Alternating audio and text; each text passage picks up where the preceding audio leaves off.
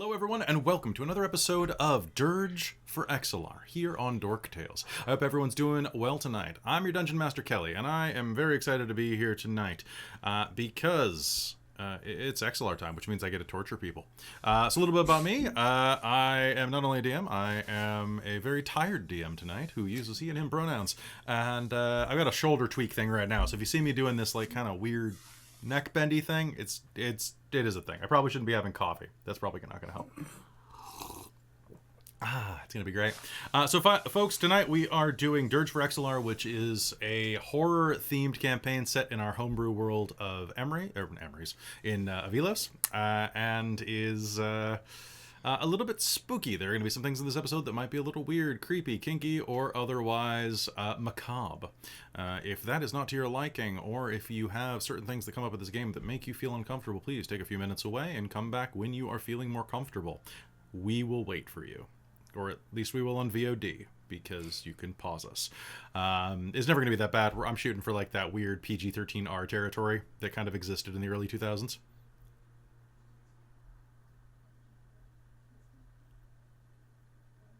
All right, cool. I just double checked that. Like, wait, did I freeze? Nope. Yep, we succeeded in tricking Kel. I was pausing because Kelly said we can be paused. We can be paused.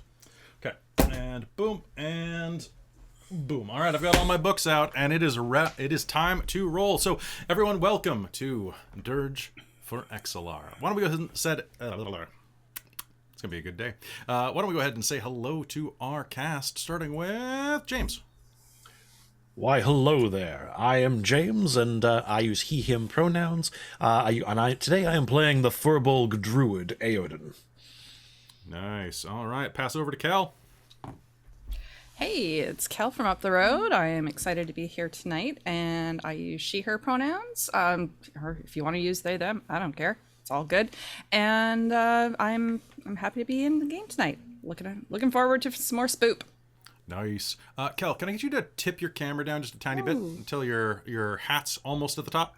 Perfect. Hey, that's great. All right, I appreciate it. All right, passing it down to Kat. Hey everyone, my name's Katrina, and I use she/her pronouns. And tonight I am playing our Awusi Tabaxi Muse, who also uses she/her pronouns. Nice. All right, over to Robin. Hello everyone, I'm Robin. I use she, her, or they, them pronouns, and tonight I am playing Tharana Somni, our Dreamborn cleric of Zonos. Yep, God, a Plague's Prophecy, and otherwise not good times. Very popular this year, though, for some reason. I don't know why. And finally, in the corner, the man of the plan, Trezelta. Guy that means he has a plan? I don't know about that one. I don't know if it's a good plan, but it's a plan. Fair. Hi, I'm Traz. I use he, him pronouns, and I'll be playing the Psy Warrior Zia Lavano. Nice. All right. So, folks, before we begin, I just wanted to thank you all for being here and for supporting the stream. Also wanted to remind you that we have, what do we have going on? We've got another game this so we have a game tomorrow. Generic Fantasy Setting is back tomorrow with the Shards of Nirn. And, of course, you can catch us on Saturday this week with another episode of Mage the Ascension, Breaking Tradition, which is Saturday nights at 7 p.m. Pacific. Most of our stuff is at Saturday, or most of our stuff is at 7 p.m. Pacific. You could say it's Saturday Night Live. Ooh. Can we say that? I mean, we can say a lot of things. We just can't say anything about a bowl that happens to be super. Because that'll get you copyright struck. But that's literally me. Because you're a superb owl? Yeah. Yes. Yeah, you're a pretty great owl. you. Also, we are still finishing the exact date, but the dates for Dork Tales Expo are going to be announced very soon, so hopefully you'll be able to attend our little virtual convention. It's mostly just us streaming for like 2 or 3 days straight and doing panels and stuff with special guests, so it's a lot of fun, and it's free unless you want to pay money, in which case I'll take it, but it's otherwise free. I inhaled coffee, and this night's going well. Coffee. Inhale. When you roll a 1 on coffee. I mean, the coffee's in me. It's in me more than it would have been otherwise. So it works for Only me. one is taking a drink and a half going all down your like chest. That's I a did one that on the drinking way, coffee. like on the way out the door this morning. I did that with mouthwash. Like I took a swig and it went, Oh. and I'm like, That was. At least Are it's you- minty. It could "Are be you worse. kidding me?" No. Oh, yeah. No, so I had to change my top and everything. It's like, I know there's a lot of jokes there, but we're gonna keep going. All right, so folks, without further ado, I don't think we have any other ados. Anybody have any ados they need to bring up? No, I think I'm good. Ooh, I do. I I'll do. allow it. Okay, so tomorrow I'm taking a half day off work because tomorrow I'm getting my Extra Life tattoo done because I Ooh. raised $1,000 for Extra Life last year. So I am getting it done tomorrow. So I will, depending on where it goes, I may be able to show it off for shards. If not, I'll take pictures and put them in the Discord. But yes, I'm gonna be freshly inked for game tomorrow. Freshly, yes, big freshly news. inked and wincy. We'll be like, "Mm-hmm." And that's Michael's design that he did for you, right? Yep. Yep, Oh, that he's is going to be Michael's so design. excited. This is like the first time he's ever had somebody have their art on his Yep. art on them. That is so cool. Yep. So I'm Nice. super Yeah. excited. Yeah. And yeah, so I guess without further ado, it is time to head into Dirge for Exalar. After last episode, you found yourselves awakened in a small village. A village known as Cervin's Hollow. Now, as you woke up here, it was revealed to you that your horse and buggy had crashed somewhere along the back road. You had all been rendered unconscious during what had transpired there and the time before at the asylum. Well, wellness center is probably the better way to put that. As you woke up in Servant's Hollow, you were met by several of the local healers, or at least assistant healers, as well as someone calling themselves the Prophet. Now, the Prophet explained that this town was kind of a refuge away from the corruption of the larger cities of Exalar, and away from the sciences and medicines that are regularly practiced over in places like the High Garden Wellness Center.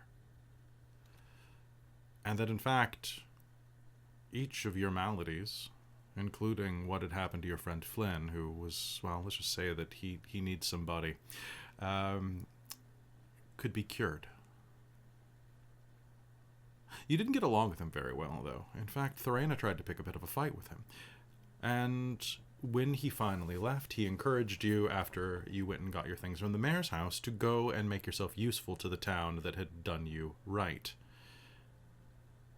Take care of a small vermin problem that exists over at the temple at the north of town. A temple to the god of agriculture.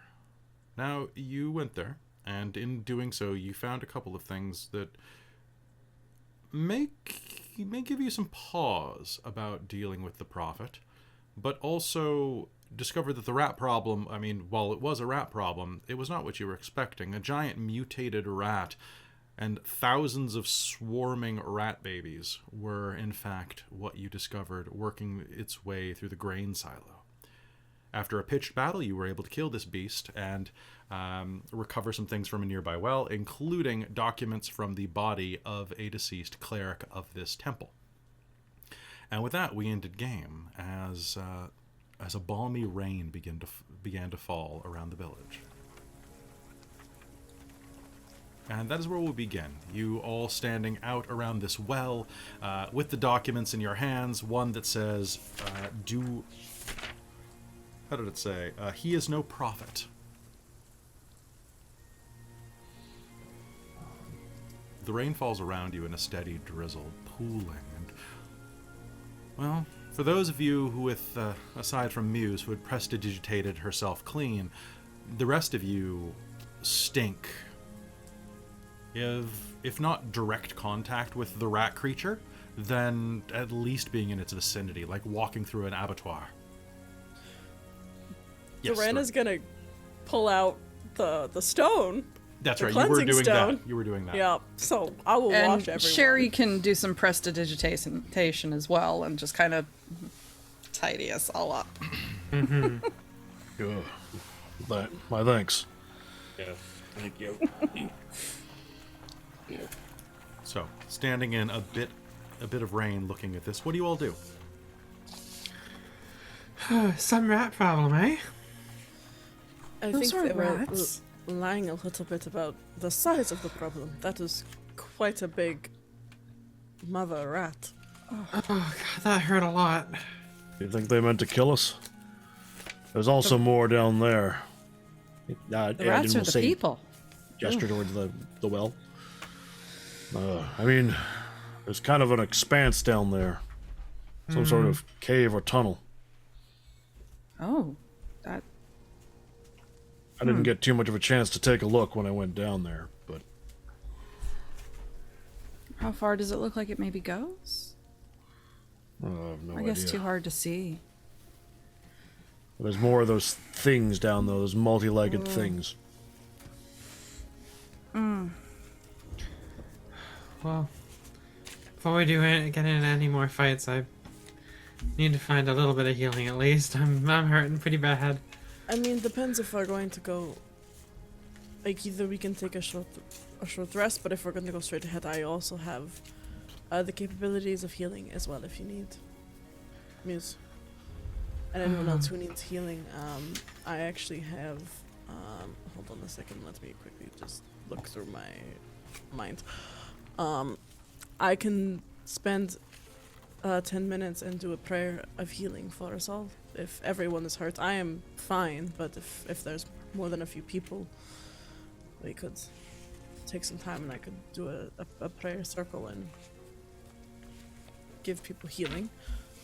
I'm not in the best shape after getting sat on. Yeah, you got that one pretty rough. Yeah. I'm okay. Go right ahead. Go ahead. Aiden, how are you doing? It seemed to have come out of it essentially intact. Eden will kind of like feel himself over, but he actually managed to avoid taking any damage because they're down the hole the entire time. Minimum standard achieved, I guess. I'm sorry. Being intact. Oh, It's a good minimum yeah. standard for being alive. Well, I guess it was. Considering Flint, I guess that's not really true. Flint is definitely not in 1 anymore, and he is still alive. Anyways, Well, if we're going to go straight on, I will, Ziel and Muse, if you just allow me to, let me lay my hand on you, I can give you some So, healing. if I may ask out of character, what was the plan after this? Well, I think our plan was originally to go look into the rat problem, and I don't think we were expecting to suddenly get into a mass brawl over it.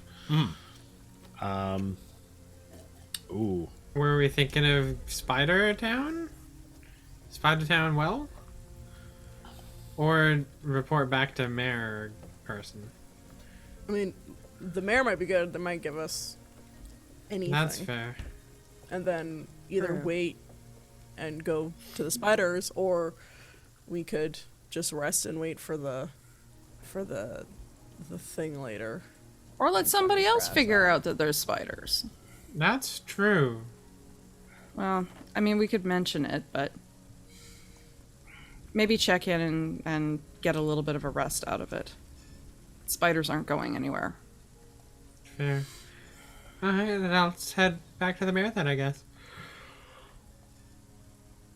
Yeah, like what time of day is it now? So right now it's about a little past lunchtime.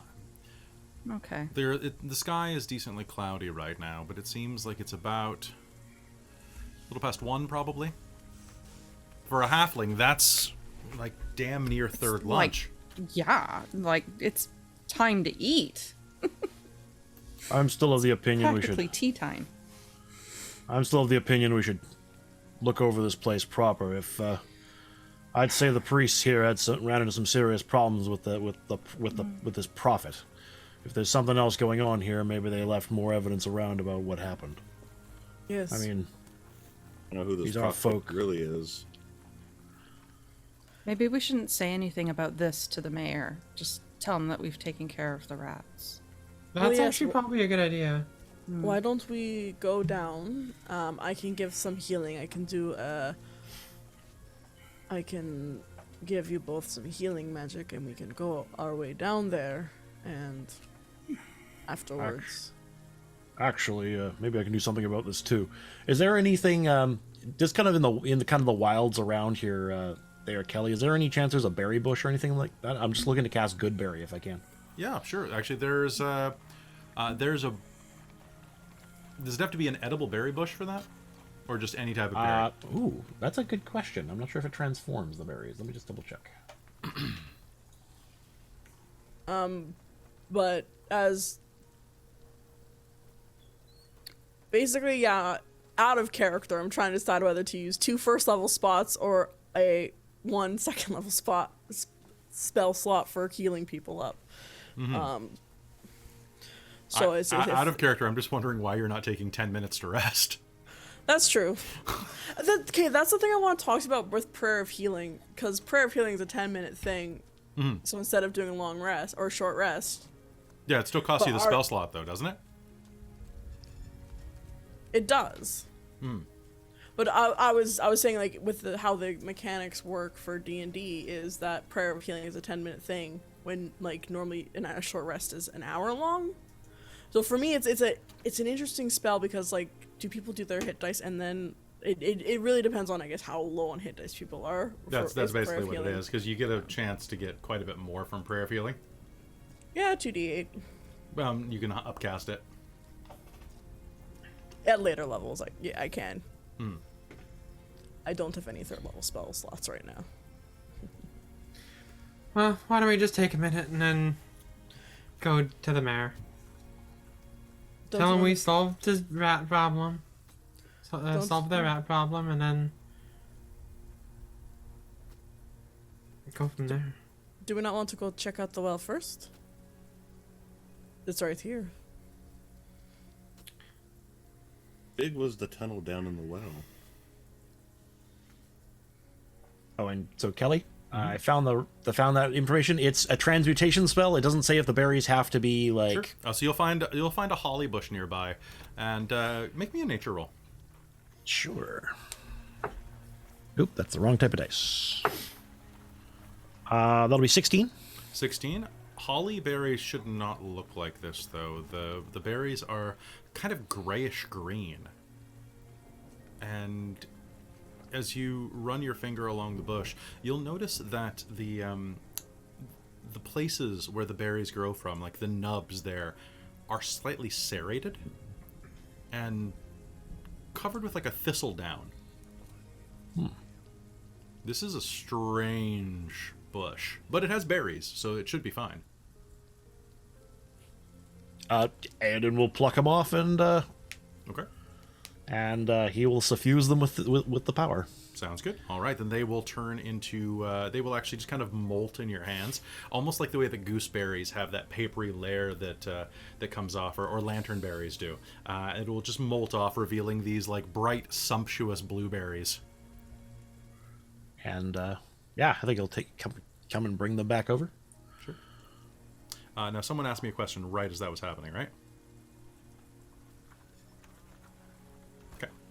Oh, no, that's what it was. Nearby, as you're just standing outside in the rain, getting progressively drenched, an old man is going to walk by carrying a cart and go, "It's a bit wet out here, don't you think?" Yeah, just a little. Yes, it is. Darn fools don't know to come in when it's wet. And he'll put his straw hat back on and continue to march his feed back over toward his cow pen, shaking his head the entire time. This is why we don't have city folk around here. City folk are just clueless. So, do we not want to go down the well before the going back? Because that's just a lot of back and forth. Well, I certainly intend to go down the well. Yeah, I am very intrigued about the well. I think we take 10 minutes, go down the well, fight spiders, and then go to the mayor. I also got these for folk. If might as well have a snack to warm your bellies. Thank you. That thank sounds you. lovely. And those will heal 1 hit point and nourish you for the entire day. You don't no Nice. longer have to eat. Oh, neat. Oh, wow. Oh, that's That wonderful. was filling. I still hope the mayor has tea. Oh, Well, the I'm mayor sure. didn't want to have a word with us until... Well, wait, it was the prophet who didn't want to have a word with us until later. Yes. Yes, that's true. All right. Well, The let's mayor take said that they 10 weren't going to be home either. They said they were headed to the pub. So I have no idea what you guys are planning. So nobody has tea. We might as well go down the well. All right, Go down the well and search the temple, because I don't think we got that business properly done. No. Right. Okay. Let's take care of that first, because it's right here. And Well, then- why don't the people that are hurt, once you take a break, we'll quickly search the temple, see if there's anything that needs to be done, and then we can all go down the well together once you're feeling a bit more rested. Bandage those wounds up. Sounds good to me. Works for me. Okay. Let's go in. And I will burn All some right. hentai. So will I. That sounds good. All right. So I'd like an investigation roll from anybody who's going to go search the temple. Yeah. I have great perception and terrible investigation. Oh, me too. Don't worry. I have a -2 to investigation, so But sometimes you roll well. 18. 18? 19. I have great investigation. Okay. 9. 9. Okay. All right. So you take about 20 minutes to go search the temple. While I'm assuming that the others of your party join inside of the temple and just hang out on the pews that are a bit away from the open ceiling. Now, inside of this immense temple to Omesh, the god of agriculture, you'll search around a bit, and what you will find is a couple of things. First of all, you will find a masterwork rake. It is a fantastic rake with a cast black iron rake head on a black oak, beautifully, intricately carved haft. Anybody who wants to use this, it would count as a staff. Or a javelin for Sherry. Nope, it would be a staff. Oh, okay. It would be a very tall staff for you, but a javelin needs a point. Oh, that's true. This would be more of a halberd for you. Yeah, no, not useful for her. Well, I mean, you can use know it as a staff. What's up? If no one else this would suit them, I wouldn't mind carrying it until I can turn it over to one of these folk. They're at least adjacent to the green. I'd like to see their relics back with them. That's fair. You can. I am quite happy with my mace and my shield. I don't necessarily use a staff, so it is all yours. Aiden will take up the mantle of the masterwork rake. All right, so you have the masterwork rake. Go ahead. It is basically going to act as a quarterstaff.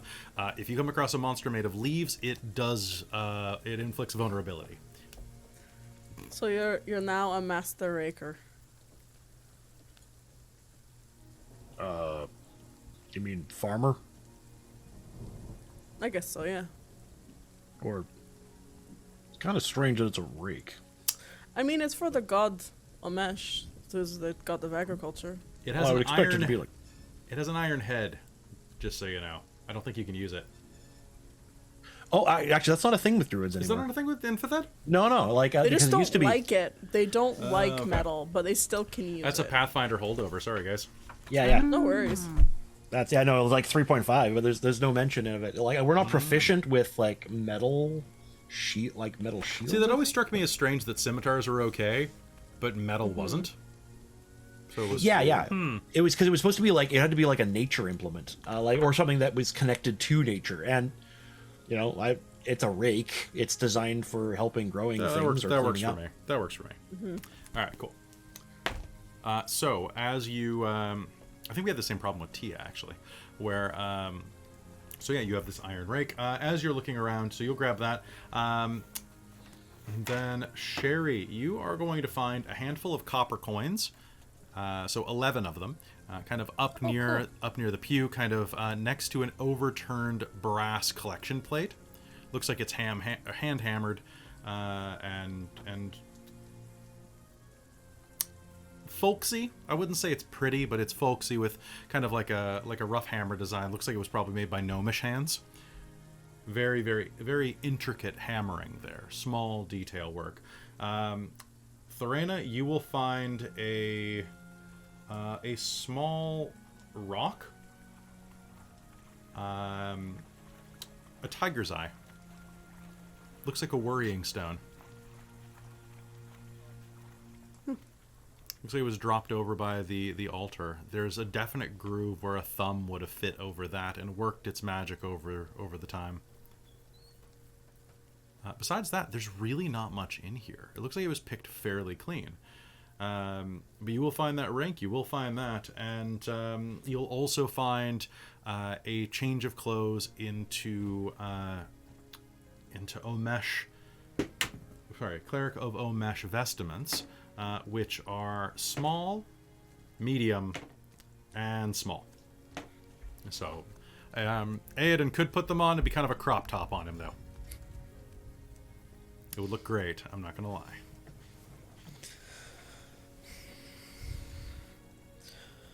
Well, I guess it's been picked pretty clean here. How are you two feeling? Feeling rested enough? Much better. Yeah, much better. Shall If we you go? need anything else, let me know. But Okay. yeah. Shall we go down a well? Yes. What do you think is the best way? Just toss the rope back down and scale. Well, the rope went down far enough. I just couldn't hook it around the foot of the priest down there. So I think we can just kind of scale it down. Oh, okay, that sounds good. Okay, let's go. All right, what is your climbing order to slide down that rope? Who here has dark vision other than me? I have. Not. Wait, do I not have dark? I don't think I have dark vision. My fire spirit does, and it will probably take the lead. Okay, then I'll go right after I the could fire cast spirit. light as well. I also have the ability to cast light as well. I can actually see in the dark really well, so probably makes sense if I go down first. Yes, I think you might be good to go down first. We have either I'll go after Aeldin, Muse then. Ziel, Aeldin, and then myself, and then Jerry. Sure. Just make sure you clear space at the bottom when I go down. I don't want to hurt any of you. Fair. The flame spirit leaps down the hole. And soon after, Muse follows. The ground at the base of this well is uneven stone, packed with a bit of silt. This well looks like it's slowly beginning to fill up from the rainwater, issuing through the ground and coming a little bit down the hole that you just descended.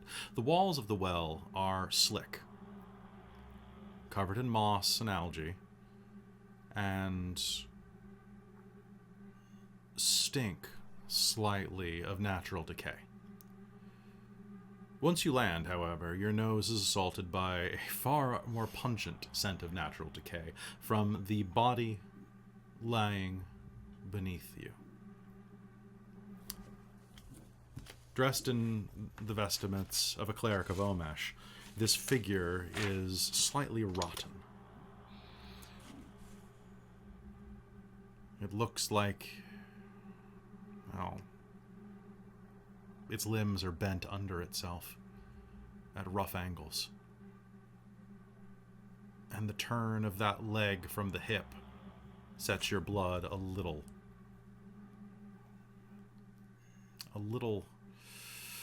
a little cold, I'd say. One by one, you'll all make it down here. Who's casting light? Can I make a perception check as soon as I land before anybody else comes down? Sure.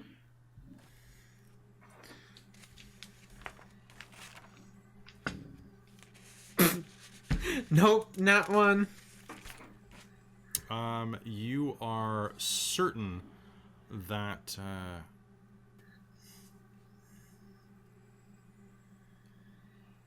all you can really sense as you step down on the uneven stone that's been worn away by hundreds of years. This is a natural cavern that this has been bored into.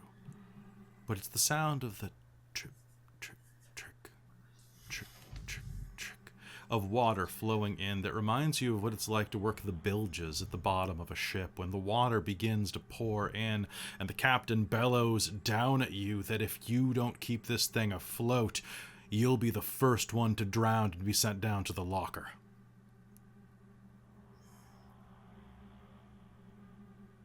You muse about these memories for a moment. And as you do, the next of your party touches down. Was that Ziel or was that Aodin? That'd be me. Okay. Ziel, you hit the ground and make way. Soon enough, the rest of you will slide down as well. Now, as you're looking around, light gets cast, I'm assuming? Okay. Yeah, I'll also produce flame. I don't have to actually throw it. I can actually hold it and carry it around with me. Sounds good. As you do that, you'll be able to see that this room that you're in is about 15 feet high around the well. It's a rough cavern, no real stalactites or stalagmites anywhere. It looks like this room was fed directly by an aquifer. Or perhaps an underground river or spring.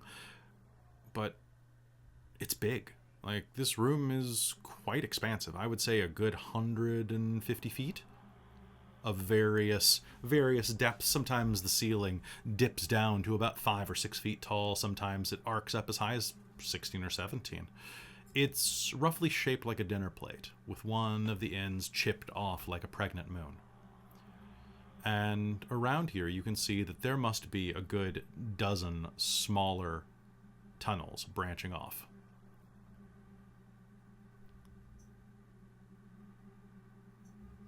Below you, this cleric is bent at an awkward, horrible angle. Are we able to have any idea as to how long the cleric has possibly been there? How long the body's been there? You can make me a medicine roll. Yeah, I think I'll cooperate with that too. Yeah, I don't really have medicine. I've got a decent score in it. Okay, it says I've got 2. We'll see. Okay, so who's rolling? If it's okay, maybe we'll look it over. You help me? Yeah, I think that's a better way to do it. Yeah, my score's better than yours. That didn't help out. But if she's helping me, I get advantage, right? That is correct, yeah. All right. Ugh. Okay. Still not great. That's an 11. Still probably better than I'd do. You say, like... As you squat down and look at the body, the very basics of anatomy and decay go through your mind. You see... Now, how are you investigating it? Are you, like, just poking the flesh? Are you, like, stripping some of the clothing off to get a look at it? Are you checking for bugs inside of the mouth? I think Aodin would be is relatively comfortable with, because I think he did rites for this kind of stuff as well. So he'd probably almost like just kind of, it's almost like kind of like a roast chicken or something like that. He's like, just kind of like testing rigor mortis, pulling things open, like ripping open the clothing. He's not subtle about it. He's practiced. How is Sherry helping you? She would look over the body and just any kind of, let's see if I got anything useful. Well, I mean, use investigation maybe just to look at it. Put the light over here. Yeah, maybe she's cast it on a stick and holding it like a torch. All right, so Is that hold maggot got a green back or a red one? Kind of hard to say. Eodin, what spell? You said you found some stuff on his body. What you said there might have been scrolls? What spell scrolls did you find? Yes. Now I did actually get a couple of items. Unfortunately, I was going to just mention to Kelly that my PDF shut down, like crashed right after I closed, and I lost the supplies before I could save it. I got everything else though. All right, so you had there was a torch that had a very I don't remember how I described it last episode because it's been a week, so I will just say an intricately carved torch with a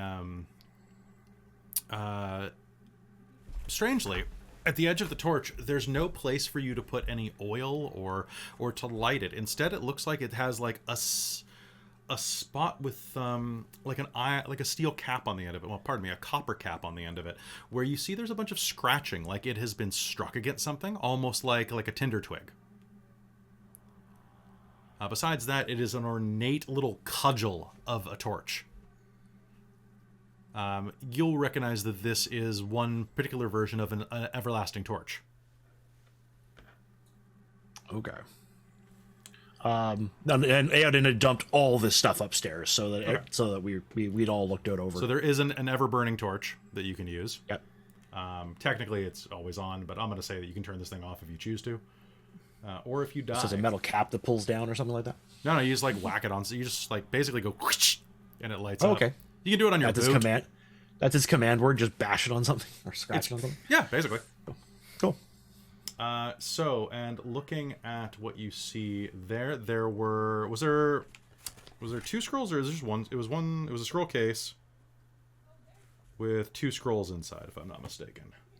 Yeah, I'm pretty sure. Yeah. Okay. It was like two scrolls. I can't remember if it was two scrolls and one of them was his message, or one scroll. It was two scrolls with a message. Yeah. Yeah, because they were all packed in, and there was some other documents there. If you're taking a look through those, you'll have no problem figuring out what these are. So one of them is a scroll of revivify.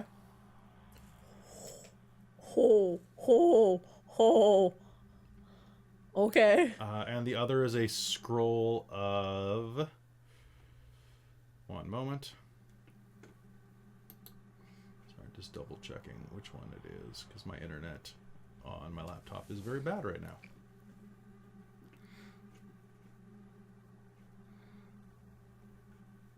Wow, it's really bad right now. I hope that the other Yeah, I'm having similar issues. Yeah. I've been very upset with my internet recently. So okay, you know what? One sec. I'm just gonna check the damn book to make sure that I wrote this down correctly. So one moment, please. Thorana's gonna like eyes bug at the scroll of Revivify and be like, this is very useful. If any of you are full on dead, I can bring you back with this scroll. This is You don't have to very go to helpful. that. Huh. No, you have to use it quickly though. That's the problem. Yes, I have a minute to do it. Okay. And the other scroll that is there is a scroll of Dispel Magic. Well, I wouldn't mind the scroll of Revivify. I can use it as a cleric. If anyone They are else wants a both- scroll. They are both cleric scrolls. Oh. Okay. So no one else can use them? How do I not remember that rule off the top of my head? I don't think wizards can use cleric scrolls, or it me would be serious disadvantage. Does anybody to do remember so. that off the top of your head? It has to be from your spell list. But the spell magic is like just an abjuration. That's a lot of classes can use. Yeah, that right. one. So I think that in 5e anybody can use it. It doesn't have to be specific. Yeah, yeah. But I was wondering because Revivify is for cleric and paladin only. So I was wondering. Yeah, yeah. I think that that's the case then, because it just has to be from the spell list, right? Yeah. Yeah. Yeah, because bards can use it. Thank you for that. Because bards are the thing that break the mold. Because bards can literally use everything. Basically. That's right. That's why Pippi was kind of cool. You just can't learn it. Yeah, that's fair. Well, no, it's not anybody. No, you have to have it on your spell list. But anyway. Yeah. So if anyone else wants the dispel magic, I will keep the Revivify because I can use it to bring one of you back. But Yeah, so anyone else Sherry wants- could take that for sure then. and and the druid could also do it. Too. Yeah. Okay. Yeah. I'm looking at the thing Nice. right now. Oh, I would we be if can- my internet yeah. was working. Yeah. I got you. Well, you're Jerry. You take that one. Okay. And Ziel, I can kind of make my own light, but you can't, right? I got a means to do that. You do? No. And he'll pass over the ever burning torch. Thank you. Quick reminder, you cannot use a torch and a shield at the same time. Got it. No, but but I wonder, we could light it and kind of attach it to his backpack, or That would risk lighting him on fire, but do it. I don't think Nope. think ever burning torch actually creates heat, doesn't it? I thought it's an illusion. I might be wrong. Never mind. I think we don't have a duct tape mod installed in this version of the game, James. Cool, that's fine. I was just curious. No handyman secret weapon for us. Yeah. Haha. I mean, we might have the duct tape mod installed. I don't know. Can't believe they had to actually mod that out. Anyway. So yeah, those are the items that you found on the corpse. Cool, 'cause I remember that going through. Sorry, I remember that happening like during mid combat, so I've kind of forgot what the things were. Looking at the body, you'll find that it is not rigor mortis, which means that at least a few days have passed. The rigor mortis has released from it. It's not putrid yet, but it is slightly bloated. Now, there are a few places where you are going to see that certain creatures, bugs, rats, have gotten to some of the exposed flesh. The face is fairly gnawed on. The eyes are pits, completely taken. One of the exposed calves has a chunk taken out of it with very maggoty flesh left behind.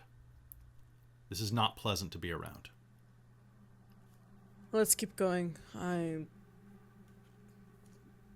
am sorry for this this person's unfortunate demise. Hopefully we can bring them justice. With the fake prophet. I knew there was something wrong about him. Well, I agree with you. Let's move. Yeah. All right. So what are you planning to do? There's more than a dozen passageways down here, all leading in different directions.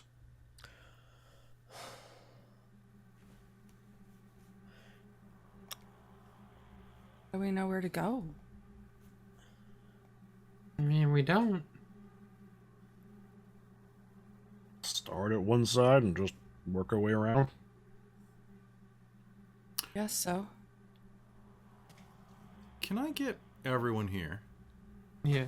I'd like to hear passive perceptions. Does anybody have a passive perception above 18? 18 or above. I'm the highest at 17, I believe. Okay, 17? Okay. In the distance, you'll start to hear... I guess it isn't possible at this level unless you... Well, you know, you could have certain bonuses. You'll start to hear the sound of running water. As you go and start to check out some of these tunnels.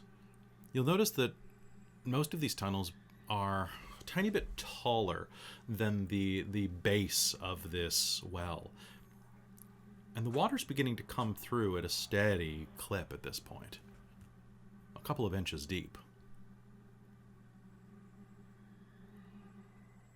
Aiden, as you're looking into that first tunnel over on your left or right, doesn't really matter, you'll start to hear more water. And it's coming in fast. Are you on the left or the right? Aiden probably would have gone to the right. To the right. We'll say that's number 12. Okay. You are going to be peeking inside, and as you do, I need a dexterity save, please. Oh, pardon me. I need a strength save. All right. That's probably better for you. Oh, yeah, probably, yeah. Not a bad roll, not a great one. That'll be 17 all told. 17 all told. Okay, so you are going to hear a rush of water, and as you kind of peer down, a deluge is going to rush into this room as the basin begins to refill itself. You are going to get hit with basically like a chest-high wave of water that's going to rush into the main basin. You're not going to be knocked over. You're definitely strong enough, but you'll be knocked back a bit. And stumble back a step or two. Yeah, the room is beginning to fill with water. The main basin is probably about calf high on most of you at this point, so reaching Sherry's knees. Let's get out. I need to get out. Yeah. Let's short people up first. I am 6'11", so I will go probably second last with Eildon, just because the water's high. Yeah, Sherry and I are both pretty short. Yeah. You up first. Let's go. Can Eildon take a quick look around the cavern as it's filling? Try to see if he can. Absolutely, yeah. Go ahead, make me a perception roll. What are you looking for? Basically any sort of like remnants, like any sort of like human or like something that's manufactured by the people above, things that might have washed down here, gear or anything like that could have been on him that got swept Absolutely. forward. I mean, the silt is being kicked up by all of this rushing water at this point, so there's a good chance there might be something. All right. What I want you to do is make me 2 rolls. I want you to give me a perception roll. Now, because there's a lot of water swishing around, I want you to do it with disadvantage. All right. But if you succeed, it's going to be nice. That'll be 15. Okay. So about in the distance, as you are doing this and looking away, you are going to see that swishing around in the water is, for one, a handful of very bright coins reflect off of Ziel's torchlight. White, glittering coins. And as you are looking around as well, you are going to see that... Not that. One sec. Okay. And whoosh. There we go. You are going to find that there are, it looks like several arrowheads with like broken hafted arrows attached to them floating around in the water. You're going to see that there is a broken mirror. There is a small statuette of a frog that's been carved into wood, floating around, kind of bobbing on the water. You will see that there is a simple lock, doesn't have a key. That is not floating, I'll tell you that. It's just kind of like anchored there. And you will also see quite a few handfuls of like lower denomination coins, coppers, silvers, things that might have been thrown down the well for luck at one point. All right. As well as not that. You will find just double checking something real quick.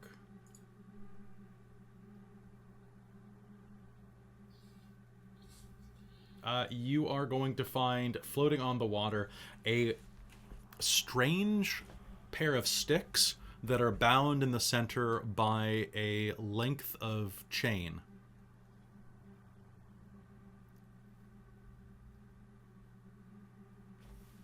Yep. Sorry. They're kind of floating toward you. Yeah, Aiden will probably just scoop up whatever he can out of this stuff because he doesn't know what's valuable or not. He's just going to like dump it into one of his. He's got 2 explorers packs. He's going to dump it into whatever he can grab into one of them. Sounds good. As you're looking around, you're going to be able to find 16 copper pieces, 6 platinum pieces, 2 gold pieces, 5 silver pieces, a rusty lock, a pair of nunchucks with rosewood handles. And besides that, you'll also be able to find a nice pair of gloves. Doesn't quite make any sense. These are doe-skin gloves. They look like they are actually in pretty good condition, considering. Like, they're a little musty and mildewy, but besides that, they're pretty good. And finally, you will find a single, an eyeball made out of glass with a blue iris.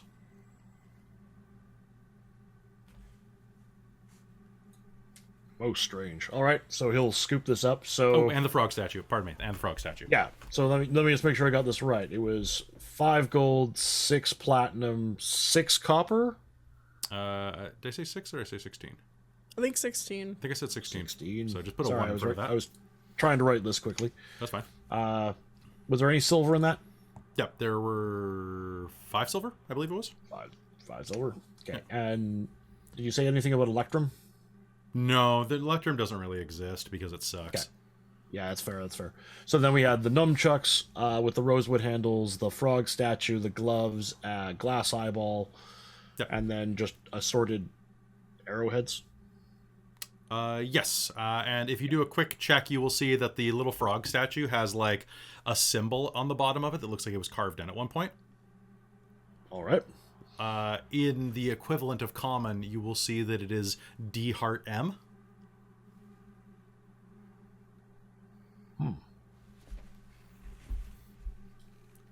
So I don't think Aiden has any idea what that means. He'll just be like, and then just in it goes. And then he's going to turn around and wade for the entrance. All right, so give me one more strength check just to wade against this. You can do it with advantage because, you know, furbog and locomotion. So that's going to be 19. No problem at all.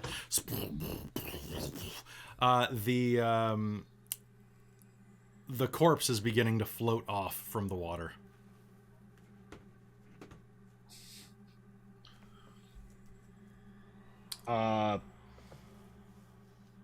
Actually, yes. So Aiden's probably the last one over to the rope, right?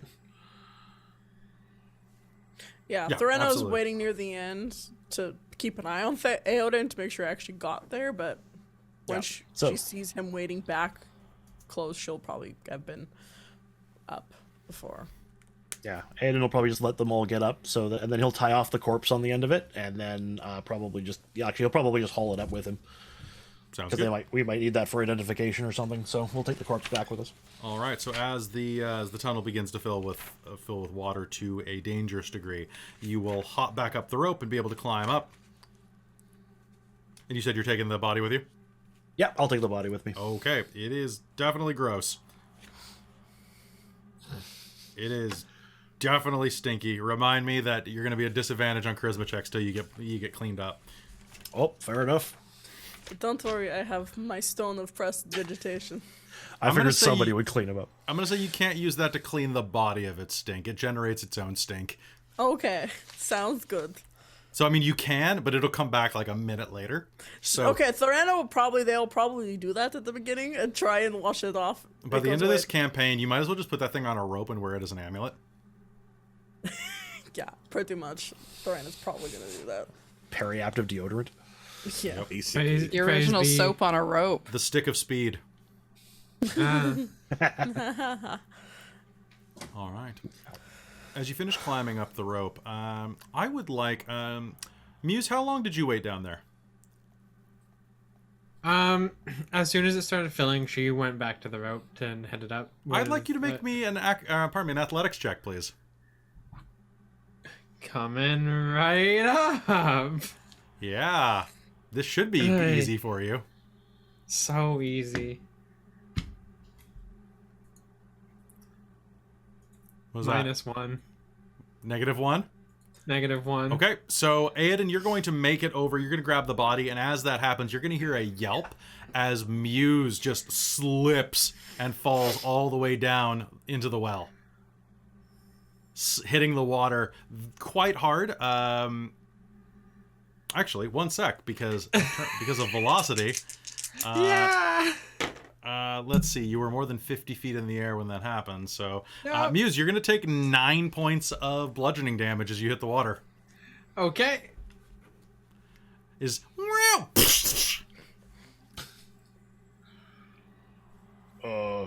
Yes. Muse, you okay? Oh God. She's gonna scramble for the rope again. okay. No, can you make go me another- right ahead. You go right ahead. I think I'll be fine. Give me another athletics check. Coming up. Do you want me to carry you up? 0. So Muse tries to, but as she grabs the rope, you are going to see that her hands are shaking from the effort. She tries to lift herself, and the arm muscles are going to be just dancing underneath her shirt, as if she's trying to lift hundreds of pounds. She is frail. You've seen this girl move quickly before. You've never seen her try to exert herself like this. She does not have any strength to speak of. Here, clamber onto my back. Hold on to the backs God. back there, right? Oh, okay. All right. And she will clamber onto Aiden's back Okay. and hold on. Okay. I'll say that you're able to like cling onto Aiden without losing your grip. Yeah, I'll say that. I'll say that you can do that because I'm nice that way. This time. All right. I guess there's more things to grab onto on a. I mean, it's still using your strength, It's true. but I'll allow it because otherwise you'll drown in a well. I mean, I have Revivify, so Yeah, you know what? Make me an athletics check with advantage.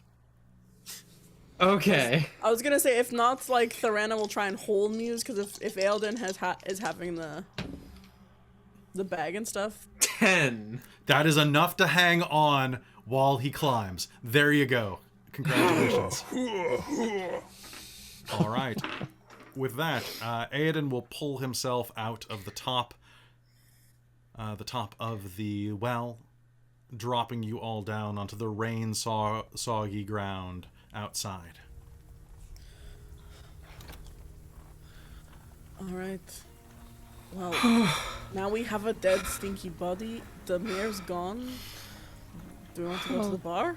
Don't know if they're gonna let us in with that corpse. Well, no, Muse, are obviously you they- okay? they won't bring the corpse in. Well, the mayor's got to know about a murder. It was just a lot of. It was really hard.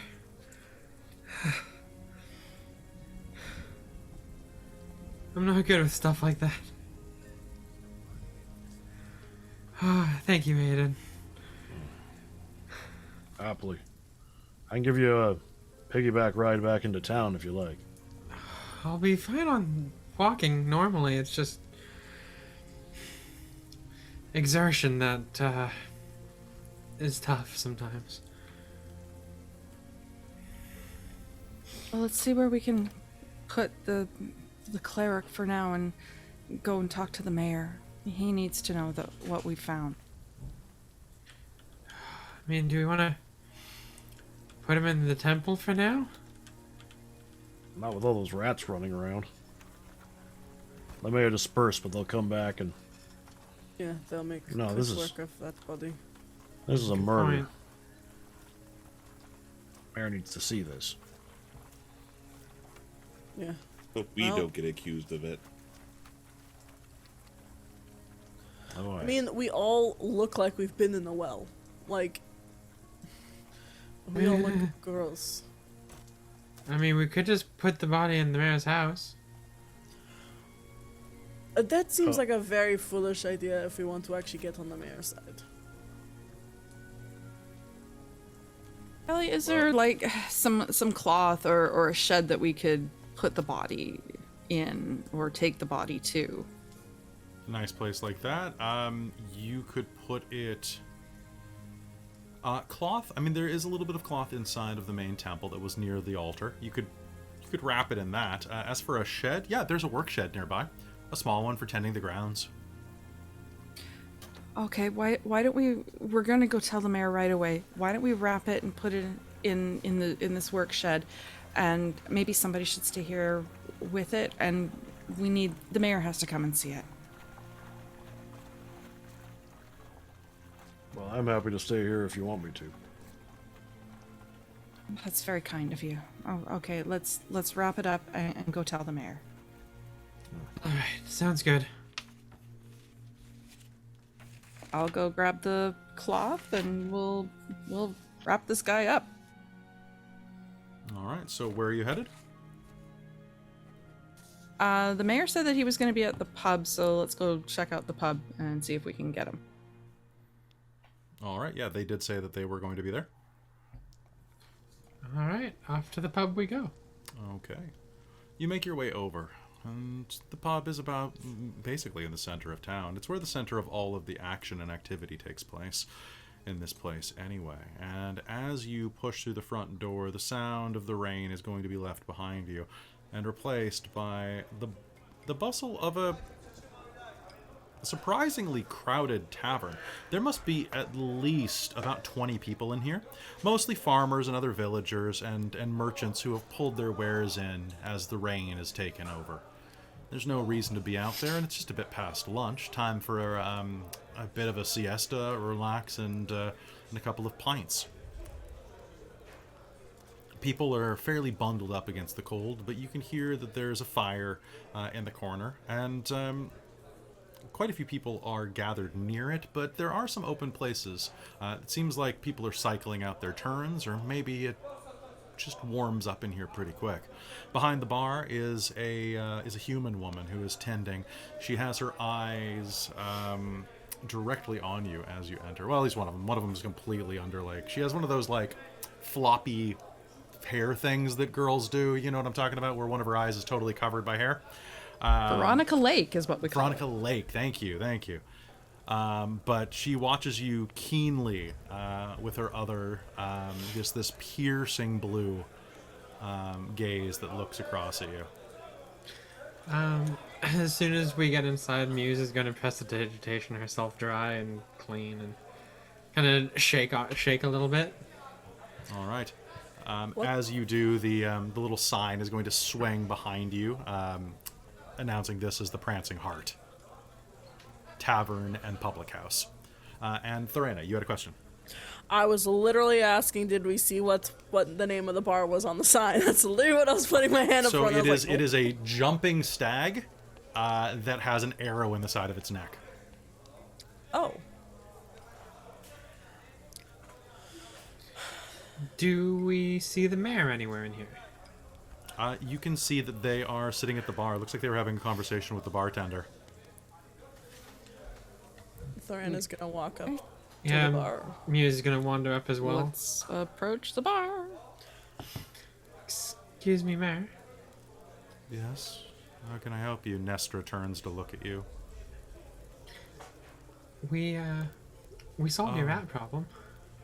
Oh, good. Azola, drinks and food are on the town. Please provide them with whatever they need. We That's very have kind. another thing that we need to discuss with you, though. Yes. Would you mind to come with us briefly? We found something that's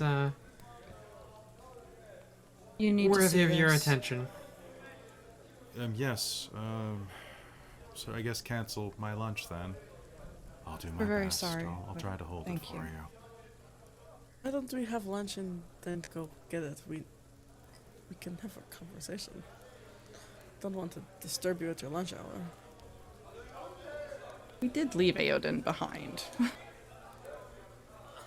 No, I can go now. It's fine. Let me just grab my parasol.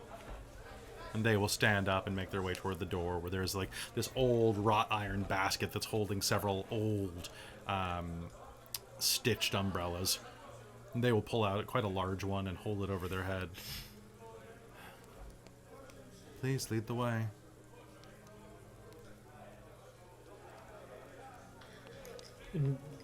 All right, Guess we'll lead head out back to the where we left Aiden. the shed. The mayor follows you kind of with a slow kind of like just exhausted gait. And as they do, you see that like this parasol is quite large. Like this is a person who definitely does not like getting wet. They're wearing thigh-high boots that you can see underneath the swishing of their long tunic and vest. Their arms are completely covered. Like, they are just not the type of person who likes to be out in the wet. And as they are walking, you'll see the parasol actually is shaking slightly, sending a cascade of raindrops around. They're definitely quite cold. Well, I promise it to be worth your while.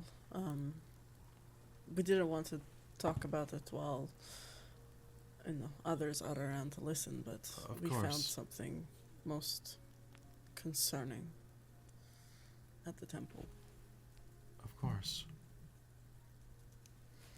Well, let's go.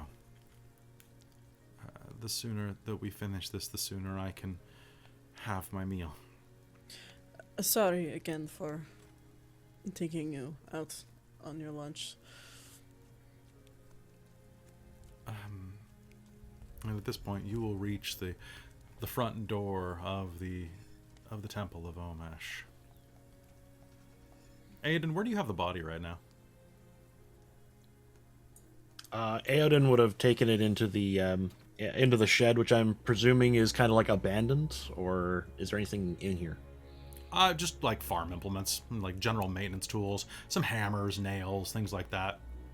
Okay. He would have probably cleared off an area and actually like sat the corpse up in something approaching regality,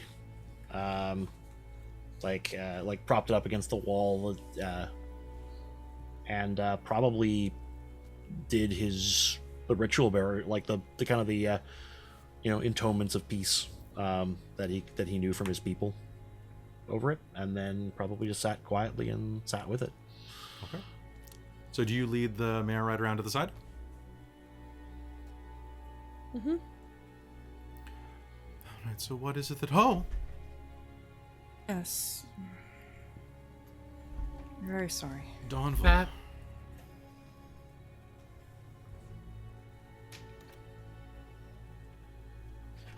We found them at the bottom of the well.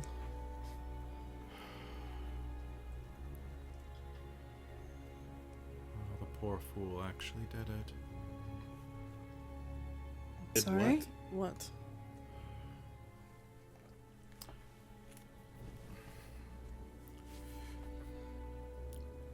Donville...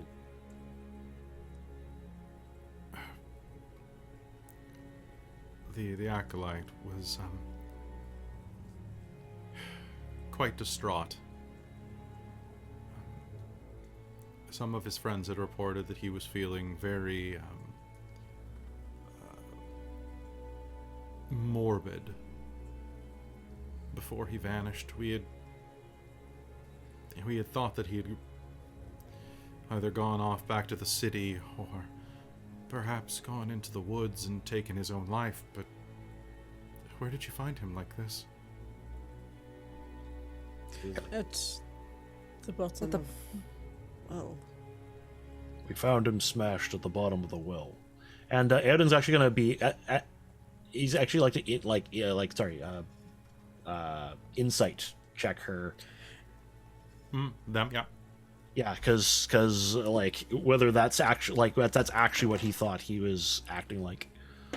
yeah, Whether she I'd was throw in. I'd telling like you. to insight check them as well because yes, Sure, go ahead. Well, a 17 for mine. Okay. that is going to be a 26. 26. Oh, nice.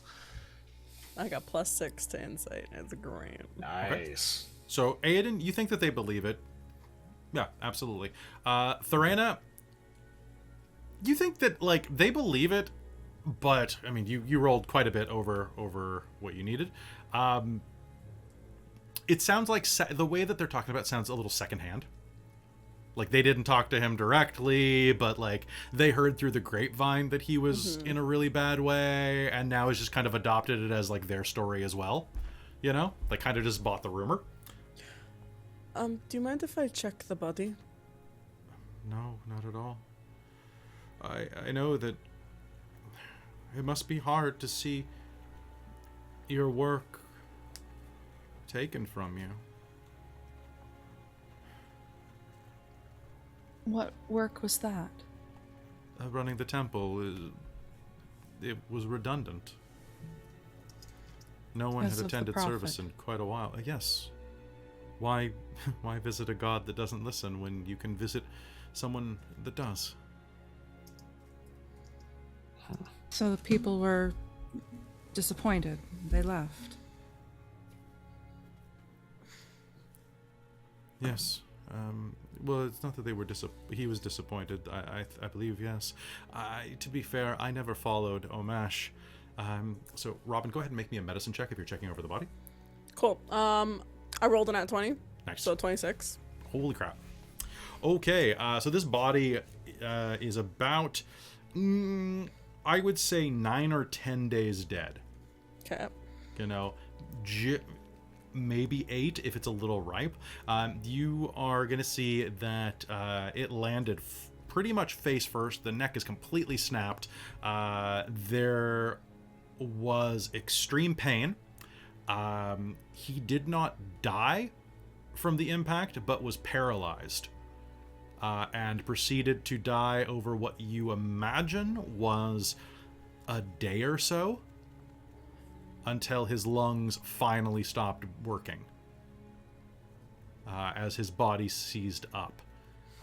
There are signs that it was a long, arduous struggle to stay alive, and basically, from the way that he landed, it led to an excruciating compression of his diaphragm from his lower extremities being bent up into it. Like one of his legs completely was snapped around so that his heel was pressing into his diaphragm. So every single breath was a grinding pain from all the broken bones, as well as choking himself out with that pressure. Besides that, you'll see that several, some of the bite marks appear to be made with humanoid teeth. Maybe some of those things in the tunnels that Aedan saw.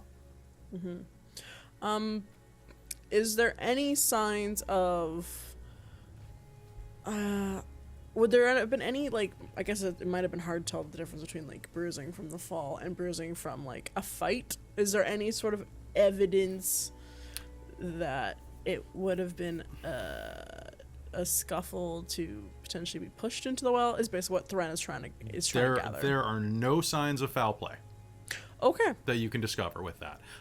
Even if there was foul play, there's nothing that would have transferred necessarily. Yeah. The only thing that strikes you as kind of, definitely this cleric was small enough to fall down the well of their own accord. Okay. Like, this would not have been a thing of, like, they couldn't have fit down there. I believe this is a gnome, is what I described it as. There's plenty of room. It could have bounced off the side a couple of times on the way down, really. Like, okay. Yeah. Okay, cool. That's because, basically, Thorin is trying to gather evidence for if that story has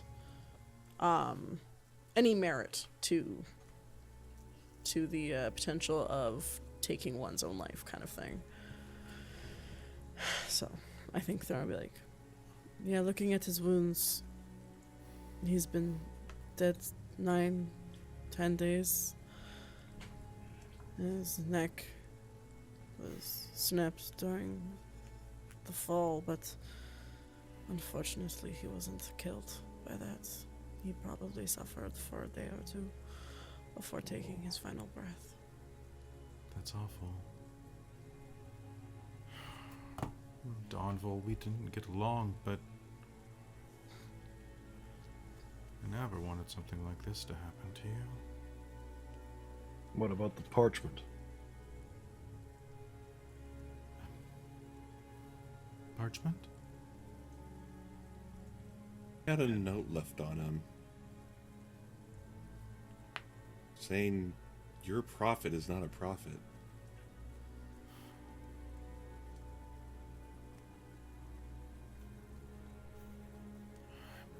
I'm sorry.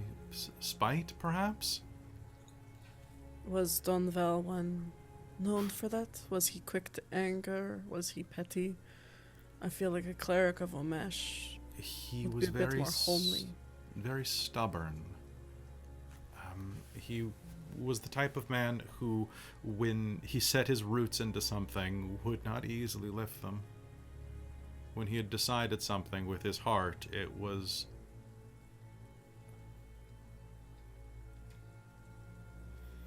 hard to steer him away from that moment. See, Can you tell if this was his handwriting? And she'll suggest showing the mayor the note. I think, perhaps. I didn't deal with him much in terms of any type of written correspondence. Perhaps we'll find something in the temple. Perhaps. He occasionally would. You could check with the bartender Isola, the tavern mistress. She kept a book of credit for those who paid their tabs at the end of the month. I know that he ate there regularly. It was one of his only vices. Did he have a residence somewhere? Yes, he had a small apartment, a room in town that he shared. do you know who she shared it with? The other acolytes before they left. It's been a slow bleed.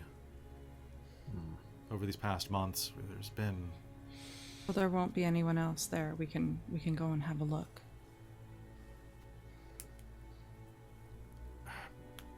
I'll have to go find the keys for it.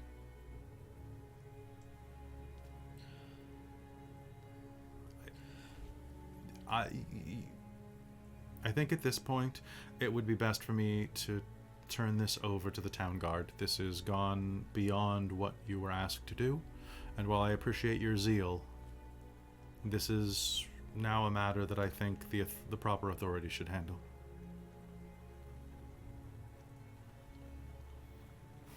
I do appreciate you bringing this to our attention. At the very least, we can give him a proper burial now. Thankfully, his God is a gentle one and should accept him despite his choices.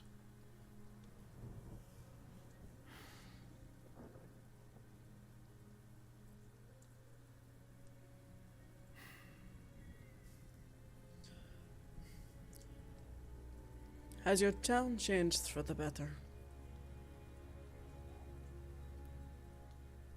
Yes, absolutely.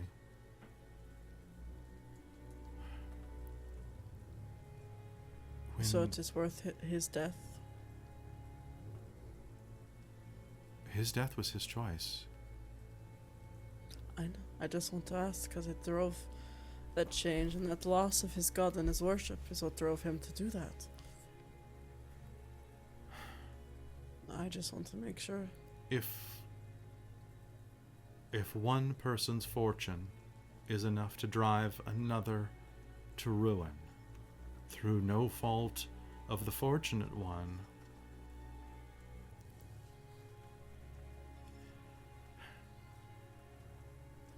my friend, I know that you had something of an argument with the prophet. I would beg you to not let that cloud your judgment of him.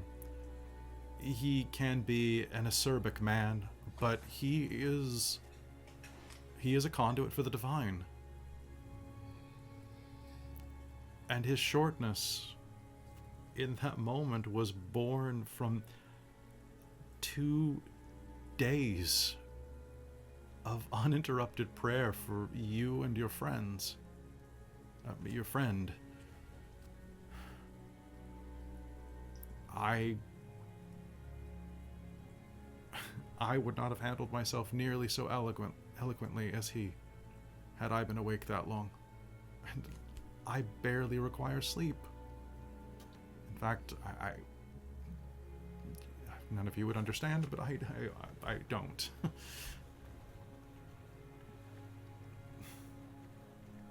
They are an elf, so. Yeah. I've had a few elf clients, and yeah, it's definitely different.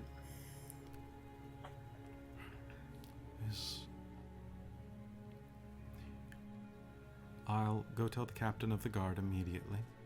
I believe they were just finishing lunch at the inn anyway, so that should be a good segue, although I have lost my appetite. I hope that you still have yours. You deserve a meal after your misadventures.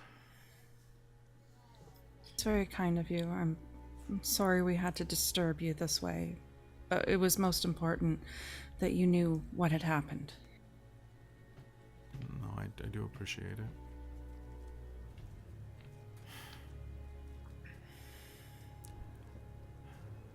Tonight everything will be made right, though. I hope you all can attend. We'll be over by the stone circle to the west, just before the fields. It will be about 2 hours after dark. And I really hope that you can attend. It's... nothing describes it. How much can be done. And I know that each of you... you were in that building, that place? To the west? Mm-hmm. Yeah, we were. Which means that each of you is suffering as well. We were too before he came. Many of us.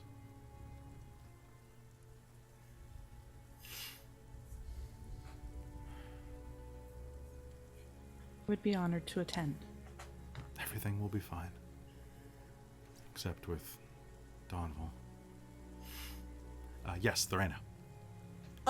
So you said they were acting very sluggish. Could I make some sort of perception insight check to... I want to see if they're actually, if they are actually looking and feeling better, or if they look like they still have some sort of malady. And are... You can make me a perception roll. Yeah, absolutely. Okay, cool. Now with this, this has been their attitude since they were introduced. So okay. I was just wondering because you made note that they looked specifically lethargic when they got up from the lunch table, so I just didn't know if that was just. Well, if you remember, I didn't know if that was a little tidbit or something. They also mentioned that they had been quite sick prior to the prophet. Like were not even able to climb stairs. Yeah. They seem more spry than that, but you can make a perception roll. Okay.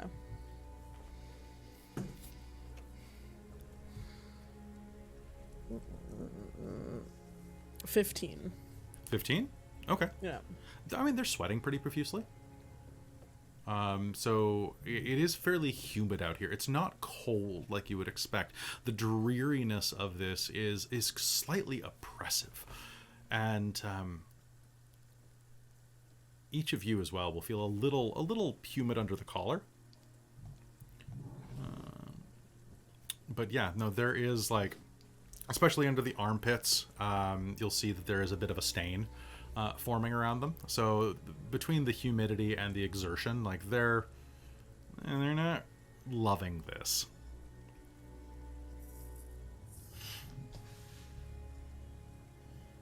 With a 15, yeah, you'll notice that. And you'll notice that as well with your just passive perception that they're sweating pretty profusely.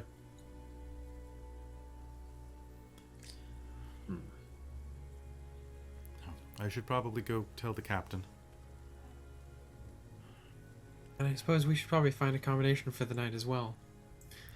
There are usually rooms at the Prancing Heart, at least in the common room. Small village.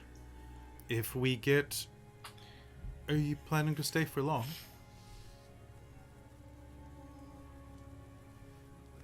We hadn't. I'm sorry, can you speak up? Sorry, we're still trying to get used to where we are and where to go next. Yeah, we... Only long enough to collect our friend, and then we're going to move on. I see. Yeah. Well, if you decide to stay for longer and we get Dawnville's residence cleaned up, it's tight, a bit more sized for a gnome, but there were a few rooms. We could definitely rent it to you for the rest of the month, cover the difference. Well, we'll keep that in mind. Thank you. Not a problem at all. Hopefully Alright. you'll find what you're looking for. Shall we all head back to the inn then? Yes, let's go back. Alright. Alright. A moment later, you find yourselves heading into the front doors of the inn again. Well, the tavern. Tavern, inn. A little bit of both. I always get those two mixed up verbally. I hate it. Aiden, shaking some of the rain off yourself, you will see the Prancing Heart sign above it, and the tavern's busy-ish. About 5 people have left right now, so a little more than a dozen are inside of here. A minstrel, if you can call him that, is sitting toward the back of the room, preparing to play a bit of a tune. Shining up a flute. Pardon me, I meant a lute. Well, this seems a nice warm place. Is that a fiddle? That's a fiddle. I think Aiden would probably try to muscle his way over to someplace by the fireplace if there is one. Sure, there are a pair of seats by the fireplace that are available. One of them is a quite a large old easy chair with an embroidery of all sorts of little rose petals, it looks like, and vines. Oh, this looks made for me. All right, let me make it. It's going to make a strength check. 1 sec.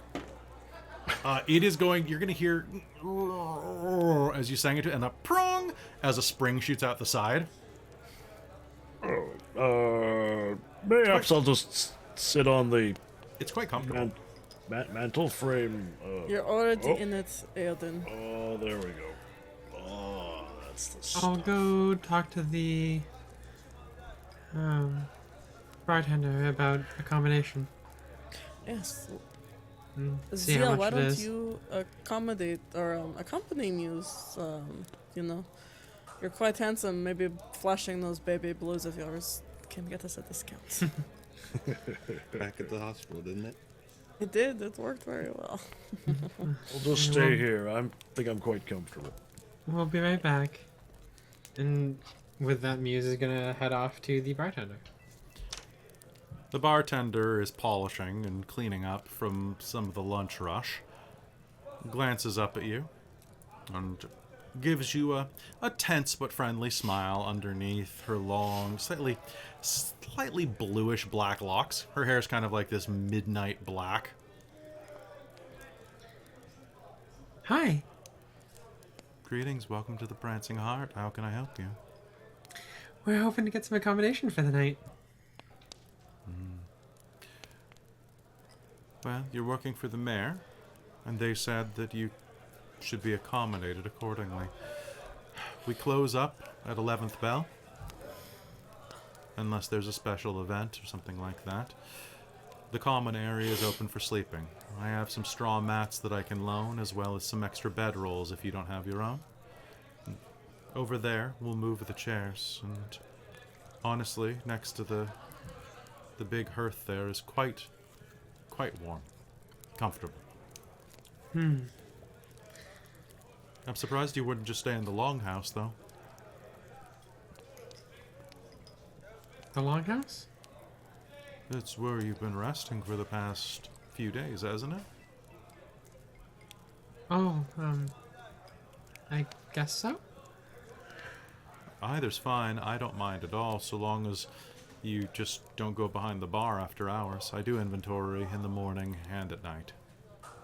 That's That fair. won't be a problem. If you do, that's fine. Just let me know so it gets added to your bill.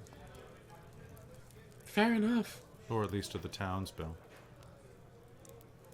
You think she winks, but you can only see one of her eyes, so, like, she could just blink really long. I don't know. Funnier if she was winking with the eye that was behind the hair. Yep. Probably. Alright. You look a bit out of sorts. Long day. What do you like to drink? I actually haven't had a proper drink in a while. Well, Ramen's good. she'll gesture at all manner of different colored alcohols behind the bar. The mirror is a bit tarnished, but the bottles are absolutely unlabeled and look like many of them were locally made.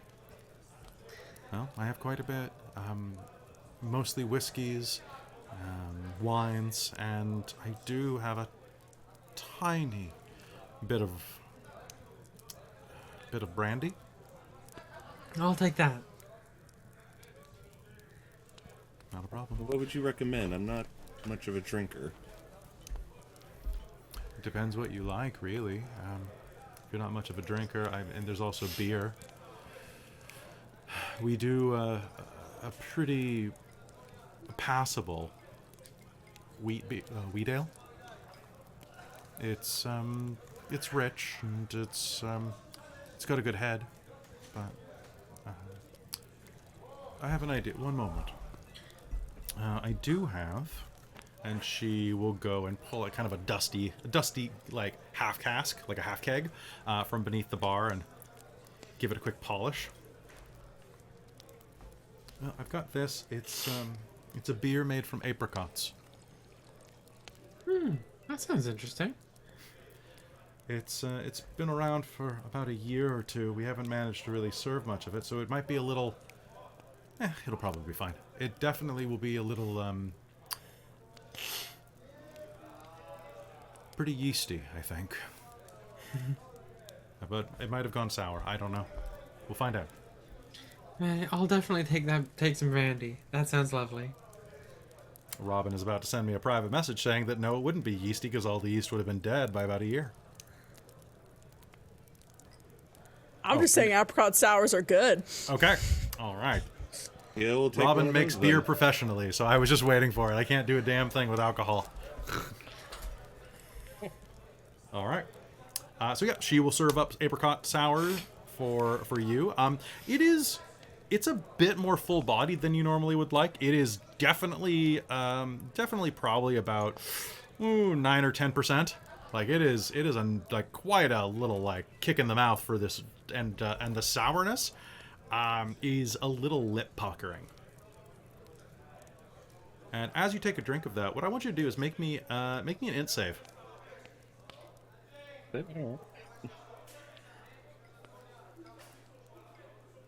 That's a 6. A 6. Okay, so you are going to lift that to your lips, take a drink, and as the apricot sour flows into your mouth, it's gonna burn your throat a little, just a little bit, and you're gonna feel that pressure in your gut as all of it just begins to expand. You feel like a burp coming, and as you kind of try to do it into your hand rather than like directly in to anyone's face, you cough a little bit. Glancing down, you're going to see that your gloved hand is stained with blood. And suddenly, you're not in a tavern anymore. You're standing in a well-appointed regal chamber. Velvet drapery line the walls, and a beautiful elven woman with long hair braided into impossible braids, stands before you, her dress having slid off and onto the floor from where it had been fastened around her slim, dark shoulders. She's wearing nothing but a set of cascading chains. Golden, probably absolutely elvish make, perhaps gnomish make, these cascading waves of chain that hang all the way down to her navel. She smiles at you. There we are, she says in Elven. Drink up. It'll be over soon. You might as well enjoy it. You're holding a wine flute. It's mostly empty. There's another swig left of it. It trembles in your hand as you feel yourself begin to go numb. The numbness begins at the pit of your stomach and starts to slowly sink out toward your spine. What do you do?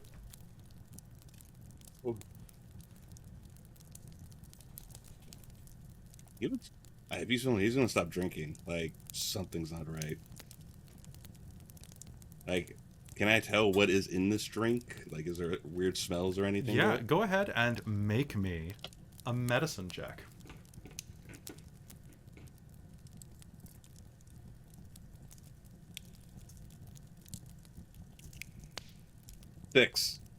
Six. You know what? I'm actually going to roll again, please. I'm going to give you advantage on this.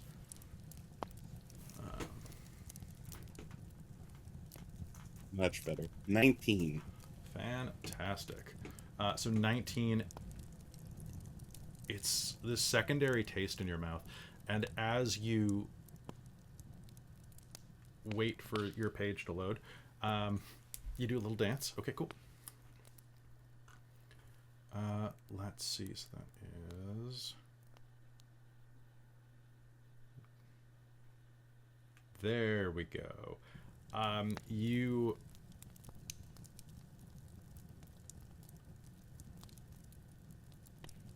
You taste the hint of boysenberry and rosemary. This strange fusion of the herbal and fruity together that you will recognize as well, Midnight Tears. A very potent poison that, when ingested, doesn't hit you until the stroke of midnight. When the dark moon is at its apex, as it is outside right now. At that point, well, it's quite deadly. It's something particularly used by drow assassins, and has been known to kill quite a few elven dignitaries.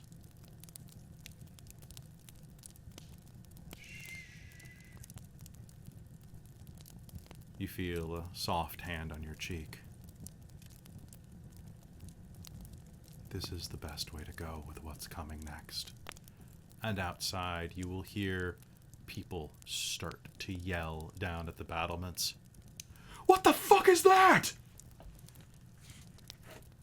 Back at the pub, Ziel takes a swig, and a moment later, his mug hits the ground and gunk, gunk, gunk, as the copper tankard hits the ground and rolls, spilling quite a bit of the apricot sour. Ziel, take a point of exhaustion, please. Can I investigation check Ziel? What are you trying to get off of this? What's going on with them? Okay, You can make me an insight roll. I will make you an insight roll. I'd like to do that. So for the rest of you, this took, like, this was the this was the difference in time. Ready? That's it. That entire scene was merely a drink of liquor. I got a 14. 14. This honestly looks like what you've seen from people who have come back from war. Like this is he's having a PTSD episode. You think that's what it looks like? Like his eyes just go 1,000-yard stare, and he mumbles to himself and drops his mug. I don't understand. What's wrong? Are you okay? Hey, Ziel. Ziel. You do it. What happened? Hey, What? come on back. Wait. What? You took a little trip there. It seemed to sort my drink. I'm terribly sorry. You okay? Memory, not a good one. Hopefully you'll get some good ones back soon.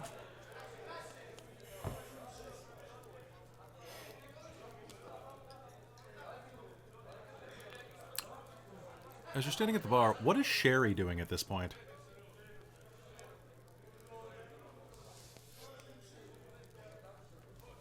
She's just kind of looking around, kind of people watching, trying to see if there's anything interesting happening. Who seems to be just to see who's the more interesting or popular people in the pub. Okay. You can see there are a pair of men, looks like big farmer types, who are playing dominoes with each other. They're both quite fit, but capriciously fat.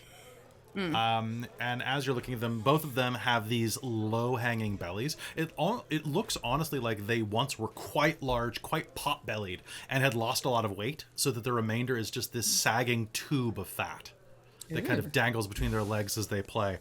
Very, very fallow-faced, though. Very, very scrawny. Another one that you will look at is this... One moment, please. I will just double-check what race they are. You will see a dwarf sitting over next to the window as she's looking out at and playing with her beer with a naked finger. She kind of cracks her neck, and in front of her is this chicken, like this rotisserie chicken that's been picked all the way to the bone. And as she reaches down, she'll pick up a toothpick and begin to clean her teeth. What's your perception? Perception is, where is it? 12. My passive perception, 12. If you're looking around specifically, why don't you give me a perception roll instead? Okay. All right. Yeah, because Sherry wants to see, like, who would have the good gossip? Who would be the person to chat with? No, that's not great. That's a 6. No, that's not great. What you will notice is that she has a very bright smile. And a lot of chicken between her teeth from the looks of it. She's really having to work in there. But she's enjoyed that chicken. She has. And it's kind of funny because she's got this like kind of a reddish orange beard that's clinging to patches of her flesh. And it's just kind of, you never get used to it seeing dwarven women with beards, especially ones with patchy beards. Normally they're pretty invested in that. And there age about? I would say the humanoid equivalent of about 25. So probably about 100, 115. A young dwarf. Somewhere there. Yeah, youngish. And then maybe the beard hasn't quite come in yet. It hasn't quite, no. Yeah, there's also the one who was playing music for a bit and has gone back to kind of like tune their fiddle. That is actually a... that is then again, the best person to find the gossip from is always the bartender, so... Sure. Yeah, maybe I should go talk to the bartender. Okay. So you'll sidle up right as she tosses a rag over to Ziel for him to clean up his drink. Sorry, was it a bit too strong for you? No, it was... Drink was fine. Just... How bad is it? And she'll lean over the bar, and at that point, Sherry, I want you to make me another perception roll. Okay. good here? Oh no, we're just batting a million. 3. I will give you advantage on this roll, and this roll specifically. You want me to do Because- that again? I want you to do it again. Do it again. Okay, we're gonna try an entirely different dice because this one is not good. That sounds What do we great. got here? Oh, well, I got an 11, so yeah, slightly better. And I had 2, so 13. 13. Coming from underneath, she looks over the bar, and you can see that her hair is kind of like covered over one part of her face, but just as she's bent over, you're getting actually a pretty good look directly up at it. Yeah. And when she notices you, Because do I even reach the bar? you barely. As you look up, you are going to see that what was her left eye is now this fused mass of flesh that looks like tendrils of almost like worms of flesh crawled across and anchored themselves into her cheek. Yeah. No wonder she wears her hair like that. And when she sees you looking, she'll kind of pull back and adjust her apron. And And she just, like nonchalant, nothing, no big, not give anything away because, like, hey, people got things. at this point, Aiden, from where you're sitting having a smoke, glancing around, you're starting to notice a couple things as well. There's a large mason, it looks like, sitting over by the bar, and what you initially took as being, well, like a leather sleeve. You see the man reach up and scratch his arm, and it's not a jerkin, it's not a sleeve, it's not like a blacksmith's sleeve or anything like that. The rough hide of like a rhinoceros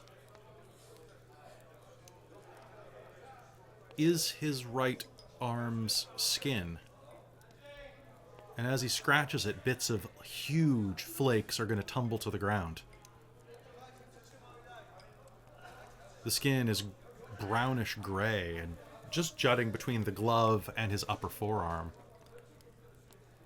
As well, looking around, you will see that there is there's a young woman sitting nearby who keeps glancing your direction. She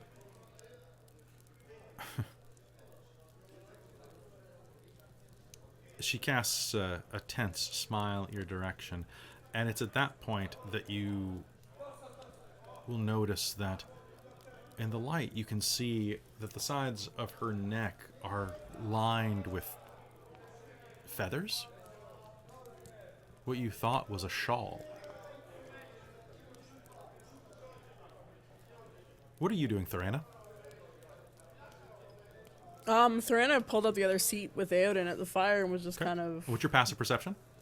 14. 14? Okay. Are you looking around as well?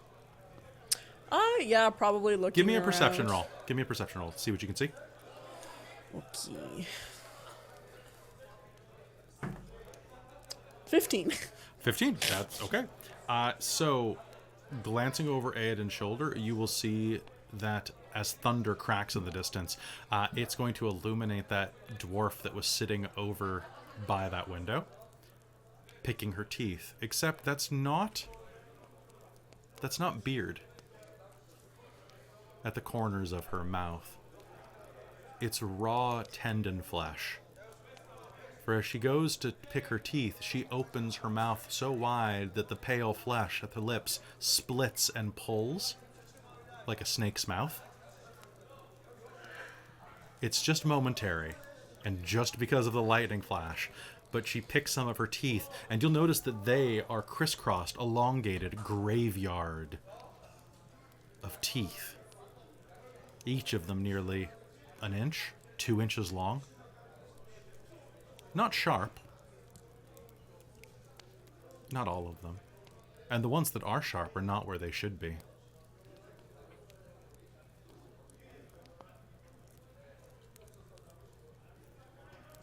Seems everyone in this land is twisted or broken in some way. I think this is the prophet. you mean? I mean, he healed them. But don't think they actually were healed. I think whatever that is makes people feel better, but doesn't actually fix their problems or sews people together. No one can summon the divine energy and do it that fast. I still don't believe that. And I think these people are proof of that. Something is not right. I agree. More and more, I think we should just fetch our friend Flynn and be gone with this place. This place is... It is cursed. I think that's where we're going to go to a quick break. On that note, thank you, Robin. That was a great feed right there. I appreciate it. Good job. Good job. Hey, so folks, we'll be right back after this break. Don't go anywhere, and have the veal. Don't have the veal. Have the fish. Don't have the fish from this place. I guarantee it's got 3 eyes. All right. See you in a minute.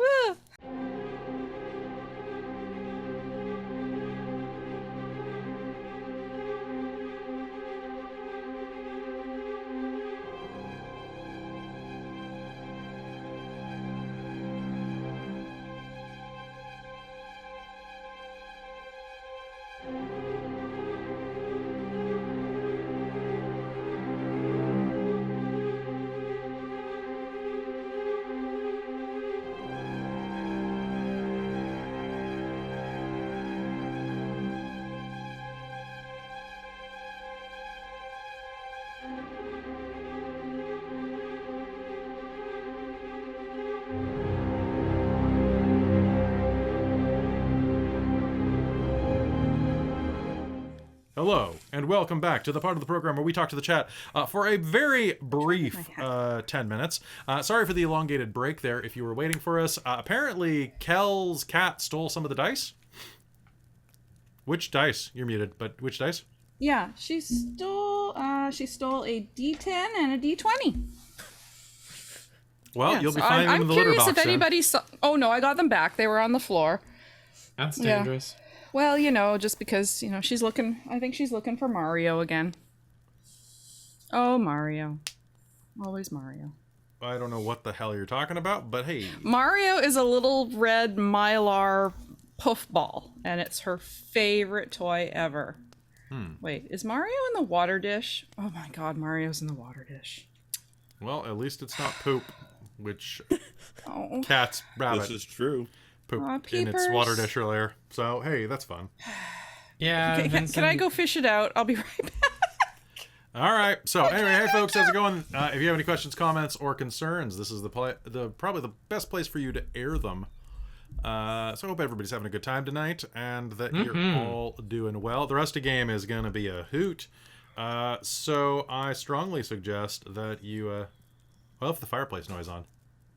Yeah, it sounds nice. Ah, that was is very Very cozy. relaxing. Welcome. It's why I'm so also, quiet. It's Lady nice and Liliana comfortable. had her raid over here, so welcome to everybody Yeah. from that. Oh, thanks. It's been kind of a quiet night. Not very many people in the chat tonight. It's kind of weird. Usually Exalar pulls about another half this much. But true, Mario. actually. Oh, that's Mario.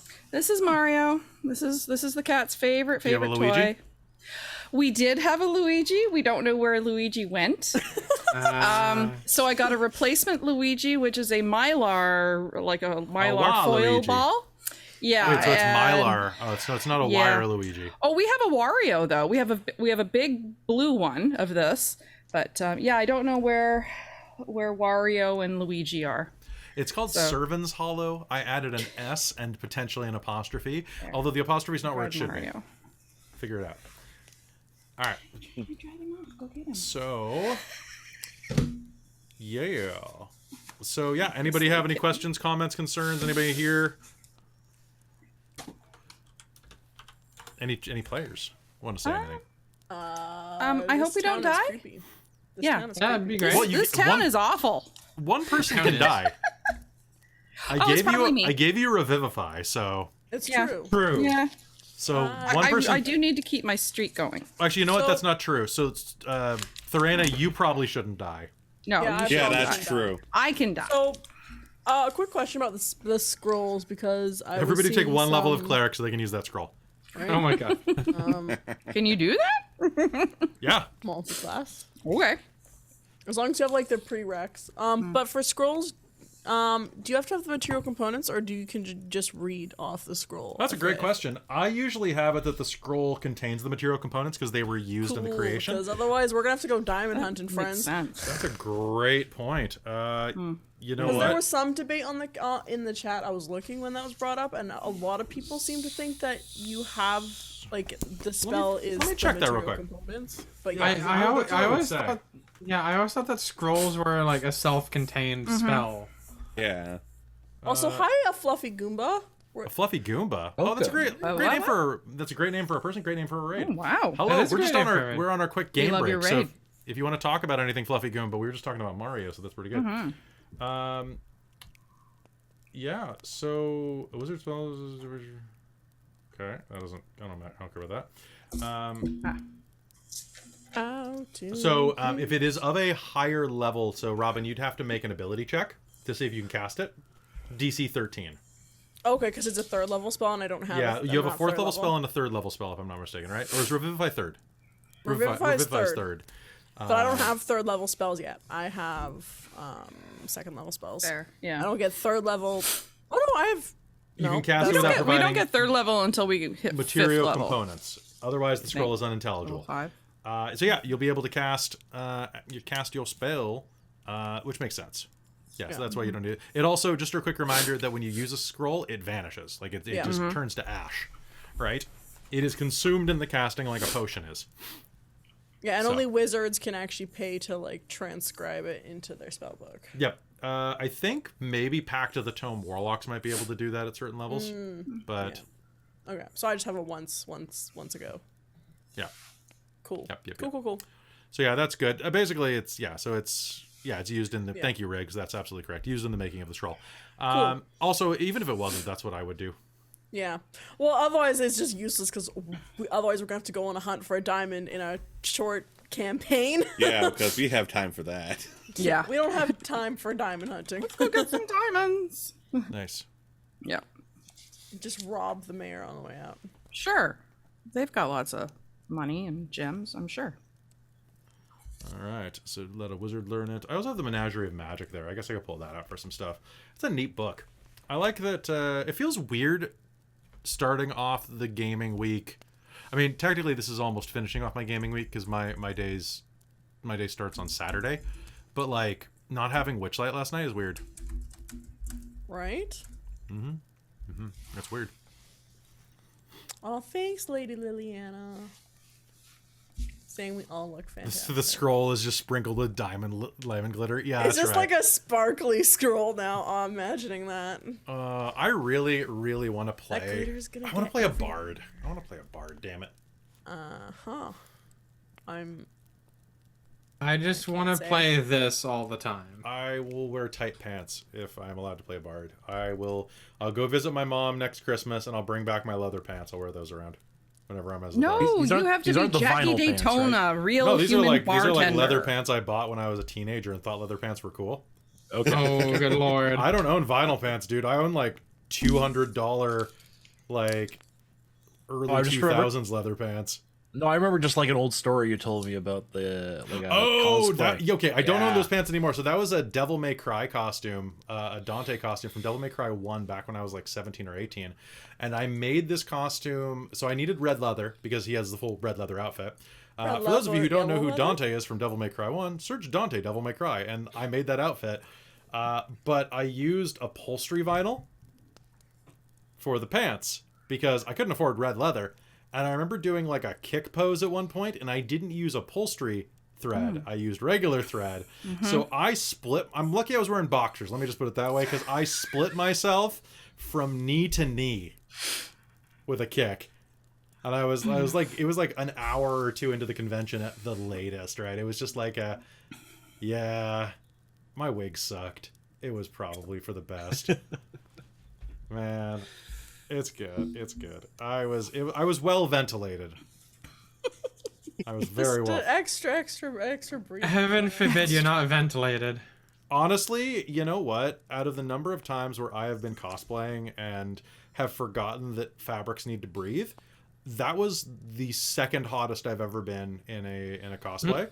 The number one is when we did that Ranma 1/2 cosplay back in like 2010 or something like that, and I made the full panda suit. So I made a full panda costume to be like the Genma Saotome from Ranma 1/2. It's a guy that turns into a panda. Oh, and he gets wet. And I forgot that fursuits require ventilation. I lost about 10 pounds worth of water weight in one day. As in, like, there are photos of this that I will never release of me, like, coming out of that suit looking like I just climbed out of a pool. Like, my clothes are that wet. I have never sweat that much in my life. That's disgusting. It was super disgusting. What also was disgusting was I didn't have enough padding, so we stuffed the stomach with hotel pillows. They were not serviceable afterwards, and were also about 10 pounds each. Oh no! Right. I hope they just destroyed those pillows afterwards. So,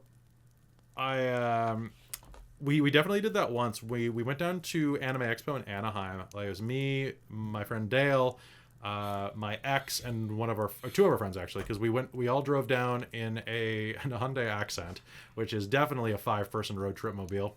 Don't do it ever. And we all did different versions of Mario. And I remember that my friend Dale wore that all weekend long in Anaheim in August, and in the end we burned his overalls.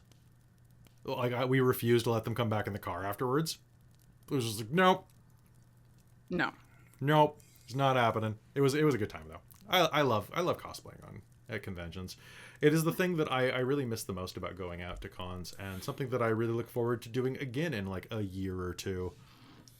I never got into cosplaying before, but now there's so many different things that I want to cosplay. Do it. So many fun characters and cute characters that I've said this a lot. always wanted to. But I want to go to a con. You're gonna go to a con. We're gonna take you to a con. We're just gonna take you to a con when it's not a death sentence. Well, because the Foo Fighters are coming to town, right? Mm-hmm. And like some people in the chat, like Crimson Arc, got tickets, and we like every morning I hear it on the radio, like, you know, call in to win, and I'm like, but the Foo Fighters are gonna be here in October. Mm-hmm. Is that late enough? Well, they are lifting the gathering restrictions starting the 17th. As long as everybody's vaccinated and masked. But I mean, it's still... They're also lifting a bunch of the travel restrictions between here and the States, and that makes me happy because I'm planning to be in the States in the summer. So, like a concert or something, right? No, actually, I have my my cross-country flight for my commercial license that I'm doing. Oh, nice. And I'm going down to Boise, Idaho for that. Well, I'm planning to that anyways. Oh, wow. And because my best friend lives in Portland, and so fly down to Portland to pick him up, you know, and then do a flight together and stuff. But so I'm fully planning to be in the States for at least 2 or 3 days over the course of the summer. So that should be fun. Should be good. It should be a lot of fun. All right, so folks, we're gonna head back into game in just a second. I just wanted to thank you all for being here and for you know just sharing these moments with us. You know, these teachable moments of ventilating cosplays and rolling d20s with cats. So I think that we're about done. I wanted to say that we have some other cool stuff that's coming up soon. We are I'll be talking about this more as we get into it, but in March we're doing a few games in support of WAVA, which is a Vancouver-based rape crisis center. And, Women Against Violence Against Women. Yep. I think that they've changed their name since then, though. It's what it has commonly been, but it's just easier to go by Weva. No, I think they don't use that terminology anymore, though. Good.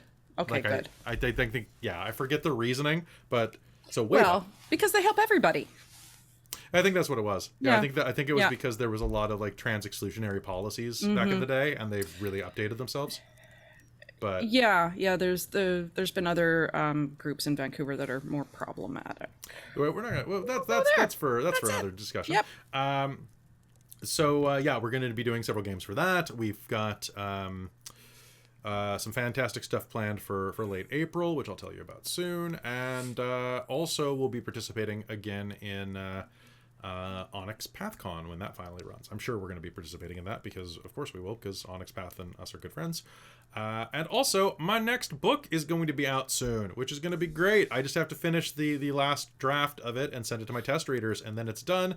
And special announcement that I probably shouldn't say, but I'm going to say anyway. This is not something, Traz, that you're going to tell me not to talk about.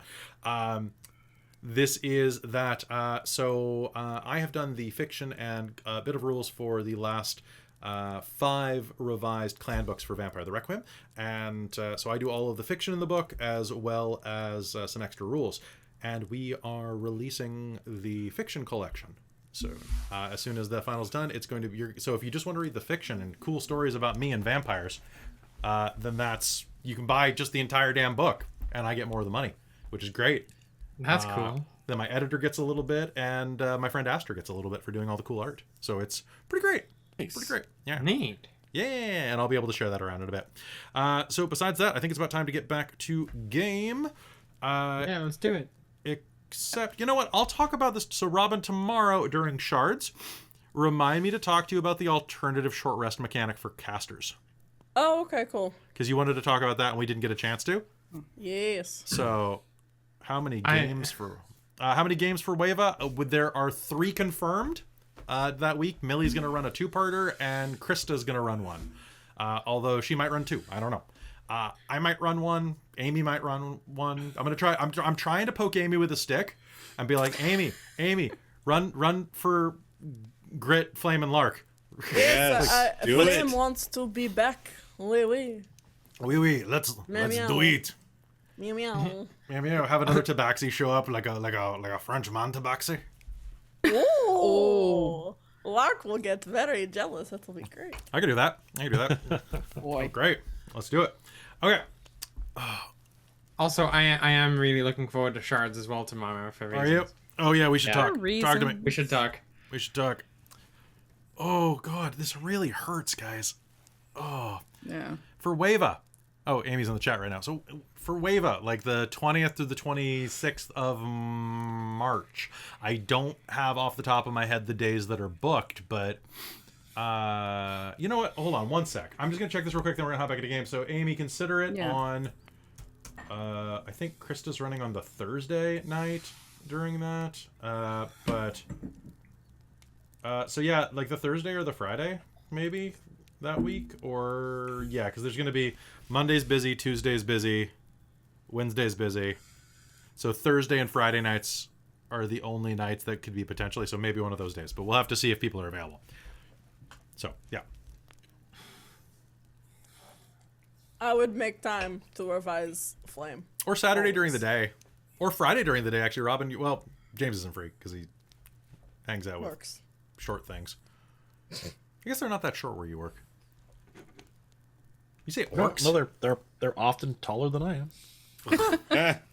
Growth hormones. Anyway, Not the ones that come to the mall.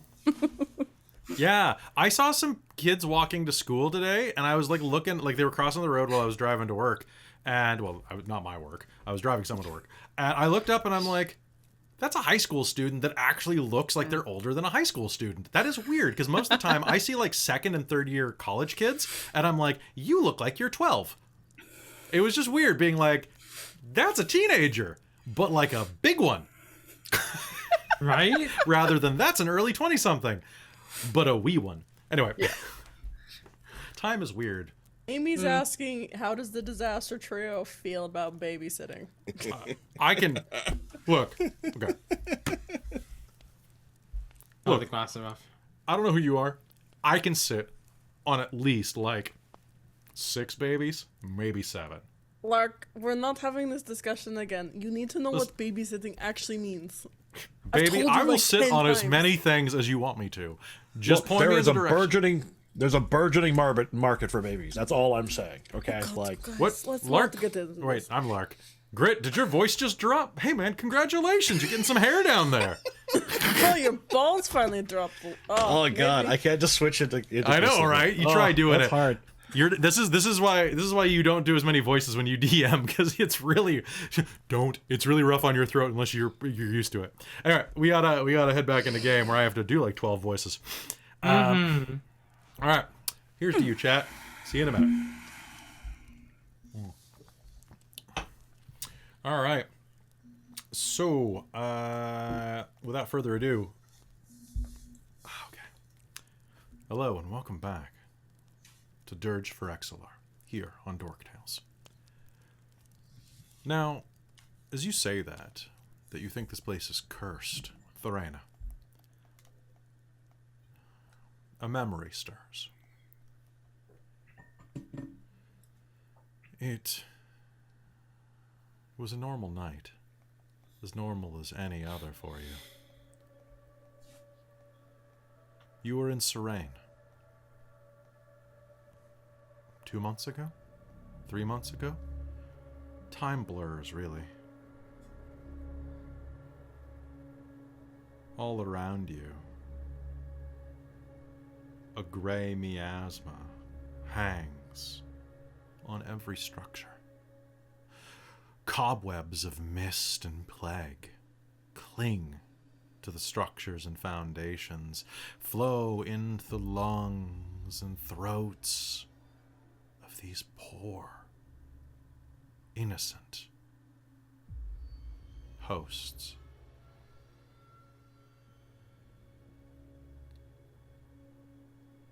You were working, as you often do, in one of the poor quarters.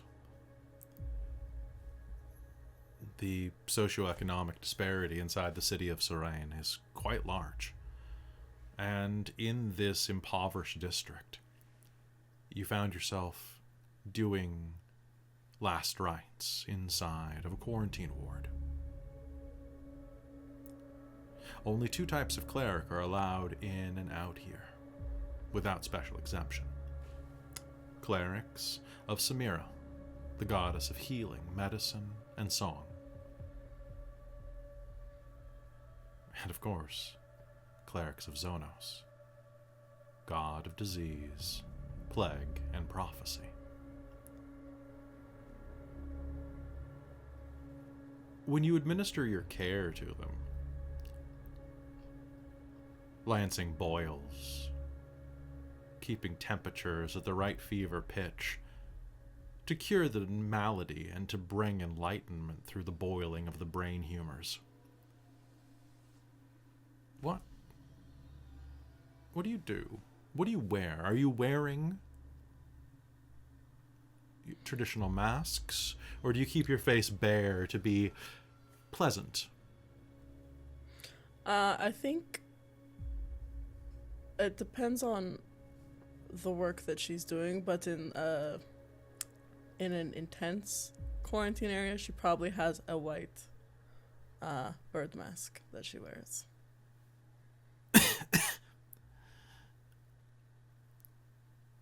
A young girl is lying on the cot in front of you.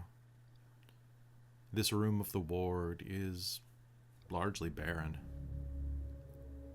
Just a week ago, it was full of nearly 20 people. Now, this girl is the last one clinging on. The pox has made its way beneath her skin, down into her lymphs. The malady is spread throughout her system. You can see it, these juicy, slug-like pustules that form at all of the joints under the arms, the groin. You're not even touching her, and you can feel the heat radiating off of her.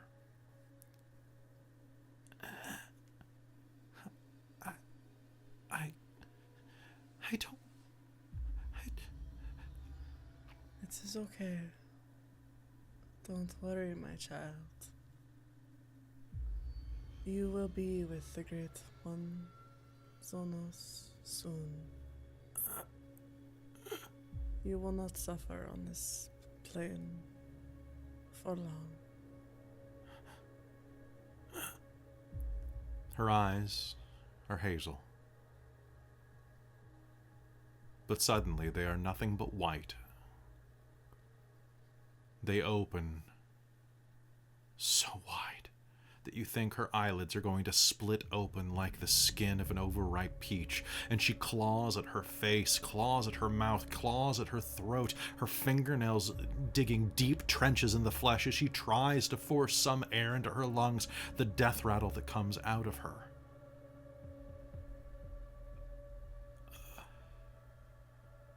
Is more of a suction than a relief.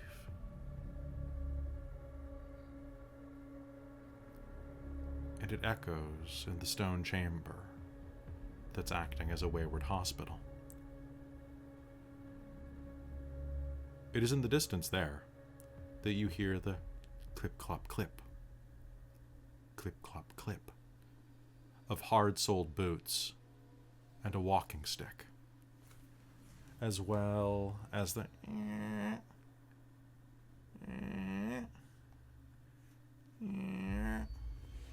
of a chain swinging back and forth. A man in a traditional plague doctor's uniform enters, one of the other clerics.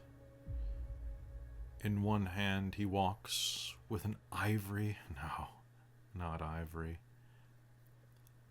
a bone cane, carved from the femur of an immense creature, a furbog, a Goliath, something of the sort, some giant kin. It's tipped with the skull of a halfling or a child, you can't tell. In the other hand, a brightly decorated brass censer, swinging to and fro like a mace, eliciting this deep, deep green incense that smells like a mix between citronella and plum and ash. He looks over at you, the lenses of his mask reflecting in a couple of the brazer's lights that hang from the ceiling, dimly issuing orange light. Is that the last one? Yes, Did you ease her suffering? I did my best.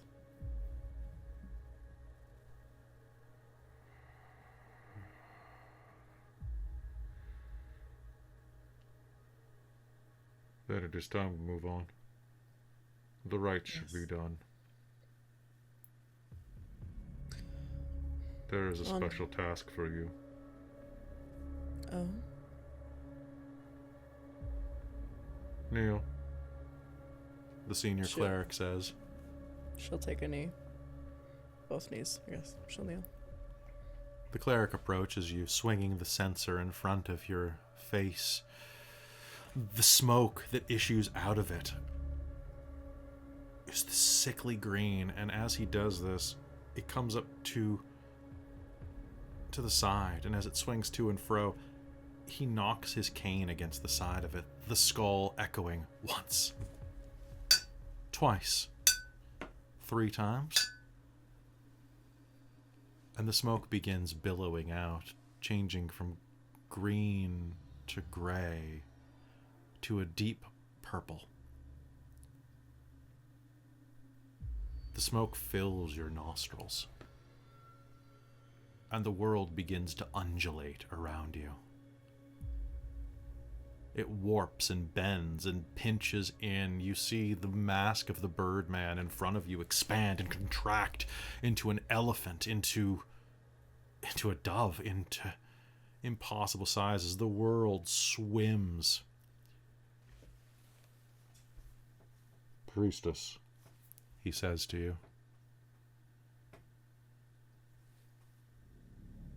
Yes. And suddenly, the reflection in the glass of the eyes goes shiny. No longer just reflecting embers, it is now glowing circles. The voice is no longer muffled. And instead of echoing around you, bouncing off the walls, you hear it inside of your soul.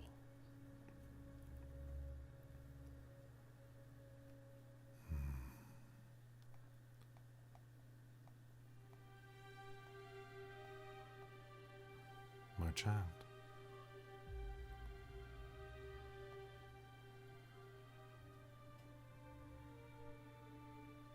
Are you well? Yes.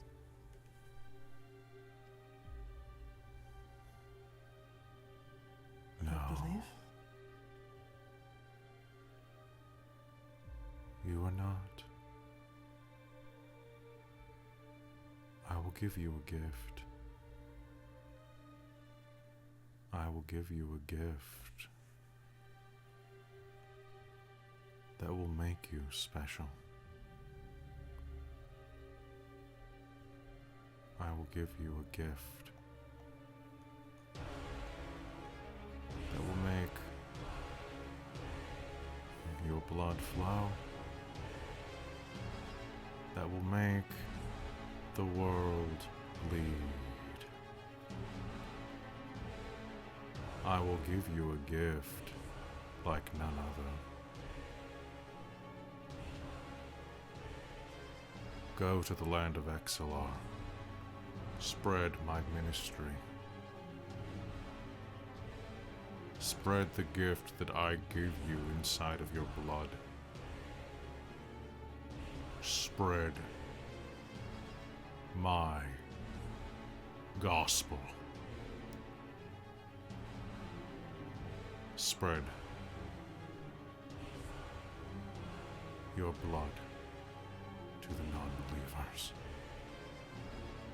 Exalar has been sealed for too long. Go to the land. Go to the place that is cursed. And remember this no more. And suddenly you realize the man in front of you is no longer a priest, but something far greater speaking into you. Your vision swims. Or it swam, I should say. And then suddenly, you're back in the pub.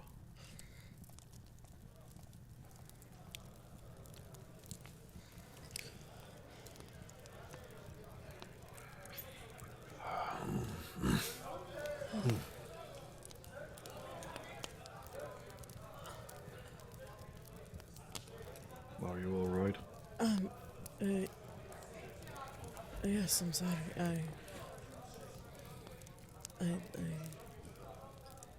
I blanked for a second. Yes, we should figure out what's going on with this place. And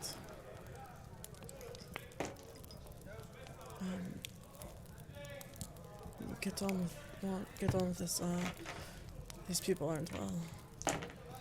And this fake prophet needs to be dismantled. Now, let's keep our voices down.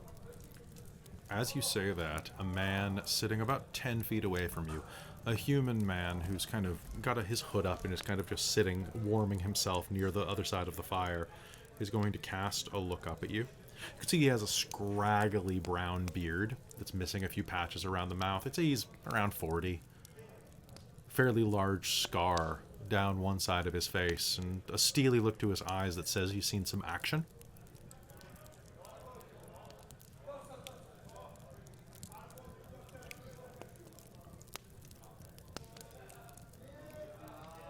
He stands up abruptly, quietly, takes a step toward you, as if maneuvering around the center table, and pauses as he's parallel to you. If you want to talk, Allie, 5 minutes. And he walks outside.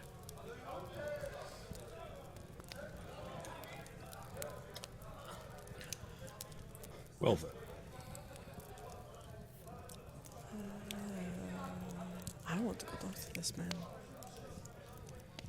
Sorry, you said you won't? I said I want to. Oh, I said yes. I desperately. He sounds like the only first sane person we've met here. Or there's... He's preparing a particularly unfortunate lynching, but I don't think we have a choice. We need a break. No, I think we should, I mean, I think it would be good. I mean, we could grab everyone. Maybe at least we'd have a chance if that was a surprise.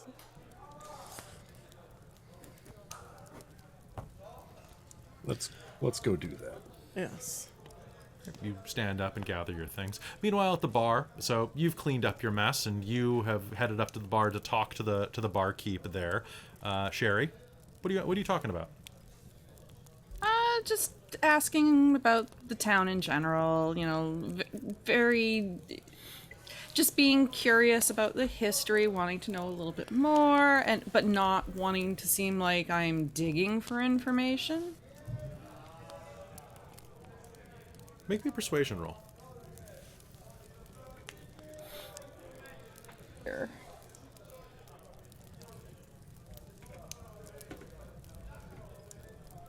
I've got 14. 14? Yeah. No. What do you want me to tell you? I'm just curious, you know, how everybody found this place, and it seems like you've got this really, you know, communal kind of feeling going on. We do. It's a good place. It's Cervin's Hollow's been here for a few hundred years. It's really managed to... Wow, that long. Or so. A lot of our founders have elf blood, so they're a bit longer lived. My great-grandfather was a full elf, so I'll get a few extra years out of it, probably. It's been good seeing it grow. It's, There's more than 100 of us now. Yes, It was that's good great. to get away from the city. Yeah. Yeah, You just should too many consider- people. Well, yeah.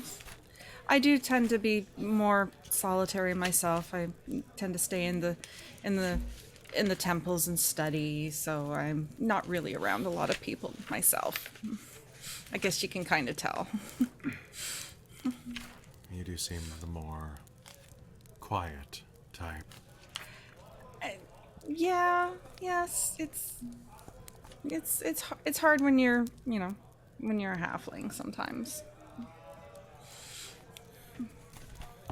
She'll pull herself up and prop herself on a seat. Hopefully she can get up on the You can. onto a bar stool. It'll take you a couple of attempts to get up there, but you'll be able to climb up. It's like Cartman trying to do a leapfrog almost. Yeah. Well, you're not from Exalar. You probably wouldn't understand the politics here gets cutthroat, to say the least. Politics tends to make people very polarized in some instances. And honestly, it's safer out here. There are so too it's- many plagues making their way around. Oh, yes. Yes. It was bad enough here. We had a pair of them come through in the last decade. Oh, my. Oh, how terrible. It is what it is. Better than the capitals. We had a touch of the thirst, and we had a touch of the running bones. But Oh, dear. it's nothing like it is in the cities.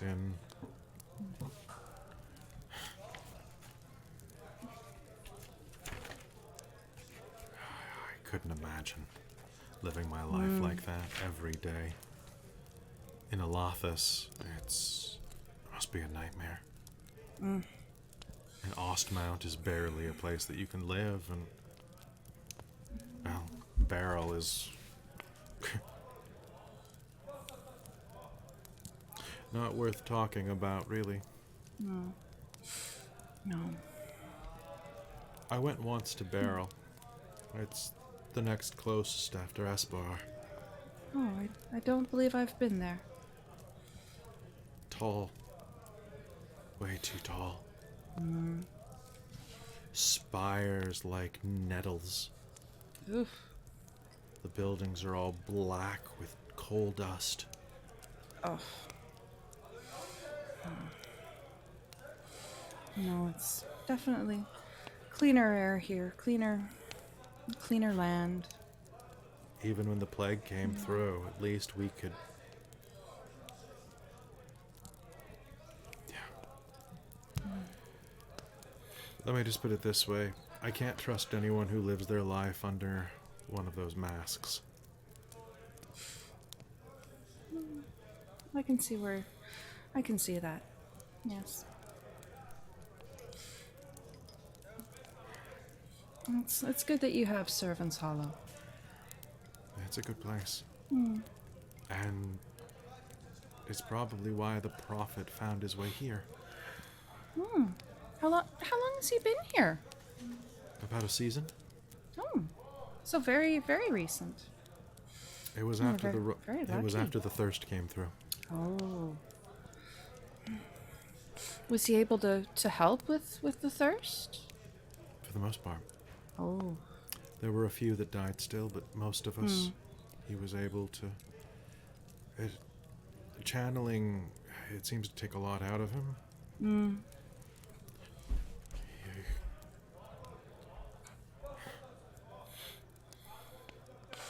Yes. Type of very, very heavy prayer, I imagine. I'm very lucky for all of you. I was very lucky that he came back. He came He's- back? Oh, he was here before? He grew up here. Oh, that's right. I believe he mentioned that. Oh. Well, it's nice that he was able to return. And she'll kind of, put a hand out to, pat the bartender's arm and just, She'll flinch back kind of Oh, violently oh, at I'm- the option of touch. Oh, I'm so sorry. I should have asked first. I'm so sorry. I meant no harm or disrespect. It's fine. Oh, it's okay. Do you need another okay. drink, either of you? Please. I think I I'm think all I'll right. pass this time. Might you have a tea of some type? And I have herbals. I have... an herbal tea would be lovely. I have... Whatever you think is whatever is your favorite. I have the Duke's Grey. It's... Oh, that sounds lovely. She'll start prepping the tea for you. And that is about the time that your other party members are going to come up behind you. Hey, Hello. I want to go for a little walk. sure. I just ordered tea. Oh, excuse me. What's her name? Did I get her name? You didn't get her name. Barkeep. Barkeep. Oh, pardon me. I'm so sorry. I think we have to be off. But thank you very much for the tea. I will definitely come back and try it again. I hadn't put Thank you. the water in yet, so we're Oh, good. I will definitely try it again. Yeah, thank you. Use the fresh air. And Ziel's going to get up looking kind of shaky. Oh, I think you probably need a tea as well afterward. Muse is gonna finish her second drink and head out. fine. Okay, can you do me a favor? Give me a quick con check. Coming up. Con save, that is. Maybe I shouldn't have had the tea. DC 13, please. That is going to be 16, 17, 18. Cool, you're fine. It's basically like 2 snifters of like about 2 shots of brandy, really. Like, it's not gonna be that much. It's enough that you're kind of warmed a little numb and you are otherwise fine. All right. So, where are we going? We're just gonna go outside for a little bit. Under a very hushed breath, it's like we found someone that wants to talk to us. In the Okay. outside. Let's go. And we'll head out back. All right, heading outside, you will find yourselves soon in an alleyway connecting a stable next door. It's more of a cut through than anything else, but, you know, any port in a storm, and the rain is still falling around you. A man in a dark green cloak is waiting there. Scratchy brown beard, a bit of a lean to the way that he moves. And as you're approaching, his head will jerk up, and his hand will be at his belt. Oh, it's you. Good. Oh, good, all of you. Yes. You're a weird bunch. Yes, well, we were the most unlikely of companions that are kind of trying to get through this together. Kept us alive so far. Yes. You can't talk like that. What you were doing in there? They don't take kindly to it.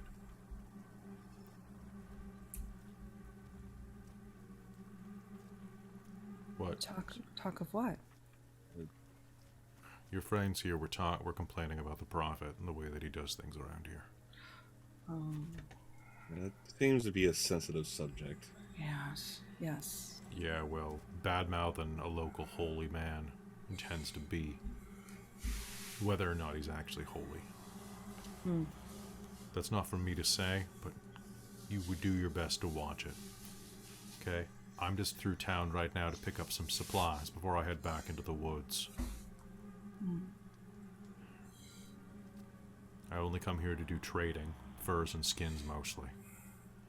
This place has gotten weird over the past couple of months. We were told there was some sort of ritual going on this evening. Yeah, probably. You know what that is about? They do it on no moon night.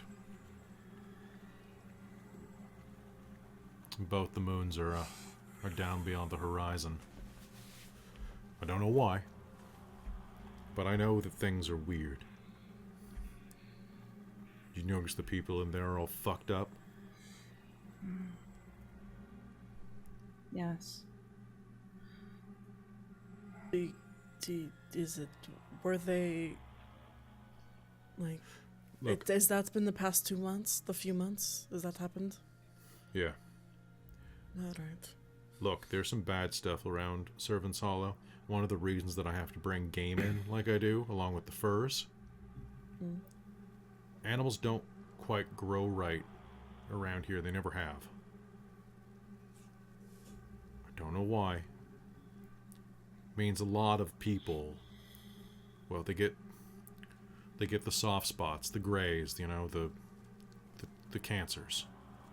Yes. The dwarf by the window had her jaw rot off about 1.5 years ago. Lost most of it from rot in the bone.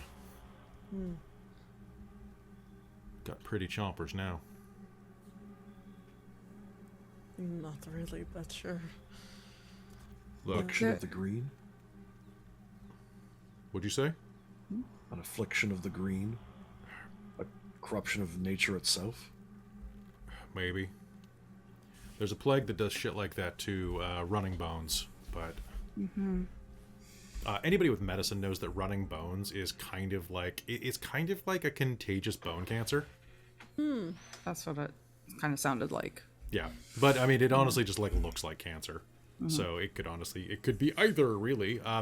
What he's describing is basically what would happen to someone with like jaw cancer. Anybody like someone who chews a lot of tobacco and gets it. You've seen what that looks like. It's not a pretty thing. Don't Google.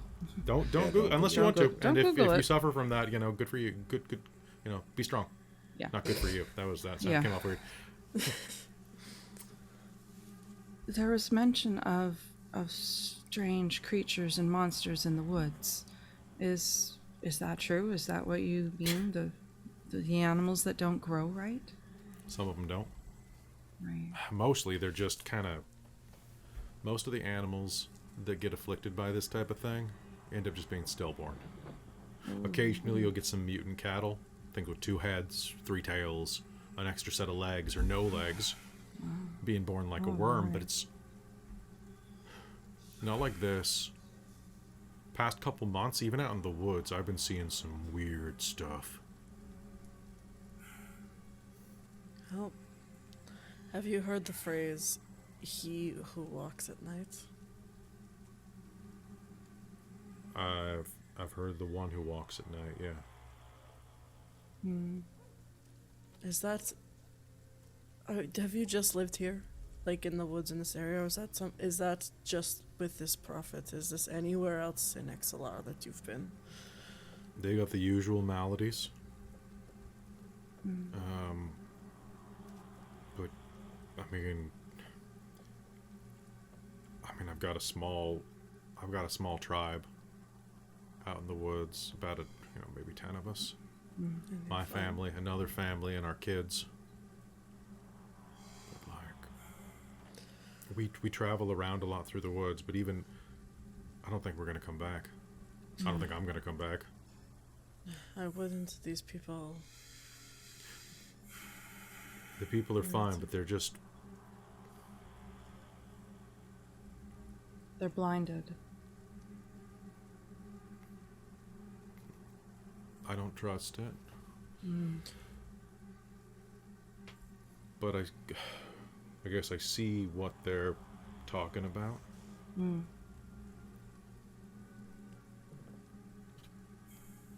In what way? Just the hope? I mean, they are cured technically. Is the cure better Technically. than the disease, though? Us. I used to have a deal with the mayor.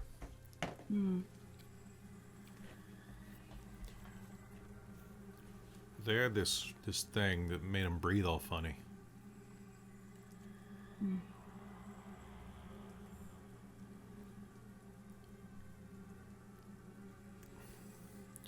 I don't know what's going on. I don't know what's going on with them anymore. But the last time I met with them to solidify the trades, it was right when the seasons were changing and it was a bit hotter. I know that smell. Oh. They smelled like a...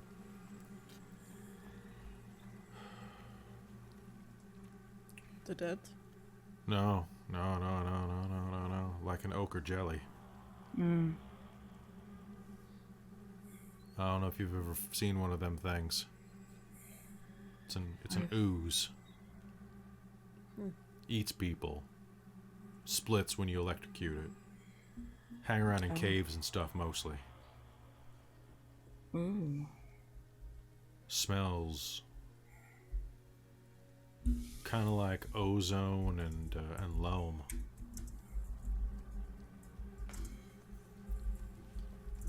You gotta watch it, okay? Yes. Thank you.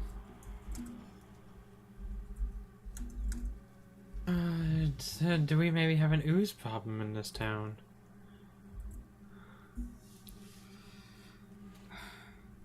prophets merging the people with almost anything to cure them. Yeah. I just Is that don't even know. possible?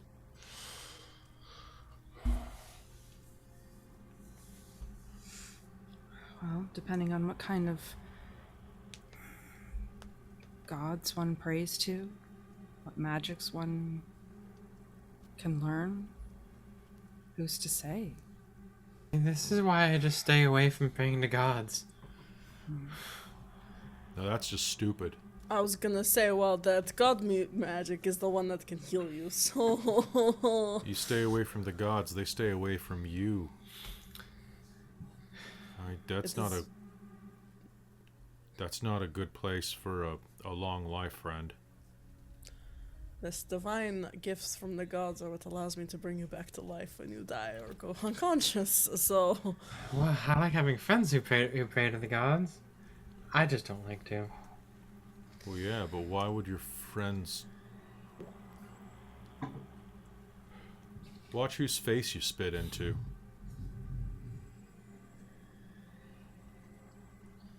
Yeah.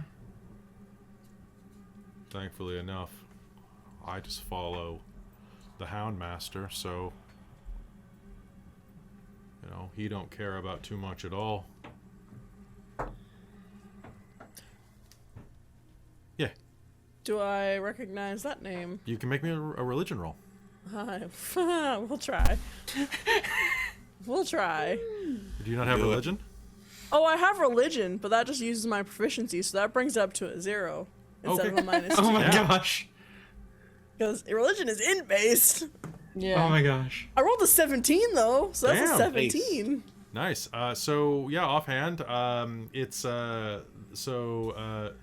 Jack or Jake, the Houndmaster is like a demigod or like a very very very minor god of dogs Uh-huh. and hunters. Amazing. Symbol's a two-headed dog Sense. with a chained collar and has the domains of unity and dogs.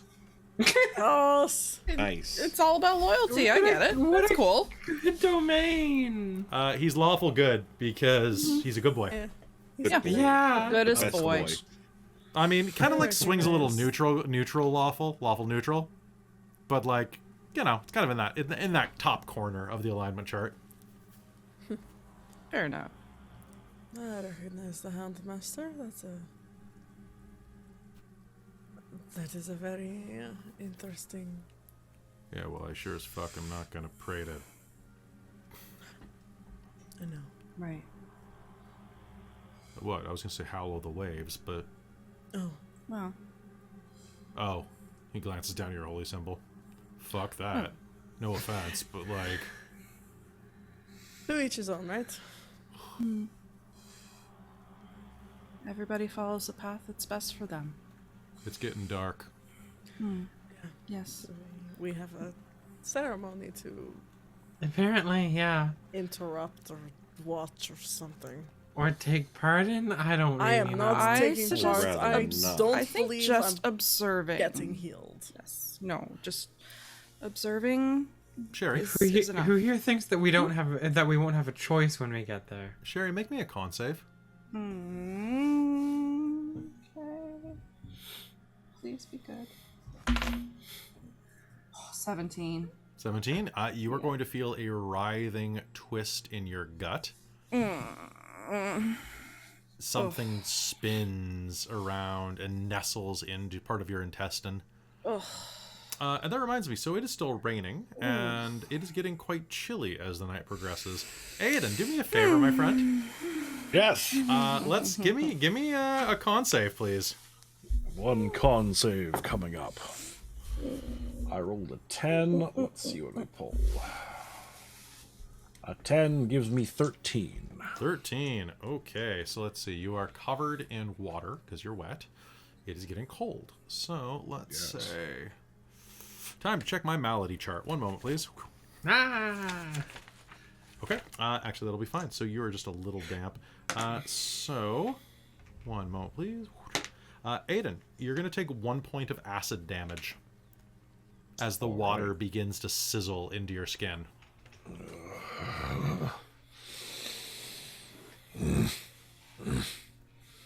And I say acid damage because there's no water damage, but most things that water harms take acid damage, just so you know. Yeah, that sounds. It's totally either that or appropriate. cold damage. It doesn't really matter to me. We'll say Well, acid. yeah. I think you can name any damage types you want to. I think those are just common ones. So, Right? So it's not the thing that you're like at all resistant to. yes. Ethereal now, damage. Now, reminder: all of you do have your malady or your remedies with you. You still have all of those, so those would suppress these conditions if you took them. Now, Well, if it settles down, Sherry's just kind of like grin and bear it. I'm gonna spend a hurt them more, and Oh, well, I would yippee. like you to make me another con save with disadvantage. Well, you suck. Actually, I think James sucks for that one because he paid for it. Oh, James, you suck. James. Once, not me. Oh, 15? Did you roll a disadvantage? Oh, what do I do for disadvantage? You roll twice. 2 and give me the worse. Oh, okay, that's the first one. The worst one is 13. 13. Yay! Okay. Oh, yippee. All right. So, Cal, you are going to feel an impinging pain in your gut, and are going to feel your skin begin to kind of bulge out.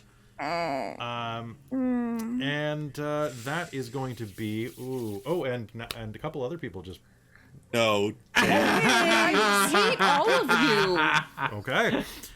So that is going to be one moment while I just flip to my how bad do I hurt you chart. I did mention that I like Lovecraftian horror, right? Right, I know. Oh, I it's do fine. too. Yes. Okay. I mean, I was in the so, Cthulhu game. I'm all over this. Okay, you are going to begin having a coughing fit. You can roleplay this a little bit. Don't throw your voice out, please. Me? Yeah. Yes. So basically, you're just going to be like gurgling and having this coughing fit. Oh. You are going to have disadvantage on stealth rolls for the remainder of the day. Well, good thing the day's almost over. But tell you long rest. Oh, yeah. Oh. Why don't you take we each have 2 of those All right. maladies. Oh, right. Oh, maybe. Well, folks, if there's nothing else here, I think I'm gonna head back inside. This rain's Yeah. You folks take care and walk proud. And he's going to just like head off, throw his hood up, and head off into the town square, heading toward where you see some wagons are parked. Jeez, why don't we go with him? Probably safer. we still have a friend to save. Yeah. No, sorry, I should have been like this. Oh, sorry. Fine. Sorry. My God. Yeah, I Anyway, wonder how honest that priest is being about trying to heal him, if that's what he's even bothering. That's why I to wanted do. to see him immediately when we Right. woke up, and the fact that he didn't show me Flynn at all, as also a healer. That's what makes me very worried. He's going to be at that No, you're ceremony, right. right? Also, that would also be a good excuse for someone to sneak out. So potentially, if we don't see Flynn there, we could I have don't someone imagine- sneak out. I don't imagine he would have Flynn there. It might be too disturbing. It might not have anything to do with their ritual. I think he said he was going to heal Flynn by Oh. showing him the one who walks at night. Oh right. I think that's the whole point. So I think Yes, we you're might right. see something happening tonight. Just hope that we're not part of it. Do Darkness. we know is anything more about? Oh, so do we know anything more about this one who knocks at night, one who walks at night? Which one is it? One who walks at night. Anyone No, who- I don't think we know anything more about it. Sherry's read a lot. Can she do a check to see if You know this what? is something I've come across? You or know is what? it way too Make me a esoteric? roll. Make me Okay. an Arcana or make me a religion roll because this is going to be specifically Okay. some Yeah, type of it's spirit god or something like that. All right. Okay. Nah, it's a 5. No, she's never. Yeah, heard of anything. actually. Yeah. Wait. Could be Nern. Could be the. I mean, like, she hasn't been around for like quite a while. Like, her temples totally got sealed up for the most part, aside from like a couple of the big ones that are only open for PR. But like the Goddess of Darkness, maybe. Close. But this, the one who walks at night. Yeah. It maybe. I can't be sure. Why don't we go sit for a few hours and then go to the ritual? Rest. I don't think we really have any other choice. No. Not if we want to get Flynn back. Kelly, Yes. would I actually be able to make a religion roll for that? Sure. Because I happen to have attached to my arm a ancient deity thing that might know something. That's going to be I add 1. That's going to be a 14. 14. So what do you do? Yeah. How do you do this? So you don't have a psychic connection to this thing. So like, how do you do this? Well, because it talks to her, It does, doesn't it? Yeah. Yeah. But like, you don't have telepathy with it. No. So how do you get this info? God, I have no clue. Do you talk to it verbally? Like, do you Yeah, I think she's. pull an Eddie Brock? Let's do this. Oh, God. Yeah, she's gonna summon a weapon up. Okay. And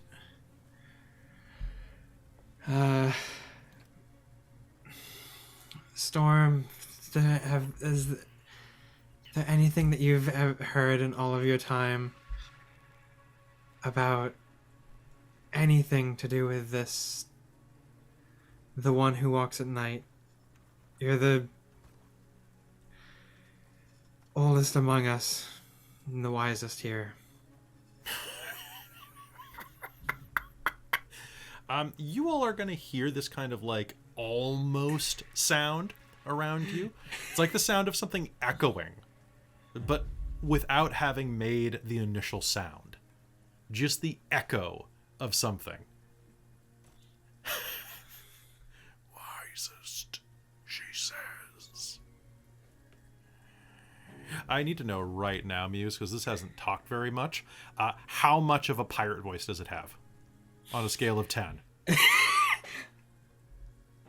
8. 8. Wisest, she says. Yeah. I don't know any fucking bitches or bastards that walks at night. Tain't no gods, no spirits or demons that walks at night with a prissy pansy name like that. I've known my share of demons, love. Tain't none of them disrespectful enough of themselves to use a shitty moniker like that.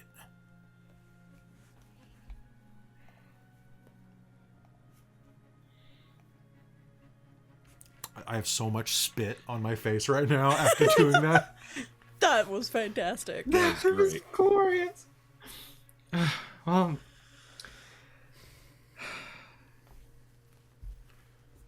thank you. Think nothing That's something of it. at least. And Oh, wait, child. I'm getting a bit randy. I want to be in something warm and wet. soon. Soon. Fine, I'll soften up for now. And like the blade will just kind of slink in your hand, like it turns to shadow.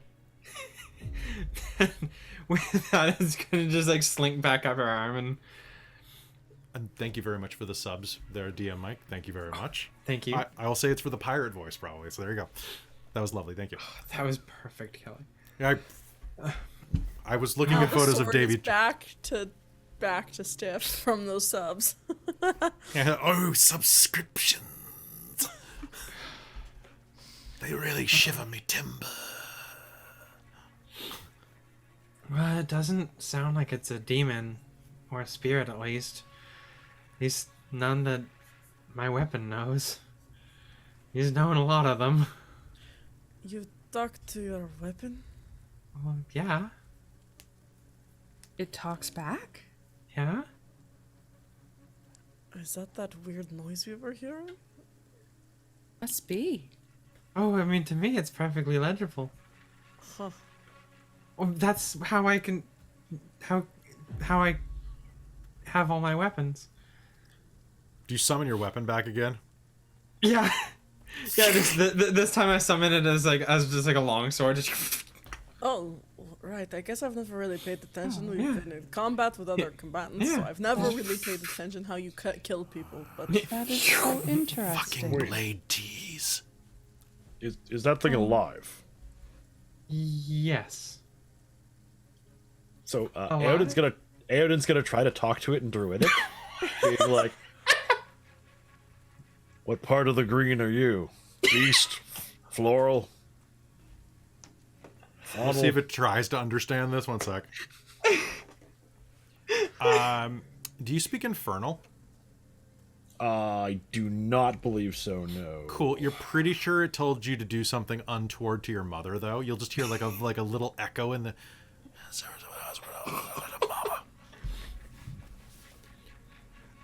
I don't want to say it on camera what it told you to do, but it told Whatever you. it said, everybody can understand. Whatever it said would cost you like at least a month's salary back in Fandalia. Oh. He's not the most polite. And you'd have to supply your own mother. I. Wasn't... Do have some for rental though. Depending on I'm the sure that lost something in translation. I'm not even going to attempt to make a psychic connection with it. That just sounds like a bad. It's probably a bad idea. He's unique. alright. Well, you know what? He helps you kill things where you have your weapon, I have my god. Exactly. You have your sword, you have your fire spirit, you have magic. So, let's go take down a weird cult. Yeah? Our Well, let's friends at least might go get that. see what's going on. Yes. There's still a chance this might all be on the level. As strange as it feels to say. It could be. I doubt it, but it could be. Weird things have happened. We will give them the benefit of the doubt. A prophet. I mean, after what happened at the wellness center, anything's possible. We at least have to go because it would look very suspicious if we're not there. Yeah. Let's go get some dinner and some drink into us, and then we'll go at 2 hours after the dark. Yeah, exactly. Let's head back in, I guess.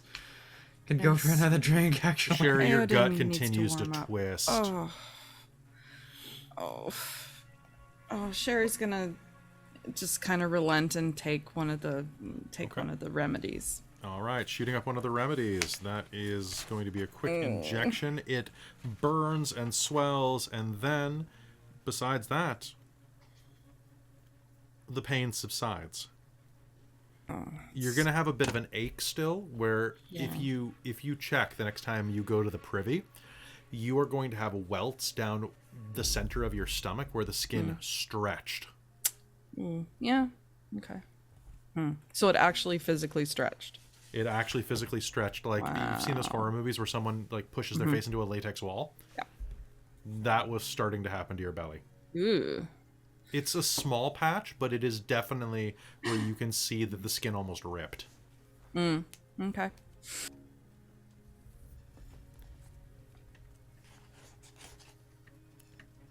Oh, and as we're going back inside, Sherry, I think I got a few things I want you to look at as well. Okay. things I pulled out of the well cavern. Oh, Maybe there okay. might be something useful in there. Sure, I'll have a look. Before long, you find yourselves back in the tavern, huddled up near the fire. It's gotten quite quiet. Dark has settled over early, only about 4 p.m. And it sounds like whatever this ritual is coming at 6.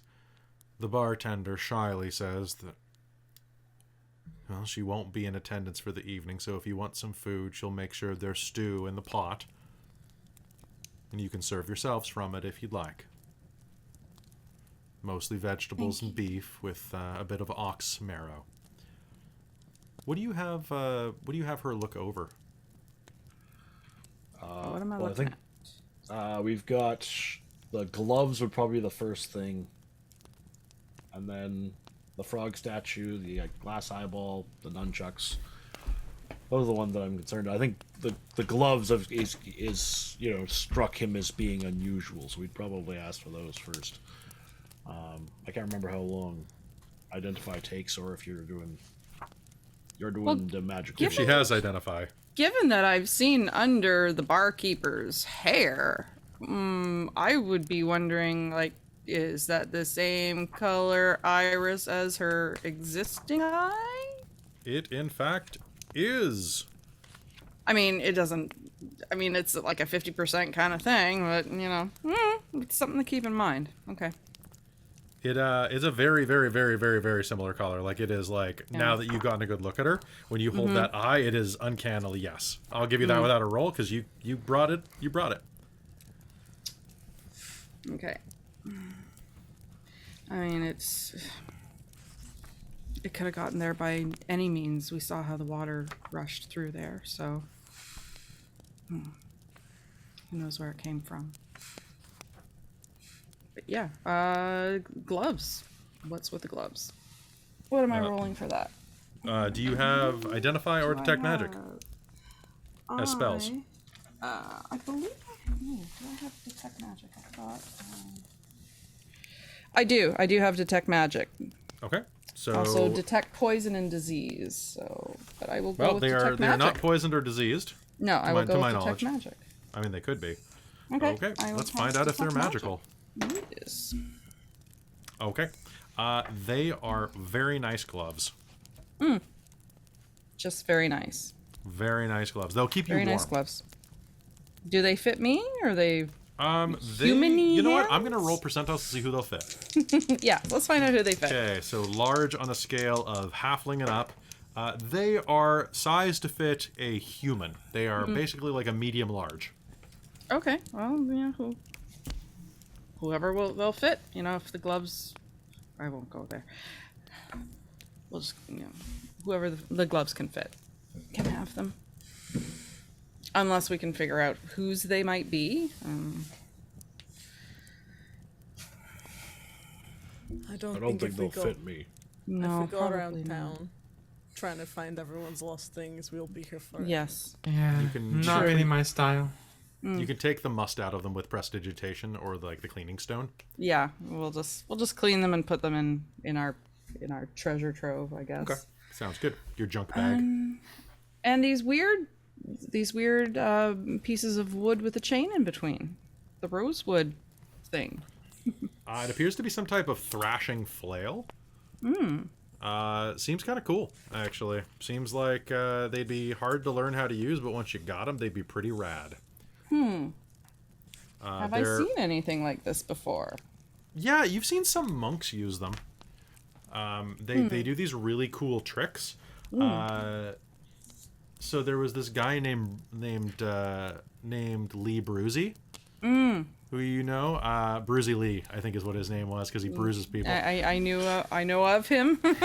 He's not a close personal friend. No, he's way. I've more read famous. about him. He was like your upperclassman.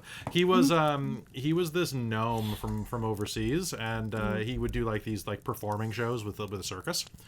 And like seriously, you could shoot crossbow bolts at him. Well, I mean you couldn't, but like No. the audience could shoot. I guess you could. The audience would shoot crossbow bolts at him, and he'd be able to deflect them out of the air. And like, pretty great guy, Bruzy Lee. Like he's really bruises people up. Yeah, but a very skill intense weapon. Yeah, absolutely Yeah. skill intense. And actually, as you're looking at them, I will say there is a small inscription on the bottom of them that okay. is looks like it's written in. Do you speak Draconic? Draconic? No, I do speak a common, halfling, dwarvish, gnomish. Okay. Does anybody here speak Draconic? Oh Lorena yeah, does. we got Okay. some. That I'm aware of. Nice. That's the wrong. That's the wrong thing, Kelly. I color code things, and sometimes I color code them wrong. Maybe ZL should check and see if he can read Draconic. That'd be kind of cool. Won't know unless we try. Watch, he can actually use them or something. And he's like, 1 second, please, while I find out where the hell I put the thing I'm looking for. Did I put it under here? I did put it right under there. There it is. What? Go oh, I away, don't shark. have to bring the cat up for dancing. Okay. So in Draconic, you'll see that it looks like somebody carved their name in it.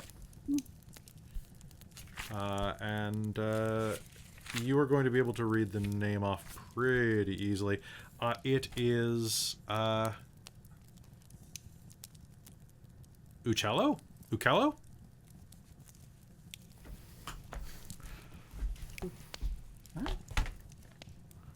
Yeah, it's you think it's pronounced Uccello. Or Uccello. Oh, it's Uccello. It's obviously Uccello.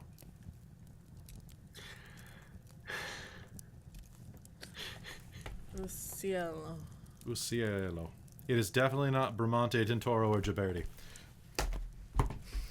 Those are color-coded and use different weapons. I'm slipping the Ninja Turtles into every freaking game Yeah. I have. I don't care if it Yep. breaks the tone. I actually put a comment to that line. I in the know you chat did. before you even said that one. Damn straight you Little did. caveat there. Well, I'm assuming the turtles do Draconic, right? Like, that makes sense to Yeah, I me. think so. Probably. I mean, they do Yeah. now. yeah. Yeah, Yeah, canon. they do. Yeah, of course they do. Oh, you know what? It probably would be in rat, whatever rat can use or rat people use. Ooh. Yeah. Oh, yeah. That's But true. I'll say it's Draconic. I'll say that it was. I mean, they use Draconic- Aquan. Aquan. Oh. That's dumb. I don't like it. It's Draconic. Yeah. Aquan literally should just be like. Yeah. Whereas, I mean, I could see Ratkin using Draconic. It's like, yeah, you can't speak Aquan unless you go like. You have to have a glass of water with you to speak it, in my opinion. I'm gonna get flamed on YouTube. People are like, "That's not how Aquan works." Whatever. Like, what? Do you have a dictionary? Make Shut your up. own world and have Aquans. I don't know what That's how happens in Aquan your works. world. This is what happens in ours. So Tortle is also its own language, which just makes. Oh, it is a slow, tedious language. Never mind. I was gonna make a joke about it being like this, but it is. It's very chill. It's all vibes. Nice. All right. Draconic it is. Okay. Draconic it Yeah, is. Draconic. All right. And Yeah, I mean, honestly, we should, maybe ZL's seen something like this. Like, have you seen anything like this before? Or does this spark? ZL, you have no idea if you've no seen idea. anything Oh, like this. I'm trying. Oh, can I even read the script on it while I'm looking over it? If it's Draconic, you'll see that it says Uccello. Uccello? Uciello. Uccello? That's if I can read it. I don't know if I can read it. Draconic? Yeah, you can read that. Oh. Oh, It's right Well, there. that's- Like, it's literally right there. You're like, oh, yeah, that's... So, like Thorena will, like, read it out loud. Uccello. And you'll be like, yeah, that's what it says. Huh, weird. Wait, what? You know Draconic. I tell you when I learned it. Well, that doesn't matter. We've unlocked something. so Thorana's gonna start speaking to ZL in Draconic, being like, Yes. So, do you understand what I am saying right now? You're catching most of it. Yeah, most of it. Interesting. You may write Draconic on your sheet. Achievement unlocked. All right, so you'll take a look at that. Anybody who wants to try to use nunchucks can. They function as per. Sherry is not even gonna bother trying. She's just gonna hand them over to whomever. They function as which, Kelly? They function as, I believe, they function as a D6 club. Because 5e, they're just like, just round up.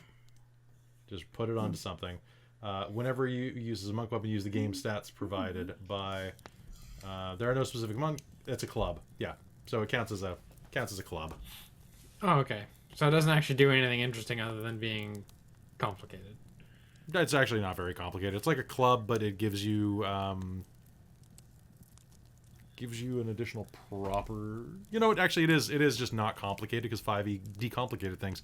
I was just about to add Pathfinder rules into this, and I'm like, nope, nope, I'm not gonna. No offense to Pathfinder, but not in 5e. I mean, like, I think it would have about as much reach as a club, really. It's basically just like it gives you about 4 feet of reach. Yeah. Which is a stick. Sounds about right. It's just that it's a really cool stick, and that if you want to do some cool tricks, it's easier to do that than with a club. So, while we're waiting, before we go, I'm going to cast a spell on one of you that basically will help you not get hit as much and take less damage when you do. But it means I also am getting hit. I am honestly between you, Eldin, and you, ZL, for being our heavy hitters. Would any of you need a bonus to not getting hit more? No. I Do mean, you, it's Eodin? Well, I don't know. We both carry shields, don't we? Sherry can cast mage armor on herself. I don't know if she could do it for herself and others. I was gonna say my preference is to stand off and fling spells more. Yes, I think you have might- fairly light armor. That's true. I'd say pick one of these two. Besides, I have some means to heal myself too, if necessary. That's also a good point. I also tend to fight right up front too. So, Sherry, what do you think? I can use mage armor, so can I cast mage armor on myself and someone else? I am not familiar enough with it. Well, you I can believe cast mage mage armor armor. is range self, I think. Yeah, I think it is just me. Yeah, me mage or armor. one other person, isn't it? It's Mage it's one armor or the other, it's not is, both. You touch a willing creature, so it's range okay. touch. No. It is protective magical force surrounds it until the spell ends. It is not a con. So yeah, you can cast it on as many people as you'd like, but they Okay. cannot be wearing any armor. Is Muse wearing any armor? Yes, she has armor. Okay, so no, I think Thorena would be most able to help you. Yes, my one concern is the one benefit is that Eodin stays back in combat, so is not necessarily up hot. Because I will be taking the exact same amount of damage as you do. I'm trying to create a warding bond between us. So I will be getting all of the damage that you take. So that is why I am trying to figure out who would be best to do that to, because I will also be taking the exact same damage, and then my damage that I will receive by myself. So I I can am only debating. defend only so much. Yes. Hey, Odin, then maybe. Because, yeah, if he hangs back and slings spells, then it's probably the best option. Yes. Probably less likely to get hit to begin with. Yeah. I suppose. All right. So this will happen right before they're going out, because it will last an hour. But she is going to cast Warding Bond, so she will pull out 2 rings from her bag, and she will mutter some words in Celestial, and you'll see this lovely kind of black inky magic come out and encase both of the rings, and kind of almost looks like they dye and marble the rings. And she will pass it to Eodin, and one were her. And she says, when we put this on, it'll be an hour, and you will get a +1 bonus to your AC and saving throws, and resistance to all damage. But every time that happens, I take damage as well. Okay. Can I fit the ring? I would Yeah. say it's magic. Yeah, you can put it on like the end of your finger. Yeah. Just kind of hangs there. I was like, either that or like fit it, you can pinky fit it on toe or something. You just like you just like punch it into your ear. You just But that happens, and it lasts an hour. all right, sounds good. And as you are doing this, you will start to hear the sound of shuffling footfalls outside. I think it's Light time. is beginning to spread.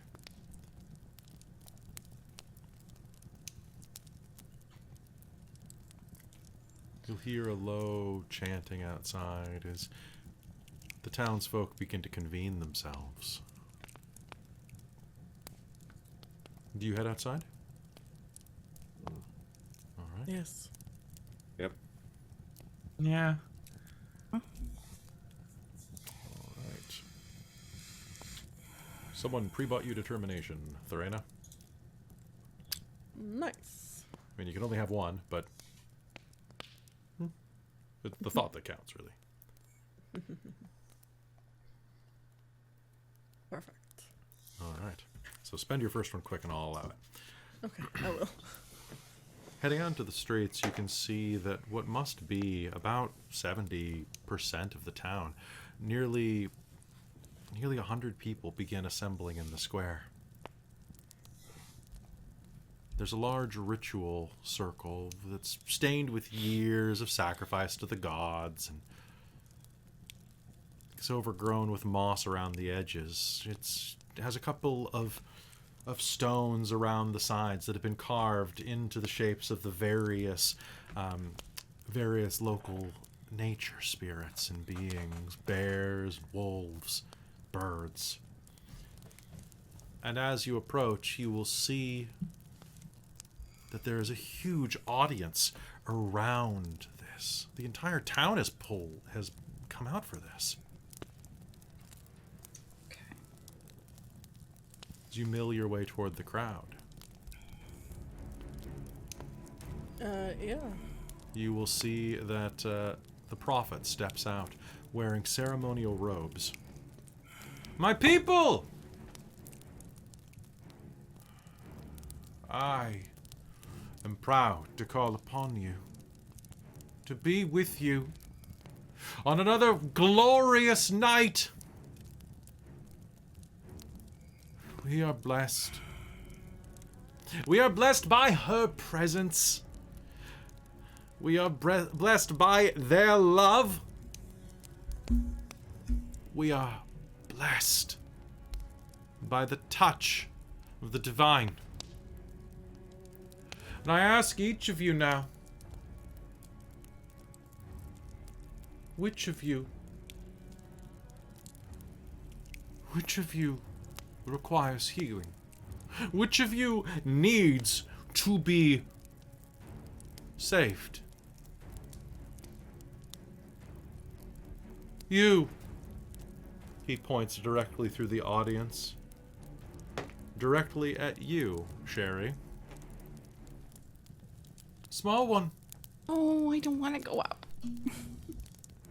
This is voluntary. My daughter! Someone from the audience says, and holds up a girl of about 6. You can see that her face is drooping on the side, like from a pox or maybe a stroke. The flesh has gone weak and saggy. My daughter needs help. Of course. Bring her to me. I shan't allow anything to happen to this precious child. Well, I can help. And the father will carry the child up to the altar. Oh, I call out to you,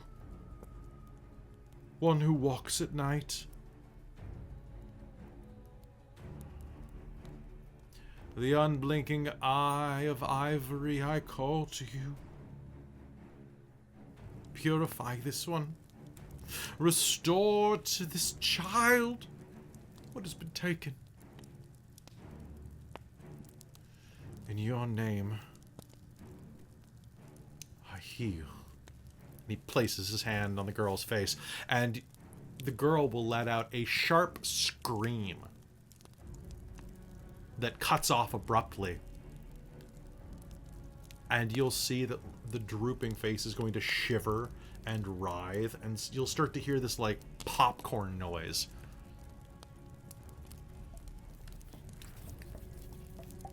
Underneath the skin, as her flesh begins to reform, like bubbling, like a bag of Jiffy Pop re-solidifying beneath the flesh. She's healed! Thank you! Thank you, Prophet! It is nothing. Our greatest miracle is yet to come. For now, and he gestures to where you see the large moon dip behind the horizon. Now she comes to us. Now they walk among us.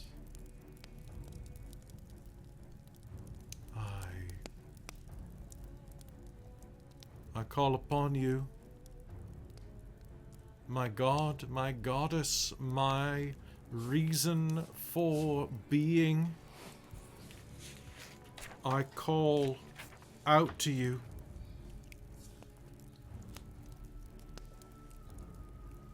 I call out to you. Clariania, join me in calling. Call her to us. Call them by our side. Clariania.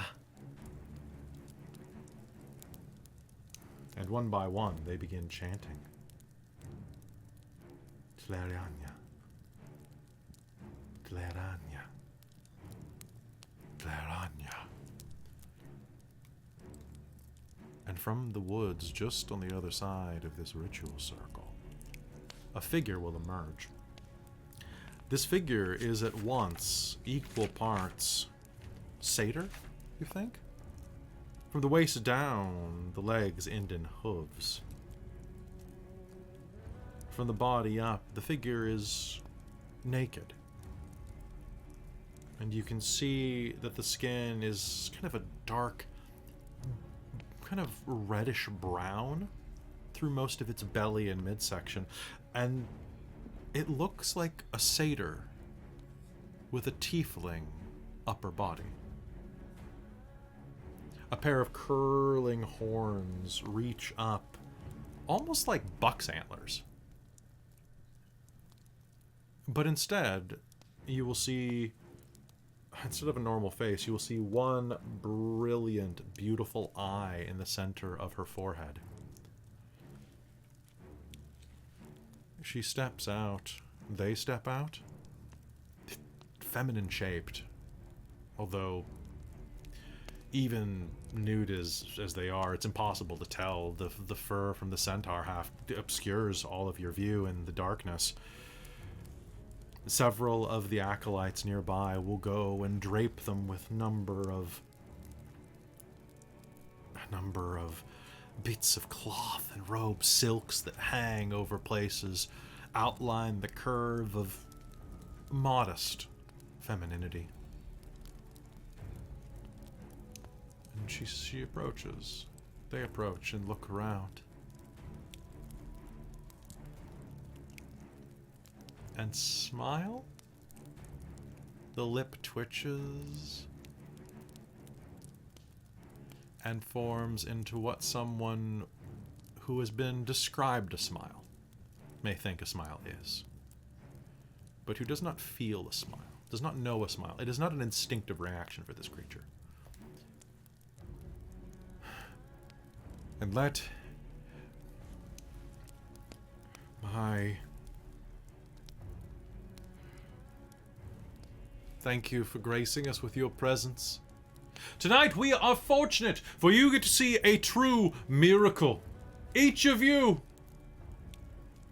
We are here as a people, united.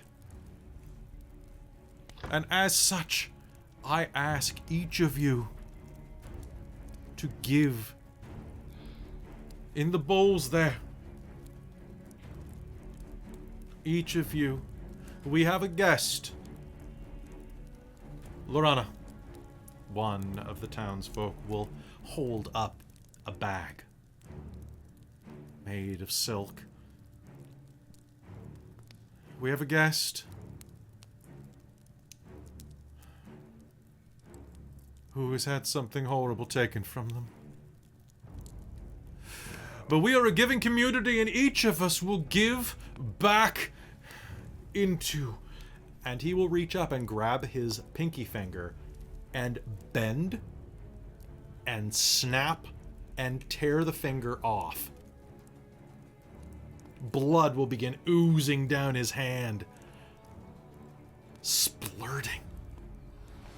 Allow me to give the first flesh. And he will toss it into one of the stone bowls on the altar. And one by one, you'll see townsfolk step forward, reaching for knives at their belt, bleeding, cutting off chunks. Mostly the adults. The children aren't allowed. This is barbaric. And as they do, you're going to see their bodies are misshapen. In the lack of moonlight here, you see men, women, children, people with extra eyes, strange coloration, feathers, skin flaps hanging beneath exposed arms, tentacles, tongues lashing out from armpits and groins, pincers, eyes that glow red in the firelight like a dog's, claws and broken teeth, hide, bits of flesh that ooze and seep, leather, skin, tails, sometimes as many as 7 branching off like the arms of a tree, and bones, so many bones, even where bones should not be. They begin to bleed into the bowls, to add flesh into the bowls, and it's at that point that Lorna, whatever her name is, the one that's holding the bag, slowly pulls it off, revealing the head of Flynn. Then let us begin. And with that, much ill abide, till with no ever after. the woman, Out of men's the mind, creature, begins now the web chanting. is woven, and weapons rendered, and all lands will be heard, and heroes fall. Now awful it is. The others join in. And it's at that point that you will see the mounds, the pounds of flesh. There must be at least 20 pounds of flesh and blood spilled on the altar. Will begin writhing and pulsing and flexing. And you're going to see, this is all happening rather quickly, veins will reach across like grasping fingers, connecting to others, Speak these spells, building, experiment, wrapping around and around and around as bone and meat merge together, and a small body begins to form from the ground up. evil as shall thy heart. I need to know, can I get all of you to make me a wisdom save while watching this, or I'll suffer some madness? I'm gonna say I'm gonna use my one determination, desperation. your desperation. All right, roll I think me I a- will as well. Okay. I rolled a 1. Yeah, I'm Rolling that gonna one. use. No, I rolled a 1 on the desperation. Okay. Shall this sail close? I got 16. 16. Okay. Yeah. Got a nat I- 20 for 22. Okay. And that's a Gotta- wisdom? Oh. That's a wisdom save. Yep. 19. 17. 16. 17, 16. Okay. And what'd you get? 19. You said. Yeah. Okay, you are all going to be fine. Except I have 2 hurt them more, so I'm going to spend one of them, and I'm going to randomly make one of you re-roll. That is going to be... 1, 2, 3... it's going to make Muse re-roll again. All right, let's do it. And you know what? I'm going to spend my last one, and I'm going to make Aiden re-roll again. All right. Because you bought me a hurt them more, James. God damn it. Feel your own pain. Natural 1. Are you shitting me, really? Nope, not at all. Okay. You All did right, this so to yourself. I need you both to roll me percentiles, James. And what'd you get, Kat? I'm just gonna use my desperation. Okay, go ahead. All lands will be hurt. I got a 15 on that A one. fifth. That unfortunately is not enough. I needed a 16. Oh no! Oh, I know. So give me percentiles. Okay, coming right up. James, I what'd you got get? a 93. Winged Valkyries. When you take damage. Oh, pardon me, 93? Enchanted. Um, Charms full many. I am actually going to adjust this because this does not work for a live stream at... You know what? Let him learn them. How long does this last? Okay, you know what? I will say this works. So for the next 2 hours, you are going to not be able to communicate verbally. Steads unsaddled. Hence You'll back still Does that be... mean I can't cast at all? brandished It, swords. No, I'm gonna that say would say really druidic suck. is fine.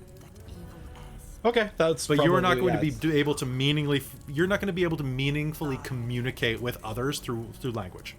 Okay, that's fine. Okay. So Yeah, if okay. we're going to see how well this works on a stream, normally talky things don't, but this is a tense situation and will be more action based. So I think you can pull that off though, more with grunting. And Kat, what'd you get? I got a 5. A 5. Yeah. Inspector. Okay. Yeah, literally the other end. Okay, so as you are watching this, you are going to become paralyzed.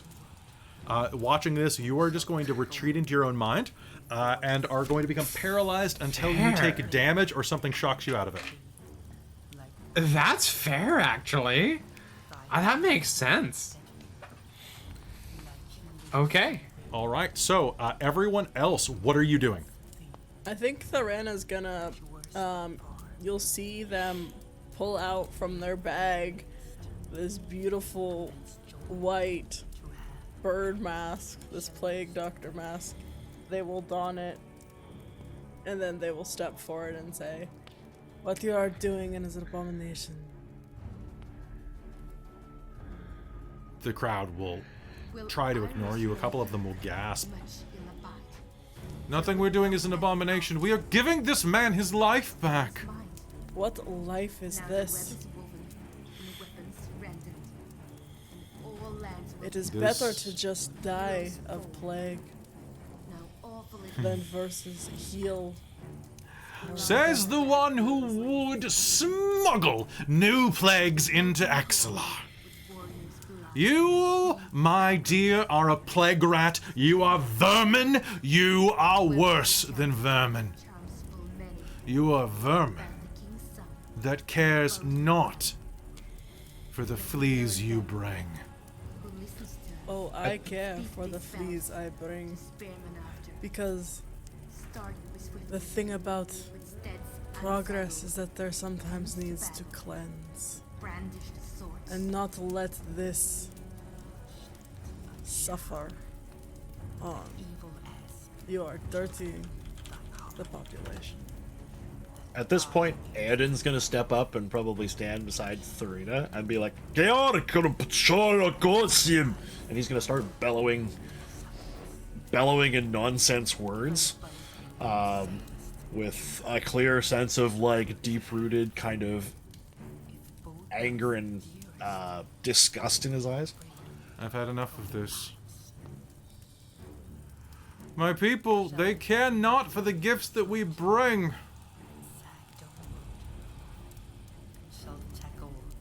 Put them somewhere safe before I... And as he speaks, the entire crowd is going to be jostled to the ground, and I think... nearby, one of the buildings is going to explode as a fireball touches down into it. And from the southern area, down beneath, you are going to see another building explode. And I need an initiative roll. Kelly, Yes. will that I will let you shock make a me will then? save to see if it shocks you out. Okay, coming right up. How does a 19 on dice sound? Okay, the explosion is going to be enough. All right.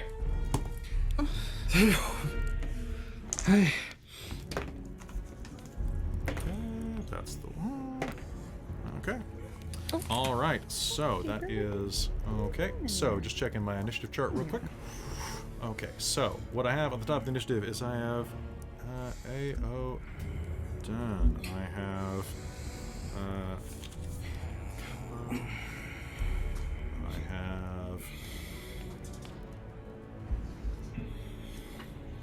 I have Thorena, and I have Muse.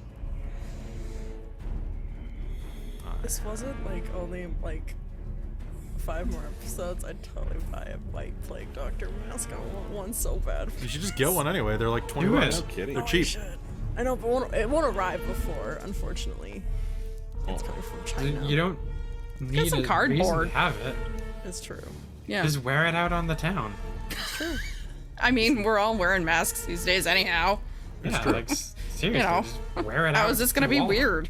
Then I've got Sherry, and then I have ZL. Okay, and then I've got Townsfolk, which I basically are just gonna be lair actions. All right, there is an explosion as a fireball touches down, and Aiden, what do you do?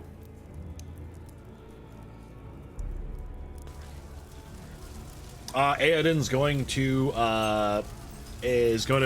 summon his fire spirit, and probably try to summon it in front of the crowd, so that it blows out some cobblestones with the power of it.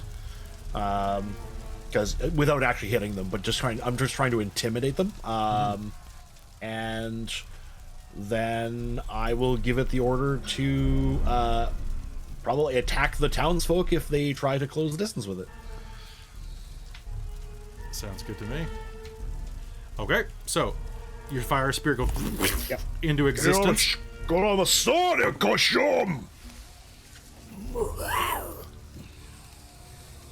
From the south, you are going to see a number of individuals clad in rain-slick browns and blacks pouring in here. And you're going to see one figure toward the front who actually has a cowl kind of like this, but with like a really kind of cool tricorn hat on it, like guiding several people through, commanding. And at this point, you're going to see there are about 60 people pouring into the south of the town. Some of them on horseback, some of them not, as well as several mages. And you are going to see that the one at the front is going to point directly at the altar. And several of the others are going to reach behind them. The ones who are all wearing the same slickers, of which you'll see there are about 8 of them. The rest are just, looks like troops wearing chainmail, darkened.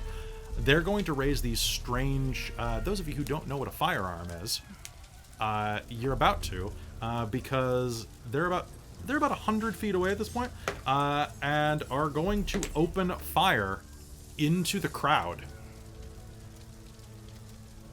You're going to hear the explosion of blunderbusses and rifles as men, women, children, and otherwise are just mowed down by bullets next to you. And I would like you all to make me a deck save, because this is basically coming as a wave. 15. 15, okay, that'll be enough. 13. Thank God. 13 will not be enough. 23. Okay, so Traz, what's your AC? 18. 18. Okay, so you're going to take half damage on this. You're going to take 5 points of piercing damage. Ow. All right, anybody else get below 15? Okay, they are going to unload into the crowd. You are going to take like a musket ball in the arm. It's going to basically just punch right into the side of your chainmail, dealing... Actually, it's going to be bludgeoning damage there because you're wearing chainmail. It's not going to pierce it. It is going to crack your bone a bit, though.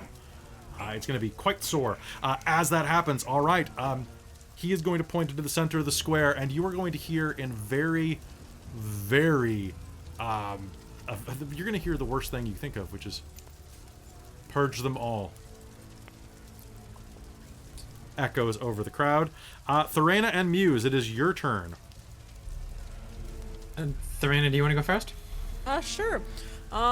Do I see... Where is Flynn? Flynn is being held up on the ritual circle about 40 feet ahead of you and to the right. Okay, being held by the Just some random cultist. Okay, cool. As Thorena's thinking, we fucking run, with Flynn.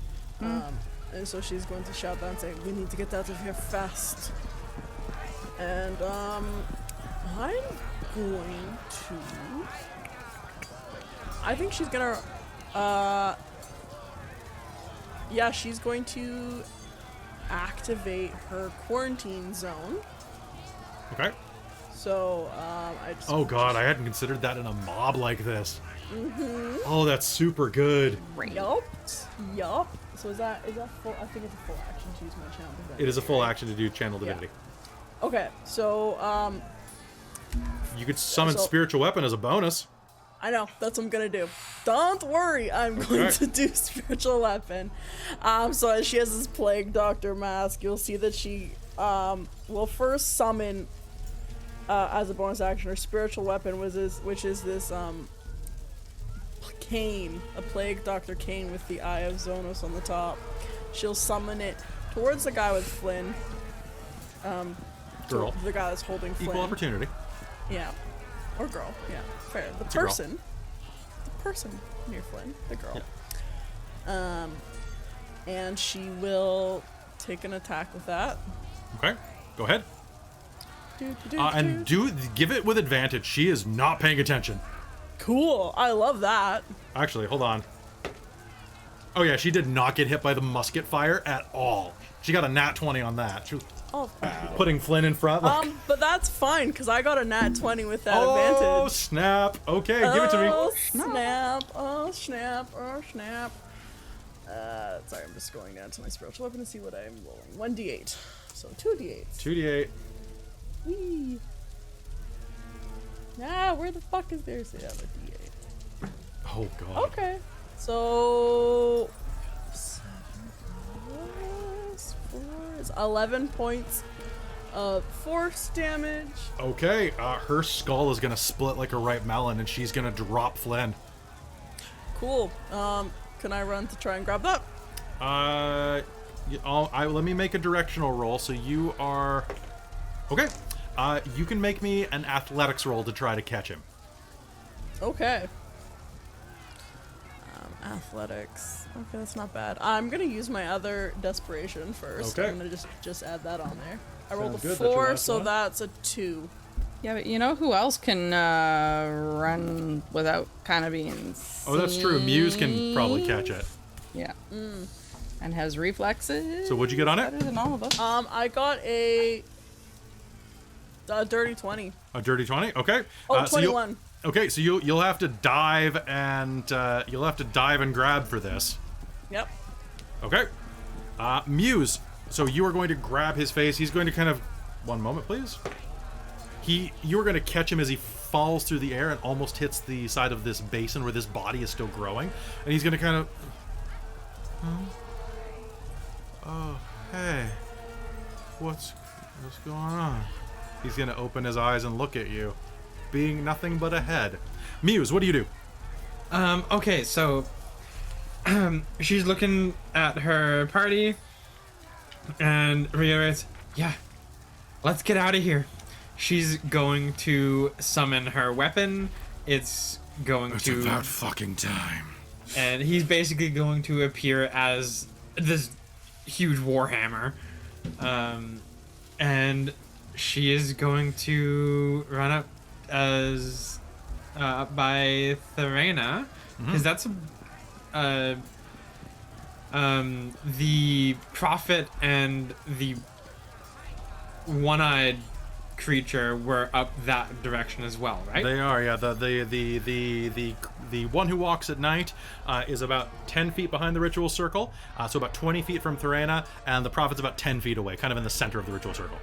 Okay, yeah, so Muse is going to use that chance to run up closer to where Thorena is with her speed of 30 feet.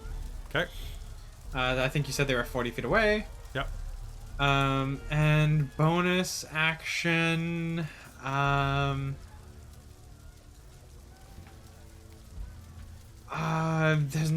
don't really think there's anything else I can do as a bonus action. So, Okay. So you're just gonna like jump in and and protect? yeah. Okay.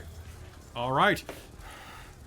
You brought them here, the prophet is going to say. Raising his hands, he is going to do me the honor of aiming. Let's see. Oh, you know what? I don't like you, but I really don't like her, and she's prone right in front of me. So, question. Yay. He's in my sphere. He is. He has disadvantage on the first attack he makes. Yep. So he does.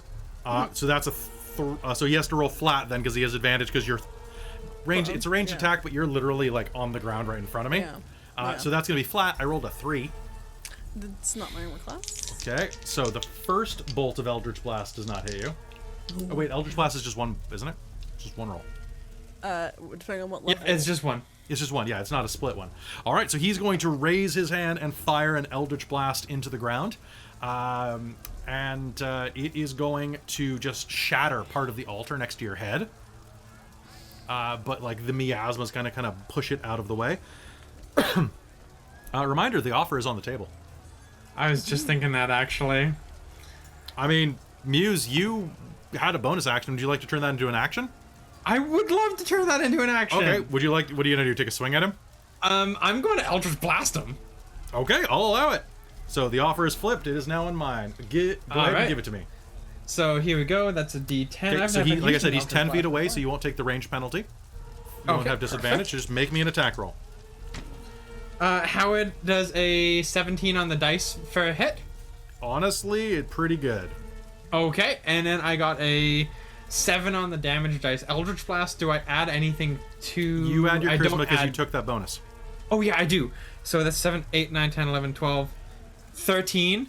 13 force damage as she holds this warhammer out towards him and just points, and this pink charge is gonna go all the way up and zap out towards him. As it gets right to the end and is about to like just shoot into him, you'll hear a voice in your head go, "Yeah, he'll do." And you're gonna blast him with that energy. He's gonna stumble back a bit. He's gonna stumble down to a knee, not expecting this, as it kind of catches him off guard. And it's at that point that a full contingent of 50 troops is going to just double rush forward and draw longswords. They are not quite colliding with everybody. The strange creature with the one eye, the whatever the fuck, is going to continue just to like not even pay attention to this. She doesn't even care from the looks of it, but she will. Okay. She starts to knit the body together even more. It starts to stand up on its own right next to both of you. Just you can see the base of its esophagus kind of sucking, pulling air into its newly formed lungs, which will inflate like bellows with a tear in them. Splats of blood are going to be firing out the sides of the chest. And yeah, that's going to be its turn. Sherry, it's your turn. What do you do?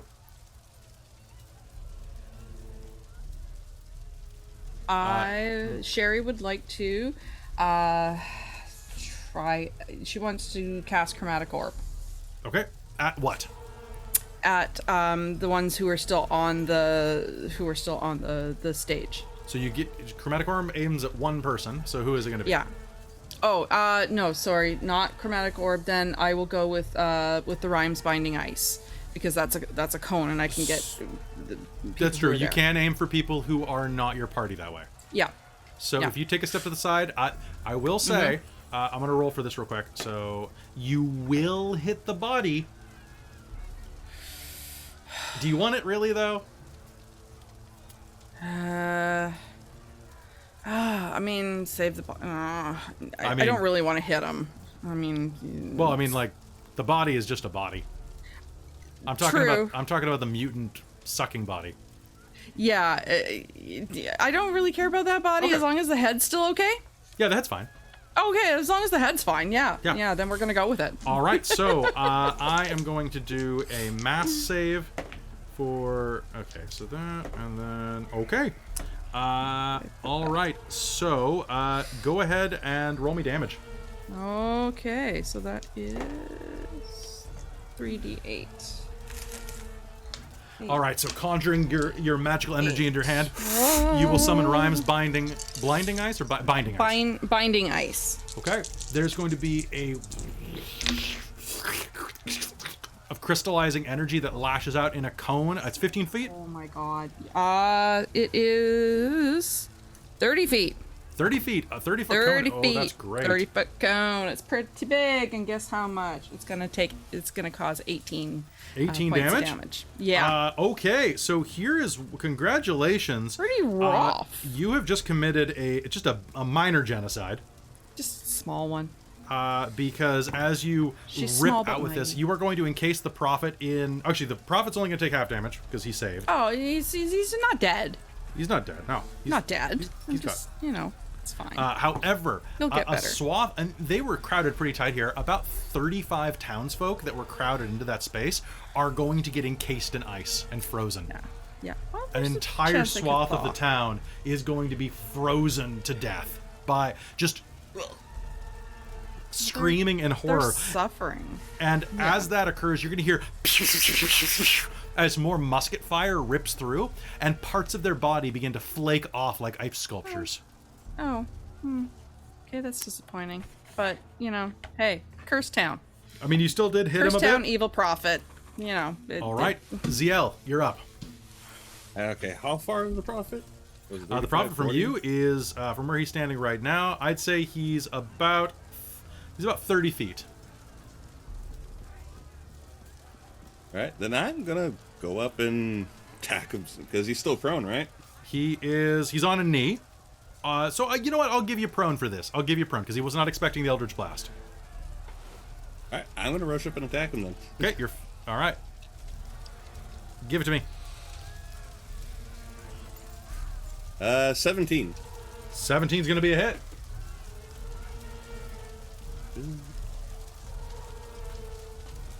That will be 8 damage, and I'm gonna use Psionic Strike to Do it. add.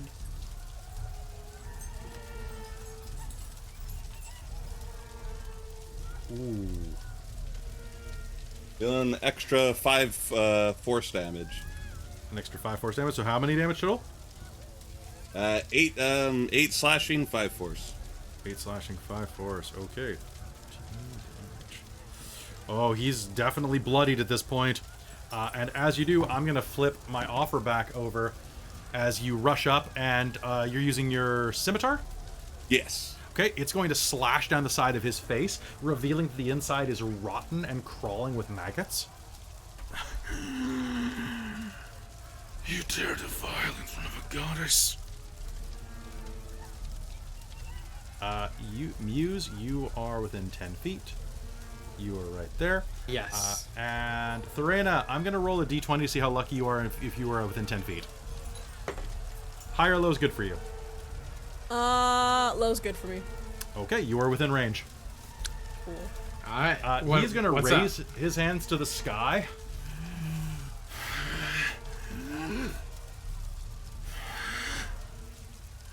Her judgment upon you. And I need all of you to do me a favor.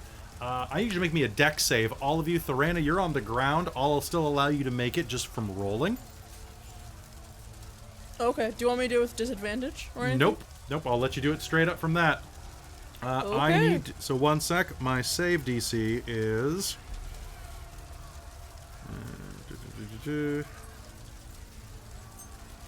Okay. All right. What'd you get? Natural fucking 20. Really?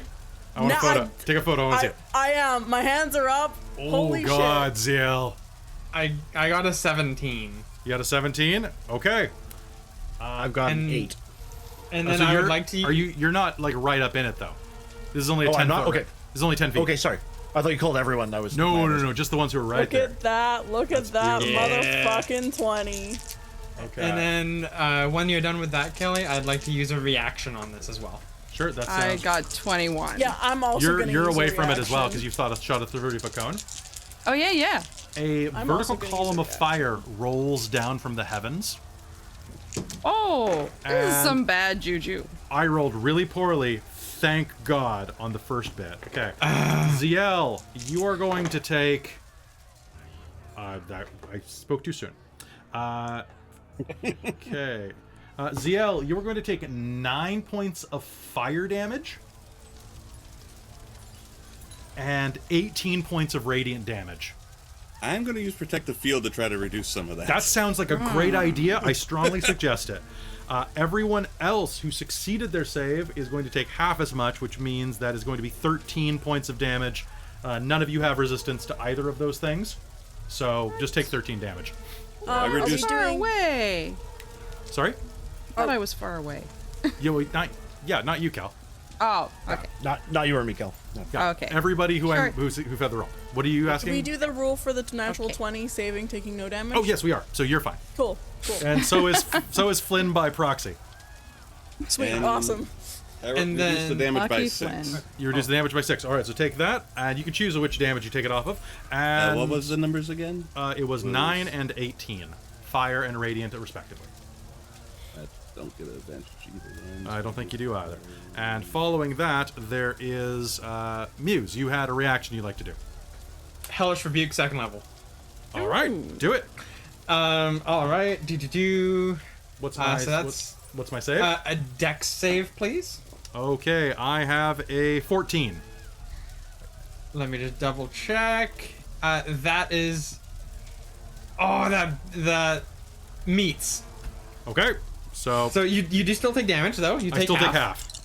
And this is 3d10. That's gonna be 10, 15, 16, 17, 18 divided by 2, 9 fire damage. Okay. As she points her warhammer at this guy, and just Nice. fire. Okay, so fire is going to strike him where he stands. He is definitely not in a good way. His cloak is going to erupt in flame. The townsfolk around him are going to scream. Some of them are going to try to put him out, but most of them are just going to turn and run as these soldiers are charging them. I also have a reaction I would like to use. I have Okay. a bonus action when she's done. Do you have a way to do a bonus action when it's not your turn? You didn't let me do it because you flipped your coin on me. Oh, you're right. That's right. So he did a reaction to blast you. So yeah. Yeah. So let's do your bonus action and then a reaction to your bonus action because it's still your turn. Okay, then I'm going to use second one to try to heal myself, son. That sounds great. So you go ahead and do that. And Thorena. Could you make me a con save, please? No, I don't want to. Damn it. It rolled on the coin. I'm going to re-roll it. Okay, I rolled even worse. I got a 6.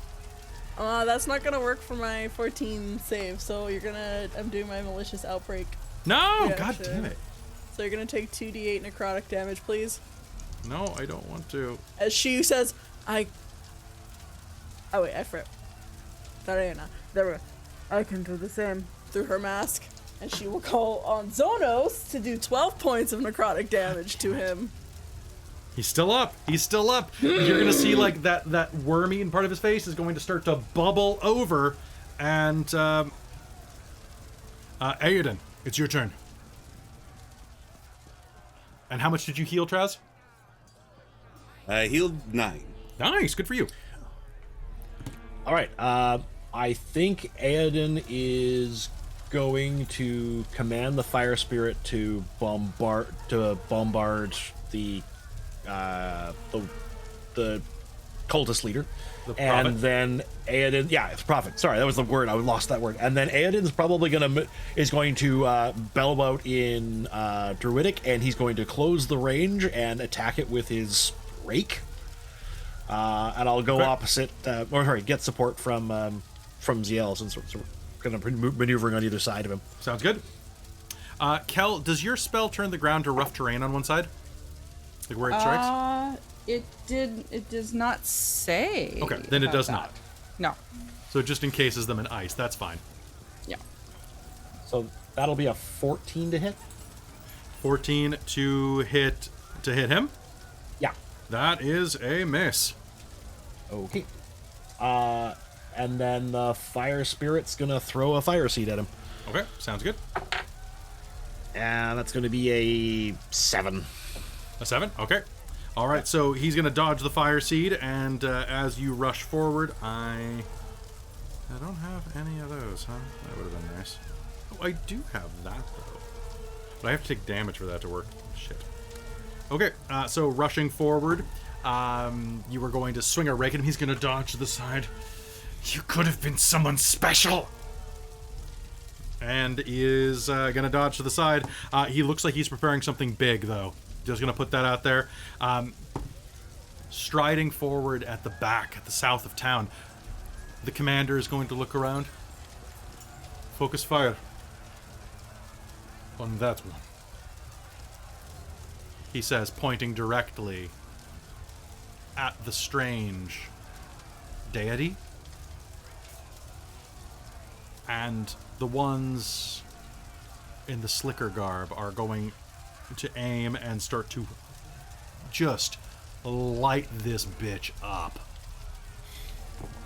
You know what? I'm gonna roll 8d20 and see. Well, one of their guns jams. One shot hits really well. 3 shots, 4 shots, and one's a nat 20. One is going to catch her like right in the side of the head and is going to just like explode some of the antlers off the side of her face, and she's just going to kind of turn and look at them like a baby that ate something spicy for the first time. I was just, what? And Thorena and Muse, it is your turn again. All right. I am going to go first this time. And I am going to attack the Prophet with my Warhammer. Okay. And I'm going to be using Versatile for this one, so it'll be a D10 bludgeoning damage. Okay, so you grab both hands. Yeah, as she comes down with... Okay. that is going to be a 16 on the dice. That's a hit.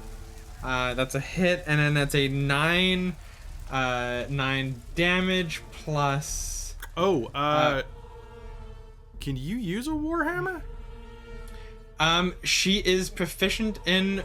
It's a strength-based weapon. It is Does it not part matter of, for you? Oh, it becomes part of her charisma hexblade. for you because you're a hexblade. That's right. Yeah, exactly. That's right. My bad. All right. Yeah. So how much damage is that? I know it's super weird, and for I mean, anybody else, that's it why wouldn't work. Harwar could do that shit. Exactly. And so that's going to be a 9, 10, 11, 12, 13, 14, 15, 16 bludgeoning damage on Prophet. Okay, that is a hell of a hit. You're going to bring it down and slam his face downward. You're going to hear that horrible noise as sinew in his neck tears. And, all right, anything else on your turn? I think you're about tapped. I think I'm about tapped, actually. All right. Everything else is full actions. Black. Yeah. Oh, you know what I'm going to do? Make me a dex save. Oh, coming right up. Ooh, 19, 21. 21. Okay, so that's going to be... we'll have this. So that's... All right, take 8 points of fire damage when I hit you with Hellish Rebuke. Great! I don't like that. So you're gonna hit him, and blood is gonna pool onto the ground, and flame is going to just leap out of the blood and strike you in the chest. Oh, she is very, very badly hurt now. Okay, man. Thorena, it's your turn. You can try to get the hell away from here. Or what? What do you do? Well, first off, I'm going to move my Plague Doctor Cane and hit him. Okay, make me an attack roll.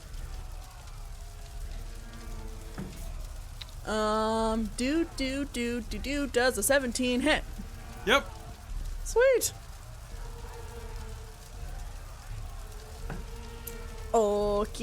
Okay. That's going to be 8 points of force damage. How do you want to do this? Yes. So I think as they are in this kind of quarantine zone with their mask, they're actually going and holding Flynn with the one arm. They're going to summon the spiritual cane to it and say to them, I told you you are a false prophet, a false god. Where is your god now to save you? You have failed and you are nothing but flesh. And she'll take the cane and like swirling miasma of like black energy and just like stab it into his chest. Okay. And he will just fall over, rolling onto his back. Blood gurgles out of him like oil being tapped for a derrick. I need everyone to make me a dex save from another volley of shots. Cool. And then after, like, if I, don't get knocked prone, then Thorana's gonna try and run. Are you still prone? Or did you stand up to do this? I stood up to do this. So I'll Okay. take half my action to stand up. Dirty 20 dex. Nice. 11. Okay. 12. 17. 17. I am 14. 14. Oh, this is rough. I'm going to spend that hurt the more that I just got bought and make... who succeeded? I did. What was the I had DC? 17. What's the DC? 17. All right, so you two succeeded. I'm going to say Kel is odd, Cat is even. What? Sorry, Cat. Roll again. Roll again. Oh, shit. Dirty 20. Okay.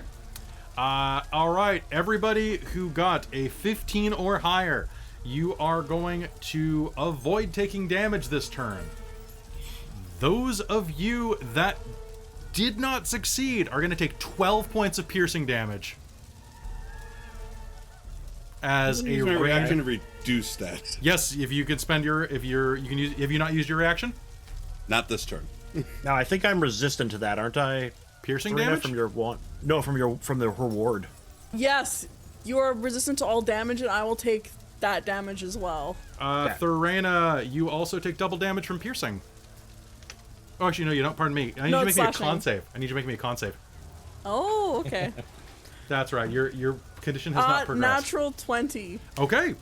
So I you don't know where are these are coming from tonight. okay. So you are going to be pierced, but it is not going to cause you to start bleeding out. You're just going to take that additional damage. Okay, so that would be, because So you so I'd take- get a total of 18, right? 18, yeah. Yeah, cool. Okay. And I reduced the damage by 9. Oh, nice. Okay. That is the troops. They're also going to aim at the avatar. So let's see what she does. She's not going to do too well. She fails. She's going to take another probably 30 points of piercing damage as volley after volley hits into her. The soldiers, as they finish firing in, the rest of the platoon of soldiers rushes into the townsfolk that are spreading and begin just massacring them. A man tries to dodge away, gets skewered, dropped to the ground, and then a sword thrust through the back of his head, his eyeball exploding out the front of his skull. Another one, a family, tries to move away with that one who was healed earlier. And out of the corner of your eye, all of you will see an axe blade slash up, undoing the healing that was done. And Sherry, it is your turn. What do you do? Okay, so Sherry is going to take a shot at the whatever god Okay. they who walk at night with the. All right. Do it. Oh yeah, the chromatic orb because Go ahead. we're going. Okay. So she's casting. Give it to me. Bing. Do I hit it? Do I hit it? I don't know. I don't know. Let me double check how this works. I've had to open it. Hurl a 4-inch diameter sphere of energy at a creature that you can see within range. Yep. Oh yes, I have to choose acid, cold, fire, lightning, poison, or thunder. Let's go with lightning because that sounds Okay. awesome. Sounds good. Sounds good. Goes well with fire. Yes. Okay, and a ranged spell attack. So yeah, make me a ranged spell attack. So that's a D20 plus your yeah. int and proficiency. Okay. So I believe your proficiency is +2, your intelligence is a +4. Yeah. So my you're- intelligence is a +3. Okay, so you're adding 5 to this roll. Ugh, I've only got a 14 total. 14 total. That's a hit. Yeah. Oh, okay, great. She does not have very high armor. Ooh, yay. A crackling ball of lightning fires out of your fingertips. And which means that I need you to make me 3d8 damage, please. That is 3d8. Yep. And we have six. We have 666. Okay. You are going to strike her. As she kind of stumbles forward, being shot by all of these people, blood splurting everywhere, you are going to strike her with a lightning bolt. She is going to let out this noise that is the antithesis of noise. It is that moment where the audio goes silent and just you hear that ringing in your ears. Oh, yep. And as she does that, I need you to do me a favor and make me Okay. a... This is gonna be a. What is this gonna be? This is. I'm flipping the coin. The offer is on my side, or on your side, but I get to use Okay. it now Oh. because I have cheat mechanics when we're dealing with creatures like this. I need you to do me a favor and make me a. This is gonna be a con save. Oh, man. I got no bonus on that. Oh, dice don't fail me now. Ask the kitten to roll for me. Ah, that was a 19. Hallelujah. What was a 19? 19! Okay. Because I got no extras. Her blood is going to spray out as that lightning orb hits her, and is going to lash out at you across the 40 feet between you, and is going to wrap around you like a cocoon. Was that 20 total or 19 total? 19 total. Because I got no bonuses for con. Cool. You are going to be wrapped in this bloody, viscous cocoon. And you are going to feel it begin to pulse and swell and move through your eardrums, This is nostrils. No. And Ziel, it's your turn. This is like this tendril of flesh and blood. I need you to think like Carnage is like right next to you. Oh, that's great. And I went after Sherry. Hi. Yes. I feel like a giant, gross jelly roll. And how far is Sherry away from me right now? roughly? She is about 15 feet from you. Okay, yeah, I'm gonna rush over to her and like try to sever whatever this is So going after. the cord is going right through where you are. You don't even have to move to hit it. Sweet. I'm gonna go slice that. Okay, you make me an attack roll. You have a DC of... You know, it has natural armor. I'll say you have a DC of... Well, give me an attack. All right. I can use my desperation for this, right? You can so long before you tell me what the roll is, Yep. yeah. Good. 11. 11 Yeah, that's with Is- my desperation. is not going to be a hit. You are going to slam your blade into it, but it... Do you have Psychic Force? My psychic strike only works if I connect. But I do have action surge to attack again. I think that's probably a great idea. Your first one, you're going to That's what I'm slam going to- into it, but it's like striking a rubber band. Like your sword is going to bounce back. Yeah, 17 this time. 17 is going to hit.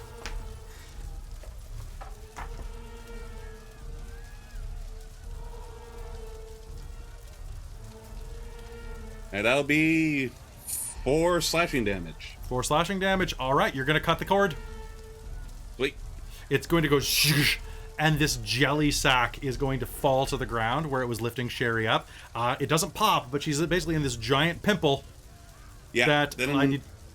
Yep. Oh, go ahead. No, you go Yeah, I ahead. said I was going to go run and grab Sherry and say, let's get the hell out. Okay, so rushing forward, you're going to plunge your hands into this membrane that's like basically like a matrix pod. And it's going to burst with all this strange fluid around her. And you're going to pull her out right as behind you, the troops are going to step forward. You are going to see one of them raise their hand. It's the captain again. Points directly at that strange creature. And then you'll hear shroomp, and the explosion of what appears to be an artillery round as a mortar shell hits her chest, and the body is just going to mist. Okay. The explosion comes a second afterward to your ears. Oh god. Now the town around you is full of violence, bloodshed. They're being slaughtered everywhere. The ones dressed in dark clothing pull guns, point them at you. And as you're catching your breath for a moment, looking for an avenue to escape, the one in the dark clothing, the one in the darkest clothing that was commanding, steps forward, pulls down the side of the cowl slightly to reveal this long-chinned mask, like a wedge coming out from the jaw that connects to the cowl, pulls it out for a little bit of breathing room, and says, "You're the ones from Highgarden.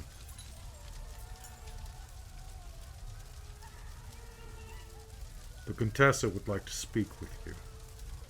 And I think that's where we're going to call a game for the night. Oh. Welcome to level 4. Oh. 5. Welcome to level 5. Oh, okay, I was gonna say, I'm like, we were. I was like, wait. Welcome to level 5. Welcome to level 5, folks. You survived. Ah. And I'm going to start. Barely. Barely. I ended that fight with 1 hit point. Those are the best, though. Those are the best. All right, Yeah. everybody, roll your hit points for me real quick, and then we'll call it a night. Oh boy. Okay. I still have 22 hit points, Oh, but it's good because I can heal you. I hope everybody had an okay time tonight. Sorry I Yeah, ran a other- little later than expected, but there was a lot to cover. Well, you know. Other than the weird internet glitch Yeah, that was pretty solid that overall. we had. Yeah. Sorry that some of the rolls weren't great. Oh, that made it great, I think. So my host is going up 6. by 9. Going up by 8. Mine's 8. going up by 8. I'm going up by 10. Nice. Oh, sorry, you're muted, my friend. Oh, sorry. I'm going up by 7. Oh, nice. And Soul, what did you miss? I blew up your girl with a mortar shell. Sorry. It was Not great. sorry. Yeah, the Contessa's got some time. firepower. Yeah. Well, at least the hand does. Sure. Cal, how did you go up by 10 HP as a. Actually, yeah, that's a good point. How'd you go up by 10? Wait. You have a D6 Oh, at yeah. Plus no, con. Sorry, I was. Yeah, I looked at the wrong one. Good idea. Good job. 3d6. Good job. I was like, I'm like, 1d6. how does a Good job, Robin. How does I a appreciate wizard it. That's get way more better. than me? How much? Yeah, it's like that sounded weird. 2. No, reroll. One's a test roll. One's a test roll. 4? 4 is way better. Do you add your con mod Okay. to that as well? Do you I a con have mod? no con mod. Okay, 4. Oh, That I was remember simple. you. I remember you. Yeah. I'm tiny. Nice. All right, so folks, Thank you so much for tuning in tonight. I hope you had a really good time with us on Dirge for Exalar. And we've still got 4 more episodes, so there's going to be a lot more fun coming our way. As we're going out, I just want to quickly say thank you very much to our divine patron who sponsored this one, which is Soul Omen right there, as well as DM Michael Gray, who is in the chat right now as well. I also want to say thank you to my my demonic producer, Bricarius, and my princess of the Patreon, Trizelta. Hey, buddy. As well as... Taryn and Buddy. So, hey, thank you so much. Different Buddy than I just called you Buddy. But thank you so much for supporting. Honestly, the channel cannot run without the support of the Patreon. And if you have any additional funds and would like to, you get a bunch of bonuses for going to patreon.com/dorktales, like a once a month behind the scenes podcast and some other cool stuff coming soon. Like, for example, some of the stats of special races and things will be published there soon too. So hopefully you might want to do that because, a couple bucks a month, it's, basically a tip. So if you spend a lot of time here, consider it. Anyway, thank you so much for tuning in. Love you very much. We'll be back tomorrow night with the Shards of Nirn here on Dork Tales. Good night, everybody.